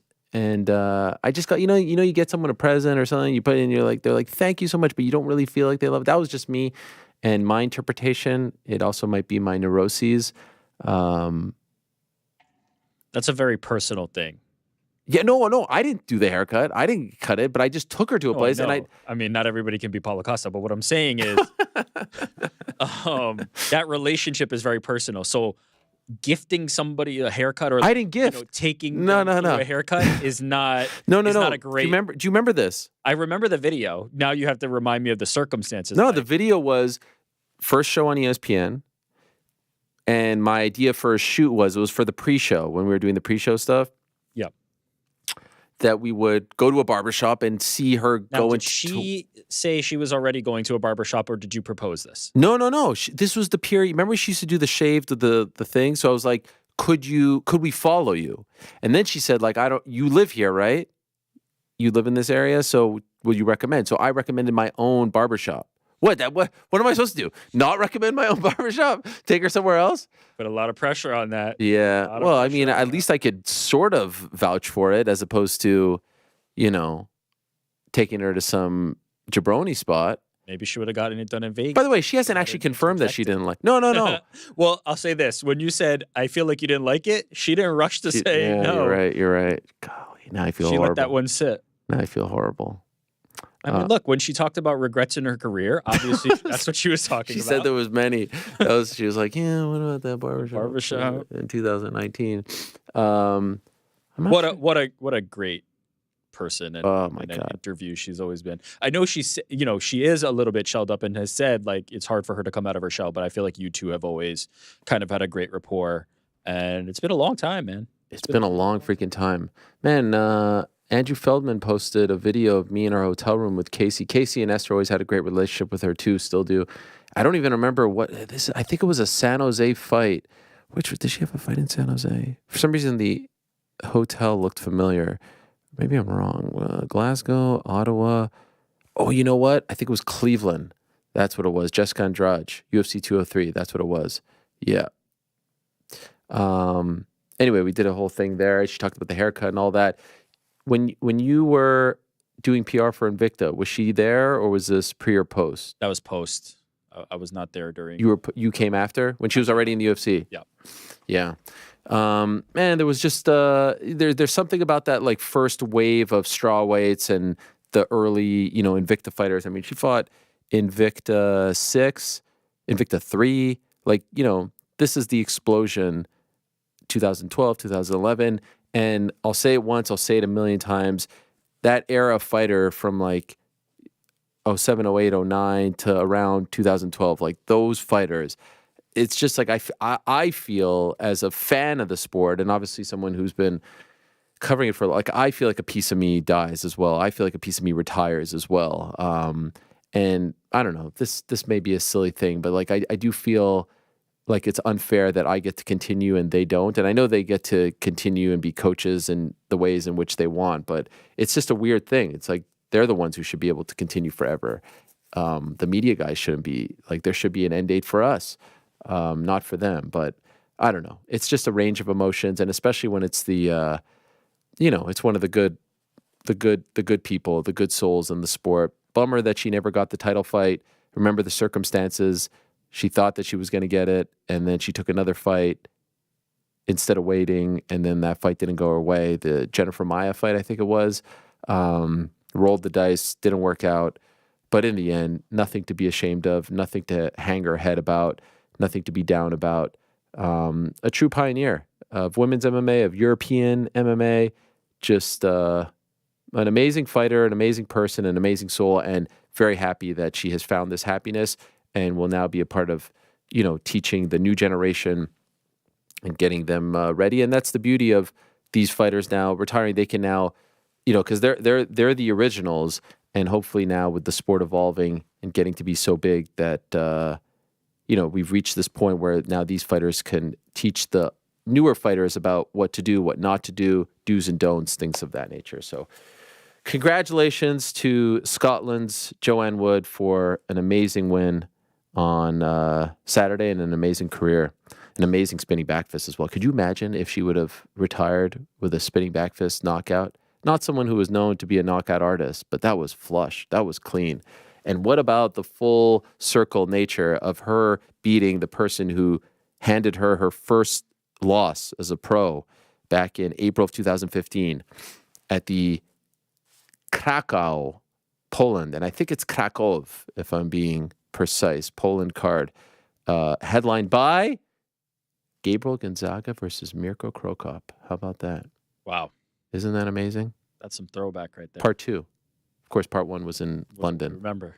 Was it in London or was it in England? Sorry. Was it in London or was it in Manchester? Where was it, Gabriel Gonzaga? I think it might have been outside of London. Manchester, yep. 2007, one of the greatest knockouts of all time. All right, let's see how the boys did. But first, a quick word from our good friends over at DraftKings Sportsbook. As you guys know, the thrill and excitement of March Mania is here, and DraftKings Sportsbook, one of the top-rated sportsbook apps in America, is giving new customers a shot to turn $5 into $150 instantly in bonus bets with any college basketball bet. It's starting. The big tourney. Syracuse, of course, favorites. GC used to actually host, little known fact, a college basketball. Was it a college basketball podcast or was it a college basketball betting podcast? A college basketball betting podcast. I mean, that is as niche as it gets. That is ridiculously specific. No one listened to it. Do you watch college basketball at all? Like, how many games do you think you've watched start to finish this year? 0. Yeah, not a single one. Start to finish, you're talking about tip to final buzzer? Not a single one. Have you watched any, like, has there been any game where you're like, oh, I need to, like, at least catch the second half? I need to... I've tuned into a couple UConn games, living in Connecticut. Dan Hurley. Got some friends that are diehard fans. Yeah, obviously Dan Hurley, and them being so good. I've tuned into a couple of those. I'll throw it on Big Tuesday or Saturday, but now it was such a labor of love, the podcast, that, like, it made me dislike college basketball a little. Wow. I mean, we did it for free. No one listened to it, and it was so much work. What was it called again? Something one and dones. One and dones. Yeah. Connor Burks and the great Jake Lenock. Getting a shout out earlier on the Twice, show. two shout outs. Sean O'Malley. Diehard Nottingham Forest fan as well. Yeah. Yeah, he was at 11, right? He was at 299, and then he was at 11. He was at 299 too? He had a Dustin Poirier, Sean O'Malley parlay. Said like one of the greatest moments he's seen at a live sporting event was Dustin Poirier getting that knockout. Because then he felt good going into the final leg. Yeah, and then he finishes it up with the main event. All right, so you guys, and any picks for March Mania, as we're calling it here? I think because the other term is trademark. Is there a favorite? Is there? I mean, there's definitely a favorite. I think UConn's the favorite right now. Maybe Houston. Is UConn one, by the way? I think Houston is right now. Wow. But yeah, I don't know. I mean, I'll obviously bet on it once it comes around. I mean, March Madness is still, or March Mania, excuse me, is still one of my favorite sporting events ever. There's just something special about it. Springtime in the air. Nothing like it. Daylight savings. Thursday, the Friday, daylight savings time just hit. St. Patrick's Day. I mean, it doesn't get any better. Especially in New York. It really starts now with the conference tournaments. Those are fun as well. Oh yeah, it's a great time. I last year, of course, I went out on a limb. I picked UConn to win, of course, NBD, and then did the profile on Coach Hurley. So obviously, I love the UConn guys because of the connection, but Syracuse #1 in my heart. So let's see. I think they're going to be a force. I think they're in the top 10, 7 or something like that. So let's see how it all goes down. Of course, the place to be for all your action, DraftKings Sportsbook. Download the DraftKings Sportsbook app and use the code THEMMAR. New customers can bet $5 to get $150 instantly in bonus bets. Only on DraftKings Sportsbook with the code THEMMAR. The crown is yours. Gambling problem? Call 1-800-GAMBLER. Or if you're in New York, call 877-8-HOPE-NY or text HOPE-NY. That's 467-369. In Connecticut, by the way, help is available for problem gambling. Call 888-789-7777. Or visit ccpg.org. Please play responsibly. 21 plus age varies by jurisdiction. Void in Ontario. Bonus bets expire 168 hours after issuance. See dkng.com/bball for eligibility and deposit restrictions. Terms and responsible gaming resources. Yeah. Thank you very much to DraftKings for their support. And now it is the moment of truth. Are we back? Are we off the schneid? Your body language does not suggest so. No. Gentlemen, no? All right. No, listen. Not back. Yeah. What happened? Zhile Zhang's gas tank happened. He was looking so good. He was looking so good. So good. He was rocking and rolling.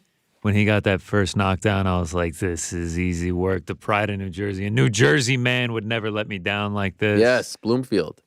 And, then it starts not looking so good. Then he gets another knockdown. I mean, just effortless power. And it was such a miserable watch because you knew the gas tank was gone. You knew Parker was going to get those last 4 rounds, and you knew it was going to be close on the scorecards. And you just saw it coming from a mile away, and you just had to watch it happen. Especially those last 2 rounds. He was just doing nothing.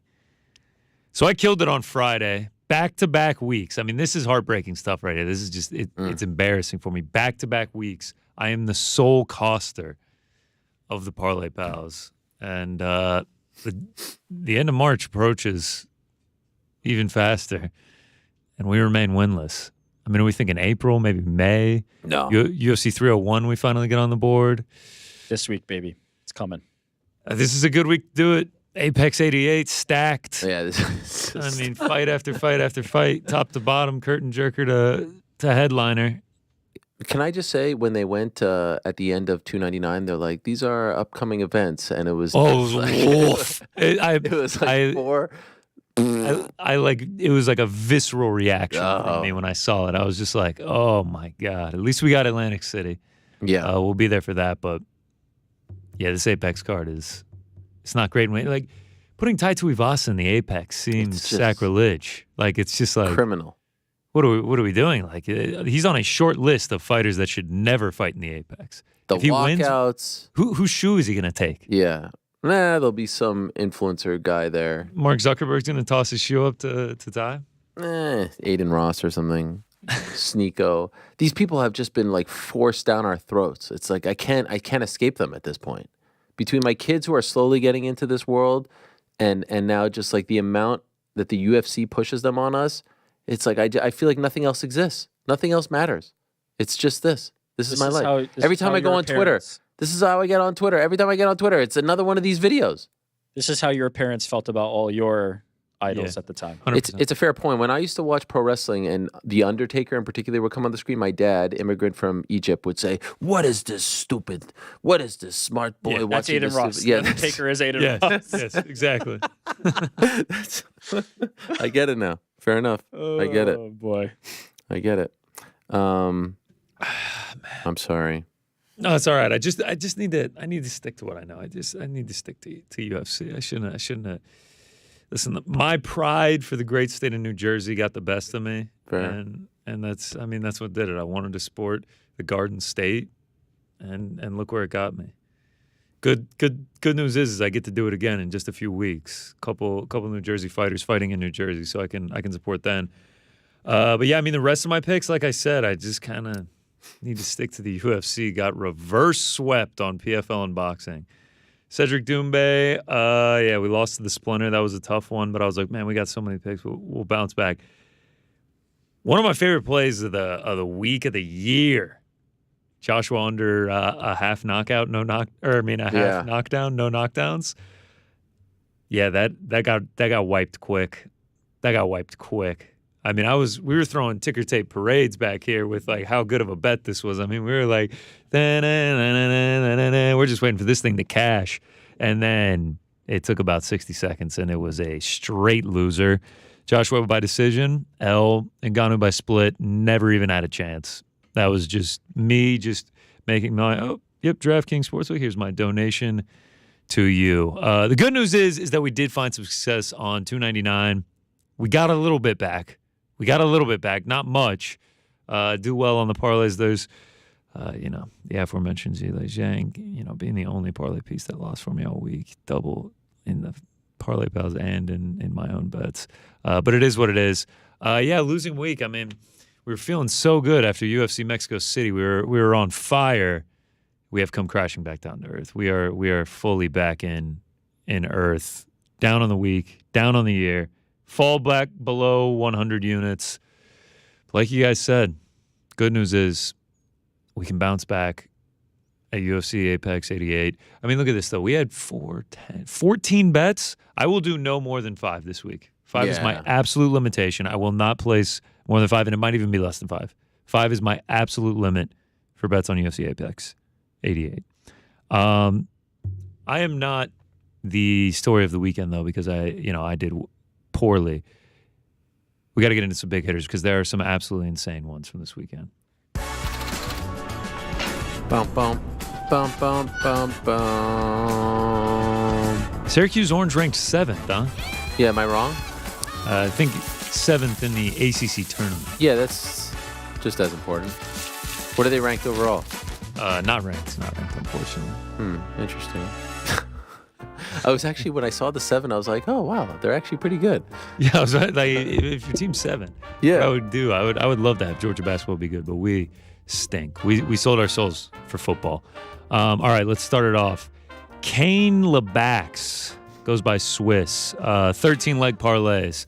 13 up, 13 down, threw $5 on this thing to win $5,140. That is a plus 102,800 bet. I mean, that just sounds fake. Gets pretty much every fight on the card correctly. The only person he left off was Joanne Wood. I guess he missed the first fight of the night. $5 into 5,100. Wouldn't mind that right now. I would not mind that. Great call by him. The winners this week are just crazy. Big Rudy. Shout out to our guy Rudy. Plus 34,766. He turns 87 cents into $302. I don't even know some of these names. I mean, he was all across the board. He had some glory mixed in there. Rico Verhoeven. Oh yeah. Some $2.99. I mean, he was all over the game. By the way, I called it. Yeah, you. I heard you guys take some subtle shots. Went on a limb and it worked out. Does he know anyone else? Yeah. I heard that shit. All good.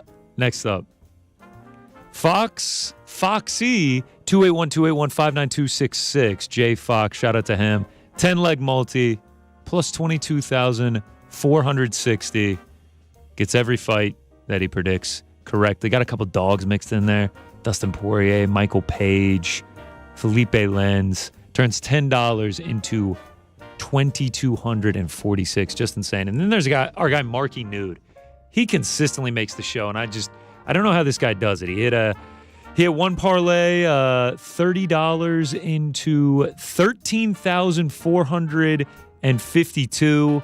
Another one, $67 into $2,800, and then one more, $50 into $7,006.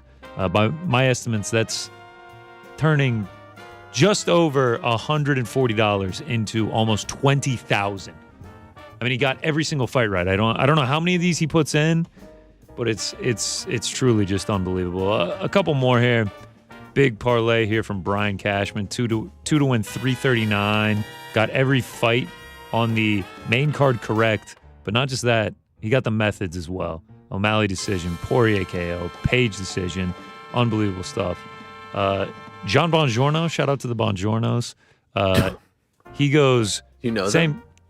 Bongiornos are a family friend. Our friend Jake comes from Bongiorno lineage. Oh, wow. Jake getting a third shout out in today's show. This is the Jake Hour. $25 into $3,800. O'Malley decision. Robles Despain. Piotr Jan decision. Poirier KO. Page decision. And Mateusz Gamrot. Just crazy stuff. I mean, I got a million of these. If you didn't make the show today, I'm sorry. You had to have like a plus 11,000. Next up, not our Jake, but Jake the Snake. Oh, yeah. He gets the whole main card right, too. Why not? Plus 11,000, 86 into 10K.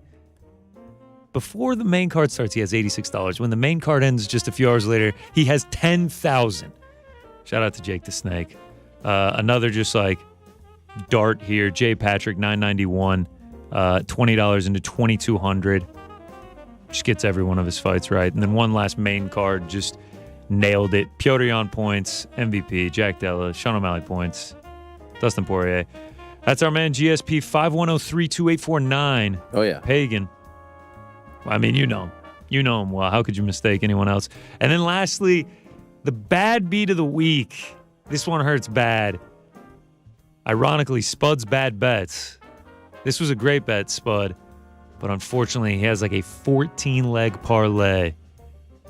Plus 784,920 would have turned 10 pounds or 10 euros into 78,000.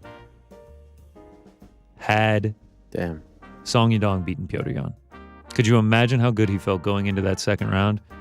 I mean, you can see on the slip right now, he had a $10 bet with a cash out option of 605. He obviously didn't go with that and got nothing. But he was Song Yadong away from getting 78 grand. So that's the bad beat of the week. That one hurts. That's what that large yell was that I heard. Somebody who realized they lost it. Shout out to Spud. Poor Song. Song looked like a superstar all week, huh? With the cutoff shirt and the hair and everything. Oh, he looked great. But Jan, back on track. Downloaded the information, got it done. Yeah. All right. Well, congratulations to all the big winners. You guys will get back on track. And we always do. Yeah. I mean, I saw some, like, I'm not really into all that world. I saw some people hitting parlays and stuff this week. You know, like, if you want any tips or anything, like, that's cool. It's like, wow. I saw people doing it, like, just sort of on their own. What is this? Your parlay that you did hit this week? If you want to step in for me, I don't want to. No, I'm not talking about me. You think I'm talking about me? You know a guy. You think I'm talking about me? No, I know people. No. I wasn't talking. It's freaking. I did see this coming through here on the wire. PFL's new season, 60 participants, 34 of them are from Bellator. That's a lot. That's what I like to hear. 22 are returning. So there's more Bellator guys and gals. 22 are returning PFL fighters, and 4 free agent signings. The first one is April 4th in San Antone. Ante Delelli against Valentin Moldavsky. Dennis Goltsov against Linton Vassell. Juliana Velasquez against Liz Carmouche. Tyrell Fortune against Daniel James. Who else is there? Dakota DeChavon, the prelims. That's an interesting one. Bruno Capoloza returning. Dennis Kielholtz against Talia Santos. Talia Santos making her debut. Steve Mowry. So a ton of Bellator. I like this. Yeah. I like the combining of the rosters. This is Kana Watanabe, Lucas Brennan. We move along. The next event is the day before UFC 300. What do we got? April 12th in Vegas. Phil Davis against Robert Wilkinson. Impa Kasangane against Alex Pelosi. Patricky Pitbull against Clay Collard. That's a fun one. Mads Burnell against Michael Dufort. Sadabusi against Josh Silveira. Antonio Carlos Jr. against Simon Biong. Who else? Brent Primus on there. So a lot of familiar faces. I'm not going to lie. I completely forgot about Tyler Santos being in the PFL until you just mentioned that. Yeah. April 19th, Andrei Koreshkov on there. Brendan Loughnane against Pedro Carvalho. That's a fun one. Logan Storley against Shamil Musayev.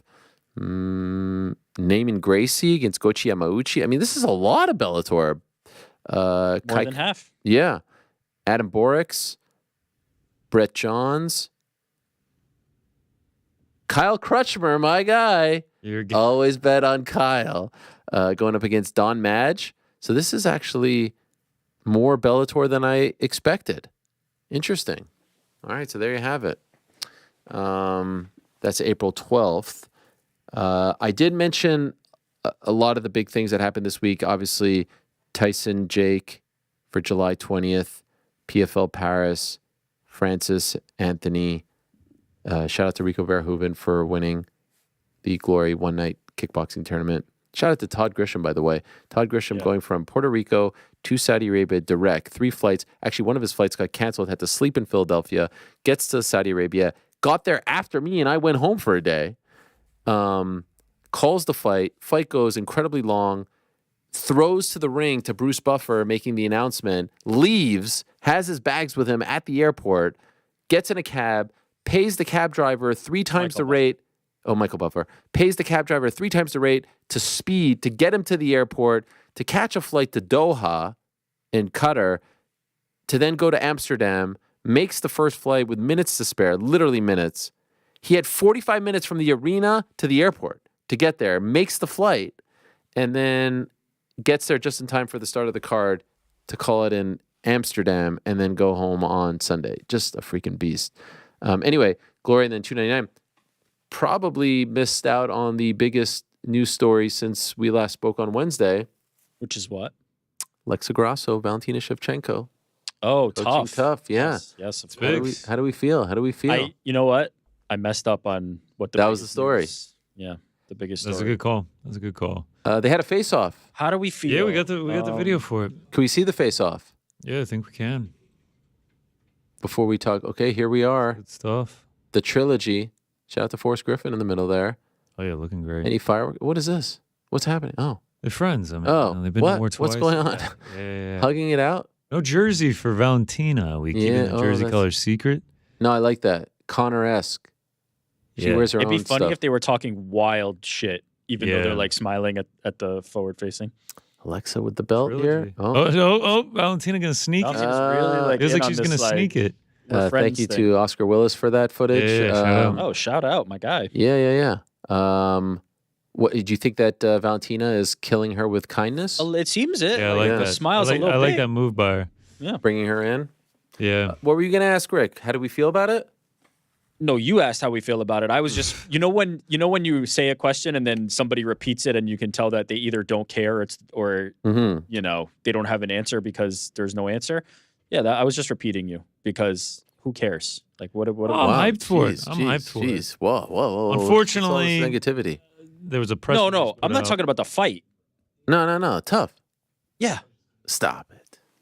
I know you're trying to be. I know AK Lee was here, and you know he's the man. Yeah, AK Lee was in the house. Expert.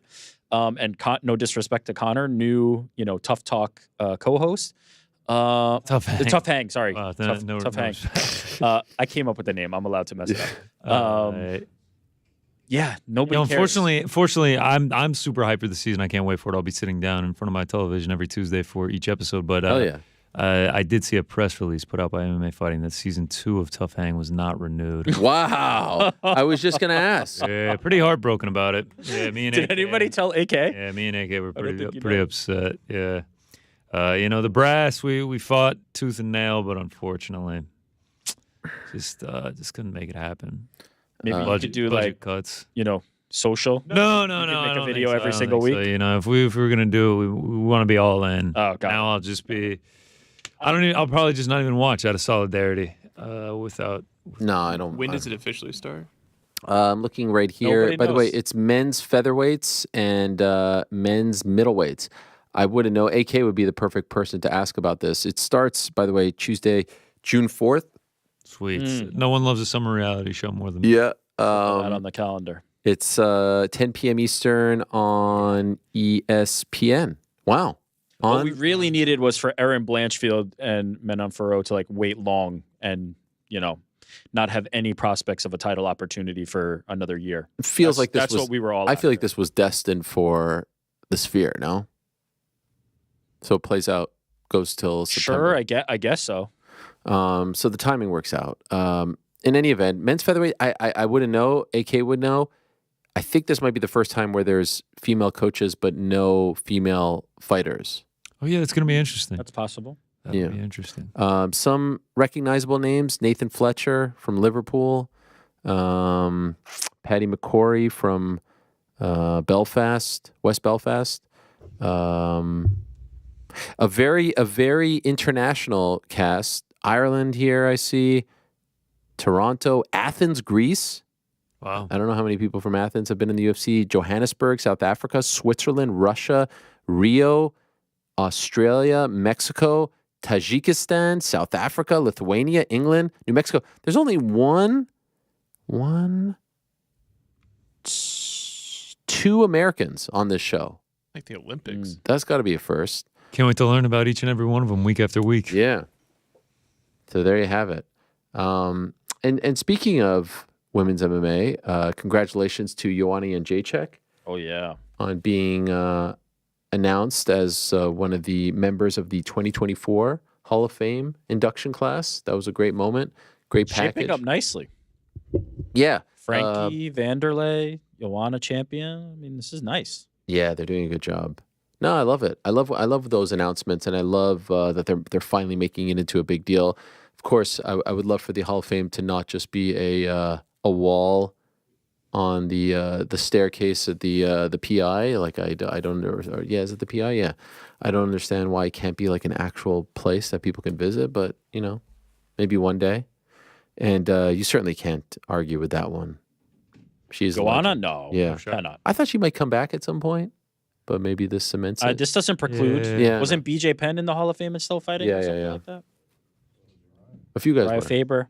You're not precluded. I just noticed that we had the Sean O'Malley doll right over there. I didn't notice that. The champ one. Did you guys put that there? Yep. Oh, wow. We've also got the name Sean as a champ? Sean O'Malley poster here. I forgot to shout this out last week, but our friend Jian Galong. That's nice. Yeah. Is that the same one from the one in August? Different, but obviously same artist and same subject in Sean O'Malley. But yeah, shout out to Jian Galong. He's the best. I do love March 11th. March 11th is a date that is engraved in my mind forever. March 11th, 1995. Tell me. A 12-year-old Ariel Helwani went to Madison Square Garden for the first time. Whoa, big. To see the Knicks against the Seattle Supersonics. Patrick Ewing had a great game, got injured in the fourth quarter, had to leave, sat in the 400s. And I looked forward to that date so much that every time March 11th pops up, I'm like, I remember that. That was incredible. We flew to New York on a Friday, went to the game on a Saturday night. It was a Saturday night game and then flew home. I got the New York Post. I kept it. And it's just like, it was like Rudy. Like when the dad walks in, he says, this is the greatest sight these eyes have ever seen. That's how I felt. Went to Crosby's. Do you remember Crosby's?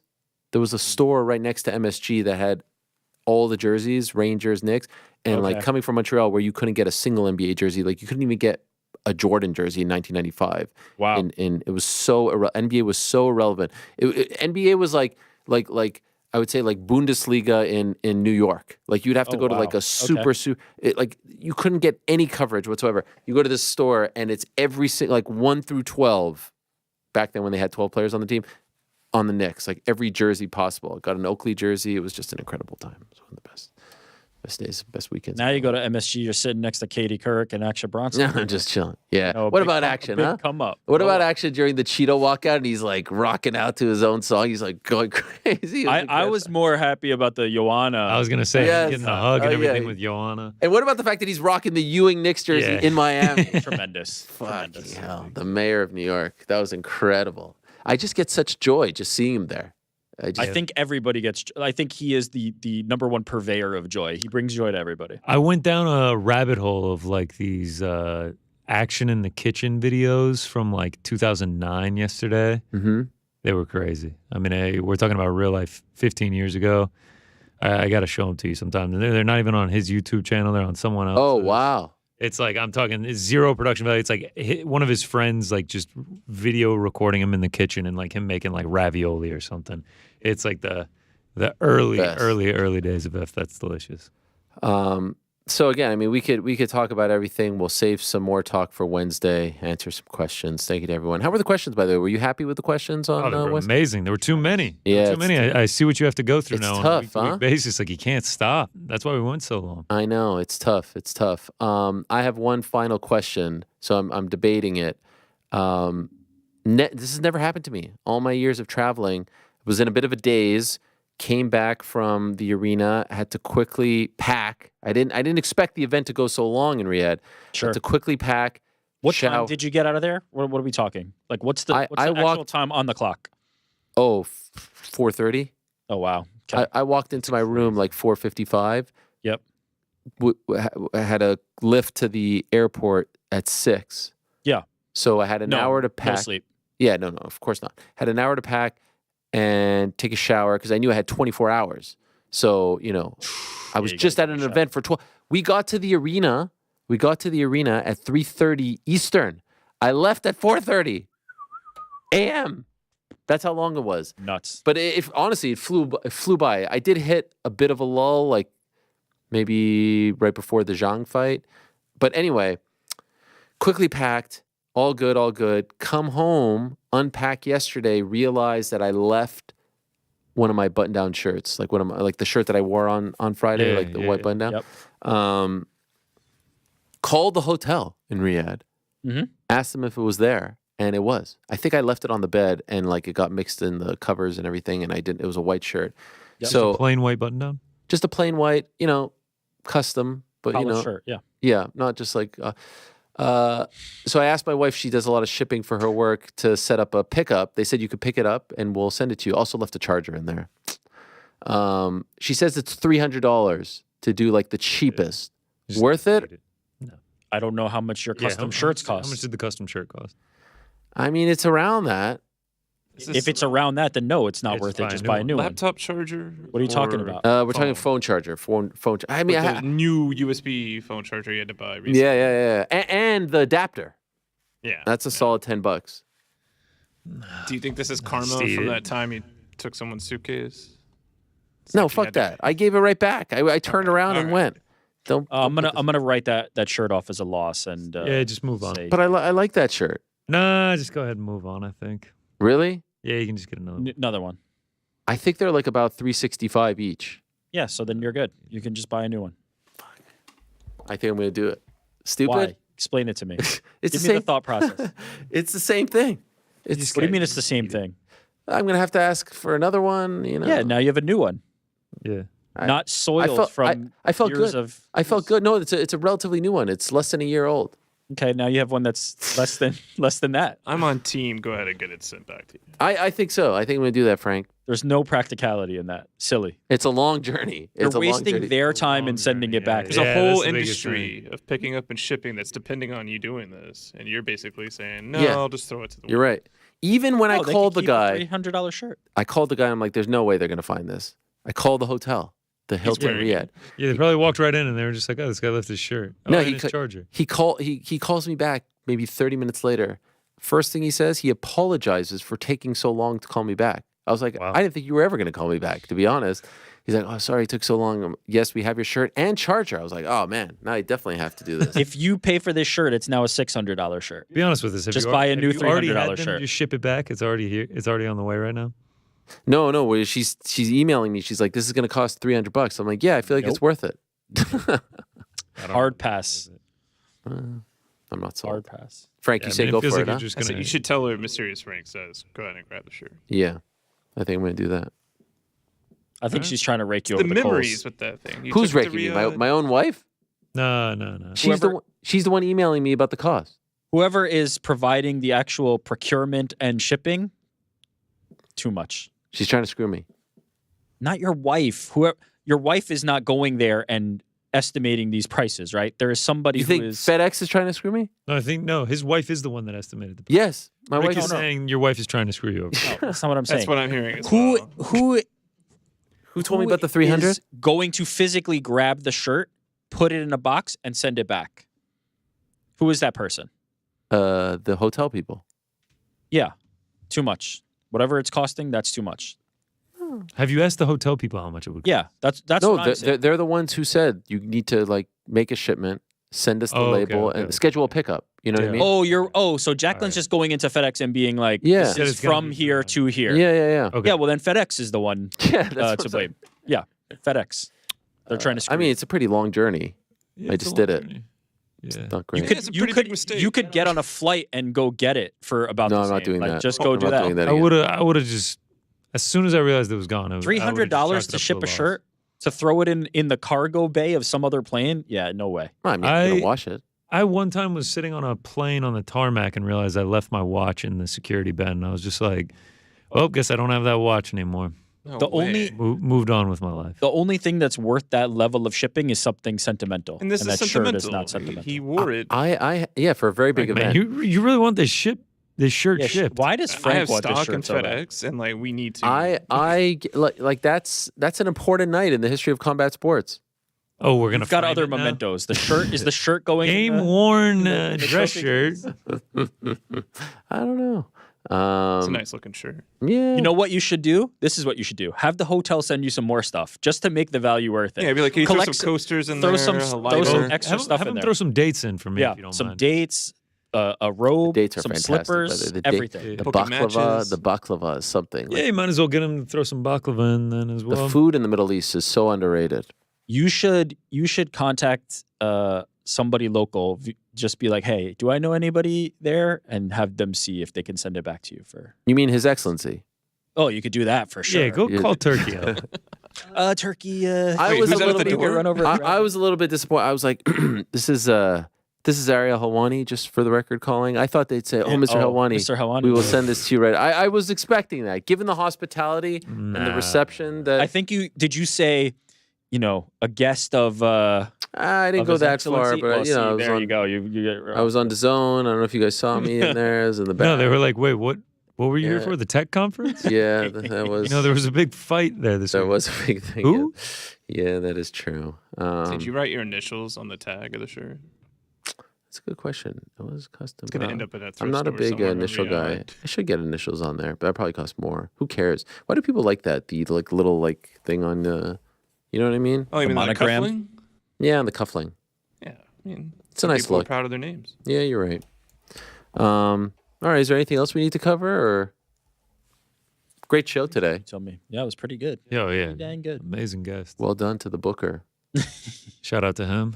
It is amazing. We could have used them last week. It's just you two guys sitting here, and you get more love for that than me having the top 3 winners from Saturday night.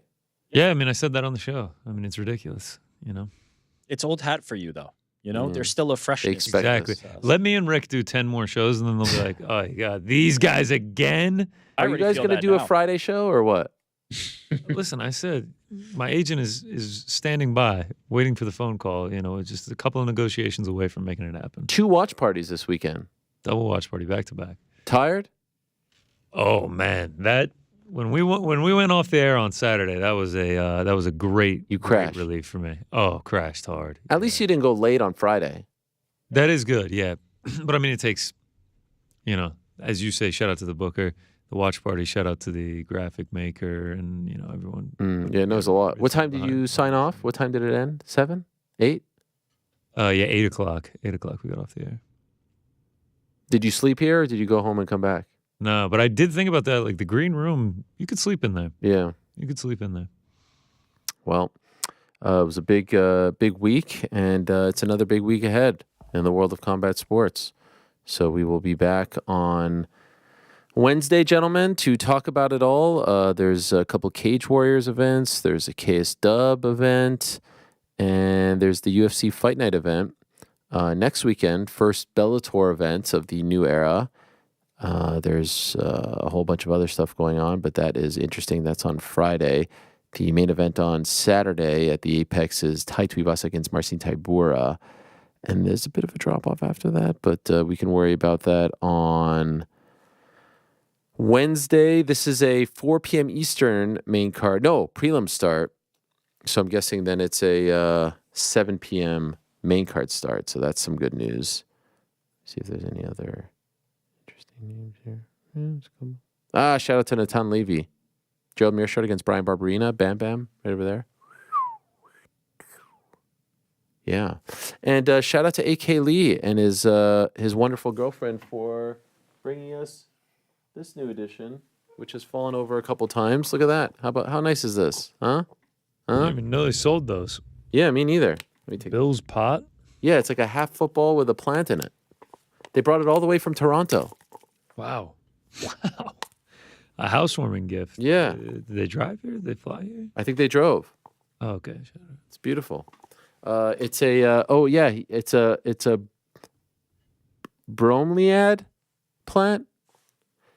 You know why? He said because we're bros. Nice. Yeah. Gonna put it here. 1 second.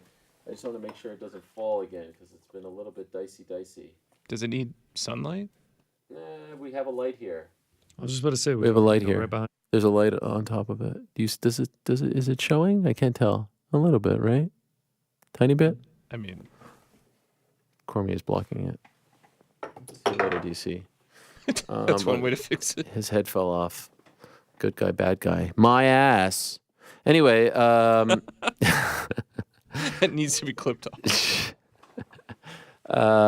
You could send us home, Frank, unless you have any final thoughts. No, I mean, I'm concerned about the plant. That's a real plant, right? Yes. And you're thinking that artificial light is enough for that? Yeah, I think it's okay. My nephew Jared is saying that it's a fire addition to the studio. So he's watching live. Should be in school, no? Or is school over? Break. Is it spring break? It's 5:35 p.m. School is long over. There's things happening. After school activities. There's chess club. What is there? There's hockey practice. Big time hockey goalie. This young man a year ago couldn't tell you a single person in the UFC. Now he's staying up to watch every show, every pay-per-view. He's playing the video game. He's all in. He's all in. Now we won't bring up the fact that he was a hardcore Aljo fan. Now he's a hardcore Sugar Sean fan. He's waffling a little bit with his fandom. He's locked into Thiago Moises, Mitch Ramirez this week. He's all in. He's all. Let's go. But he hasn't quite seen the light when it comes to other organizations. So, like, is he watching KS Dub? Is he watching PFL? Is he watching Bellator? No comment. But he loves LFA. I don't know what it is about LFA. He's just a big LFA guy. Big Robles Despain guy. I mean, who isn't? El Combate, of course. Fury, of course. Anyway, what a day. What a show. What a time to be alive. Thank you very much to all our guests. Thank you to MVP, DP, Sugar Sean, Cedric Doumbé, and Joanne Wood. What a show. Thank you very much to all of them. Thanks to you. Back on Wednesday, same time, place. I'm out of here.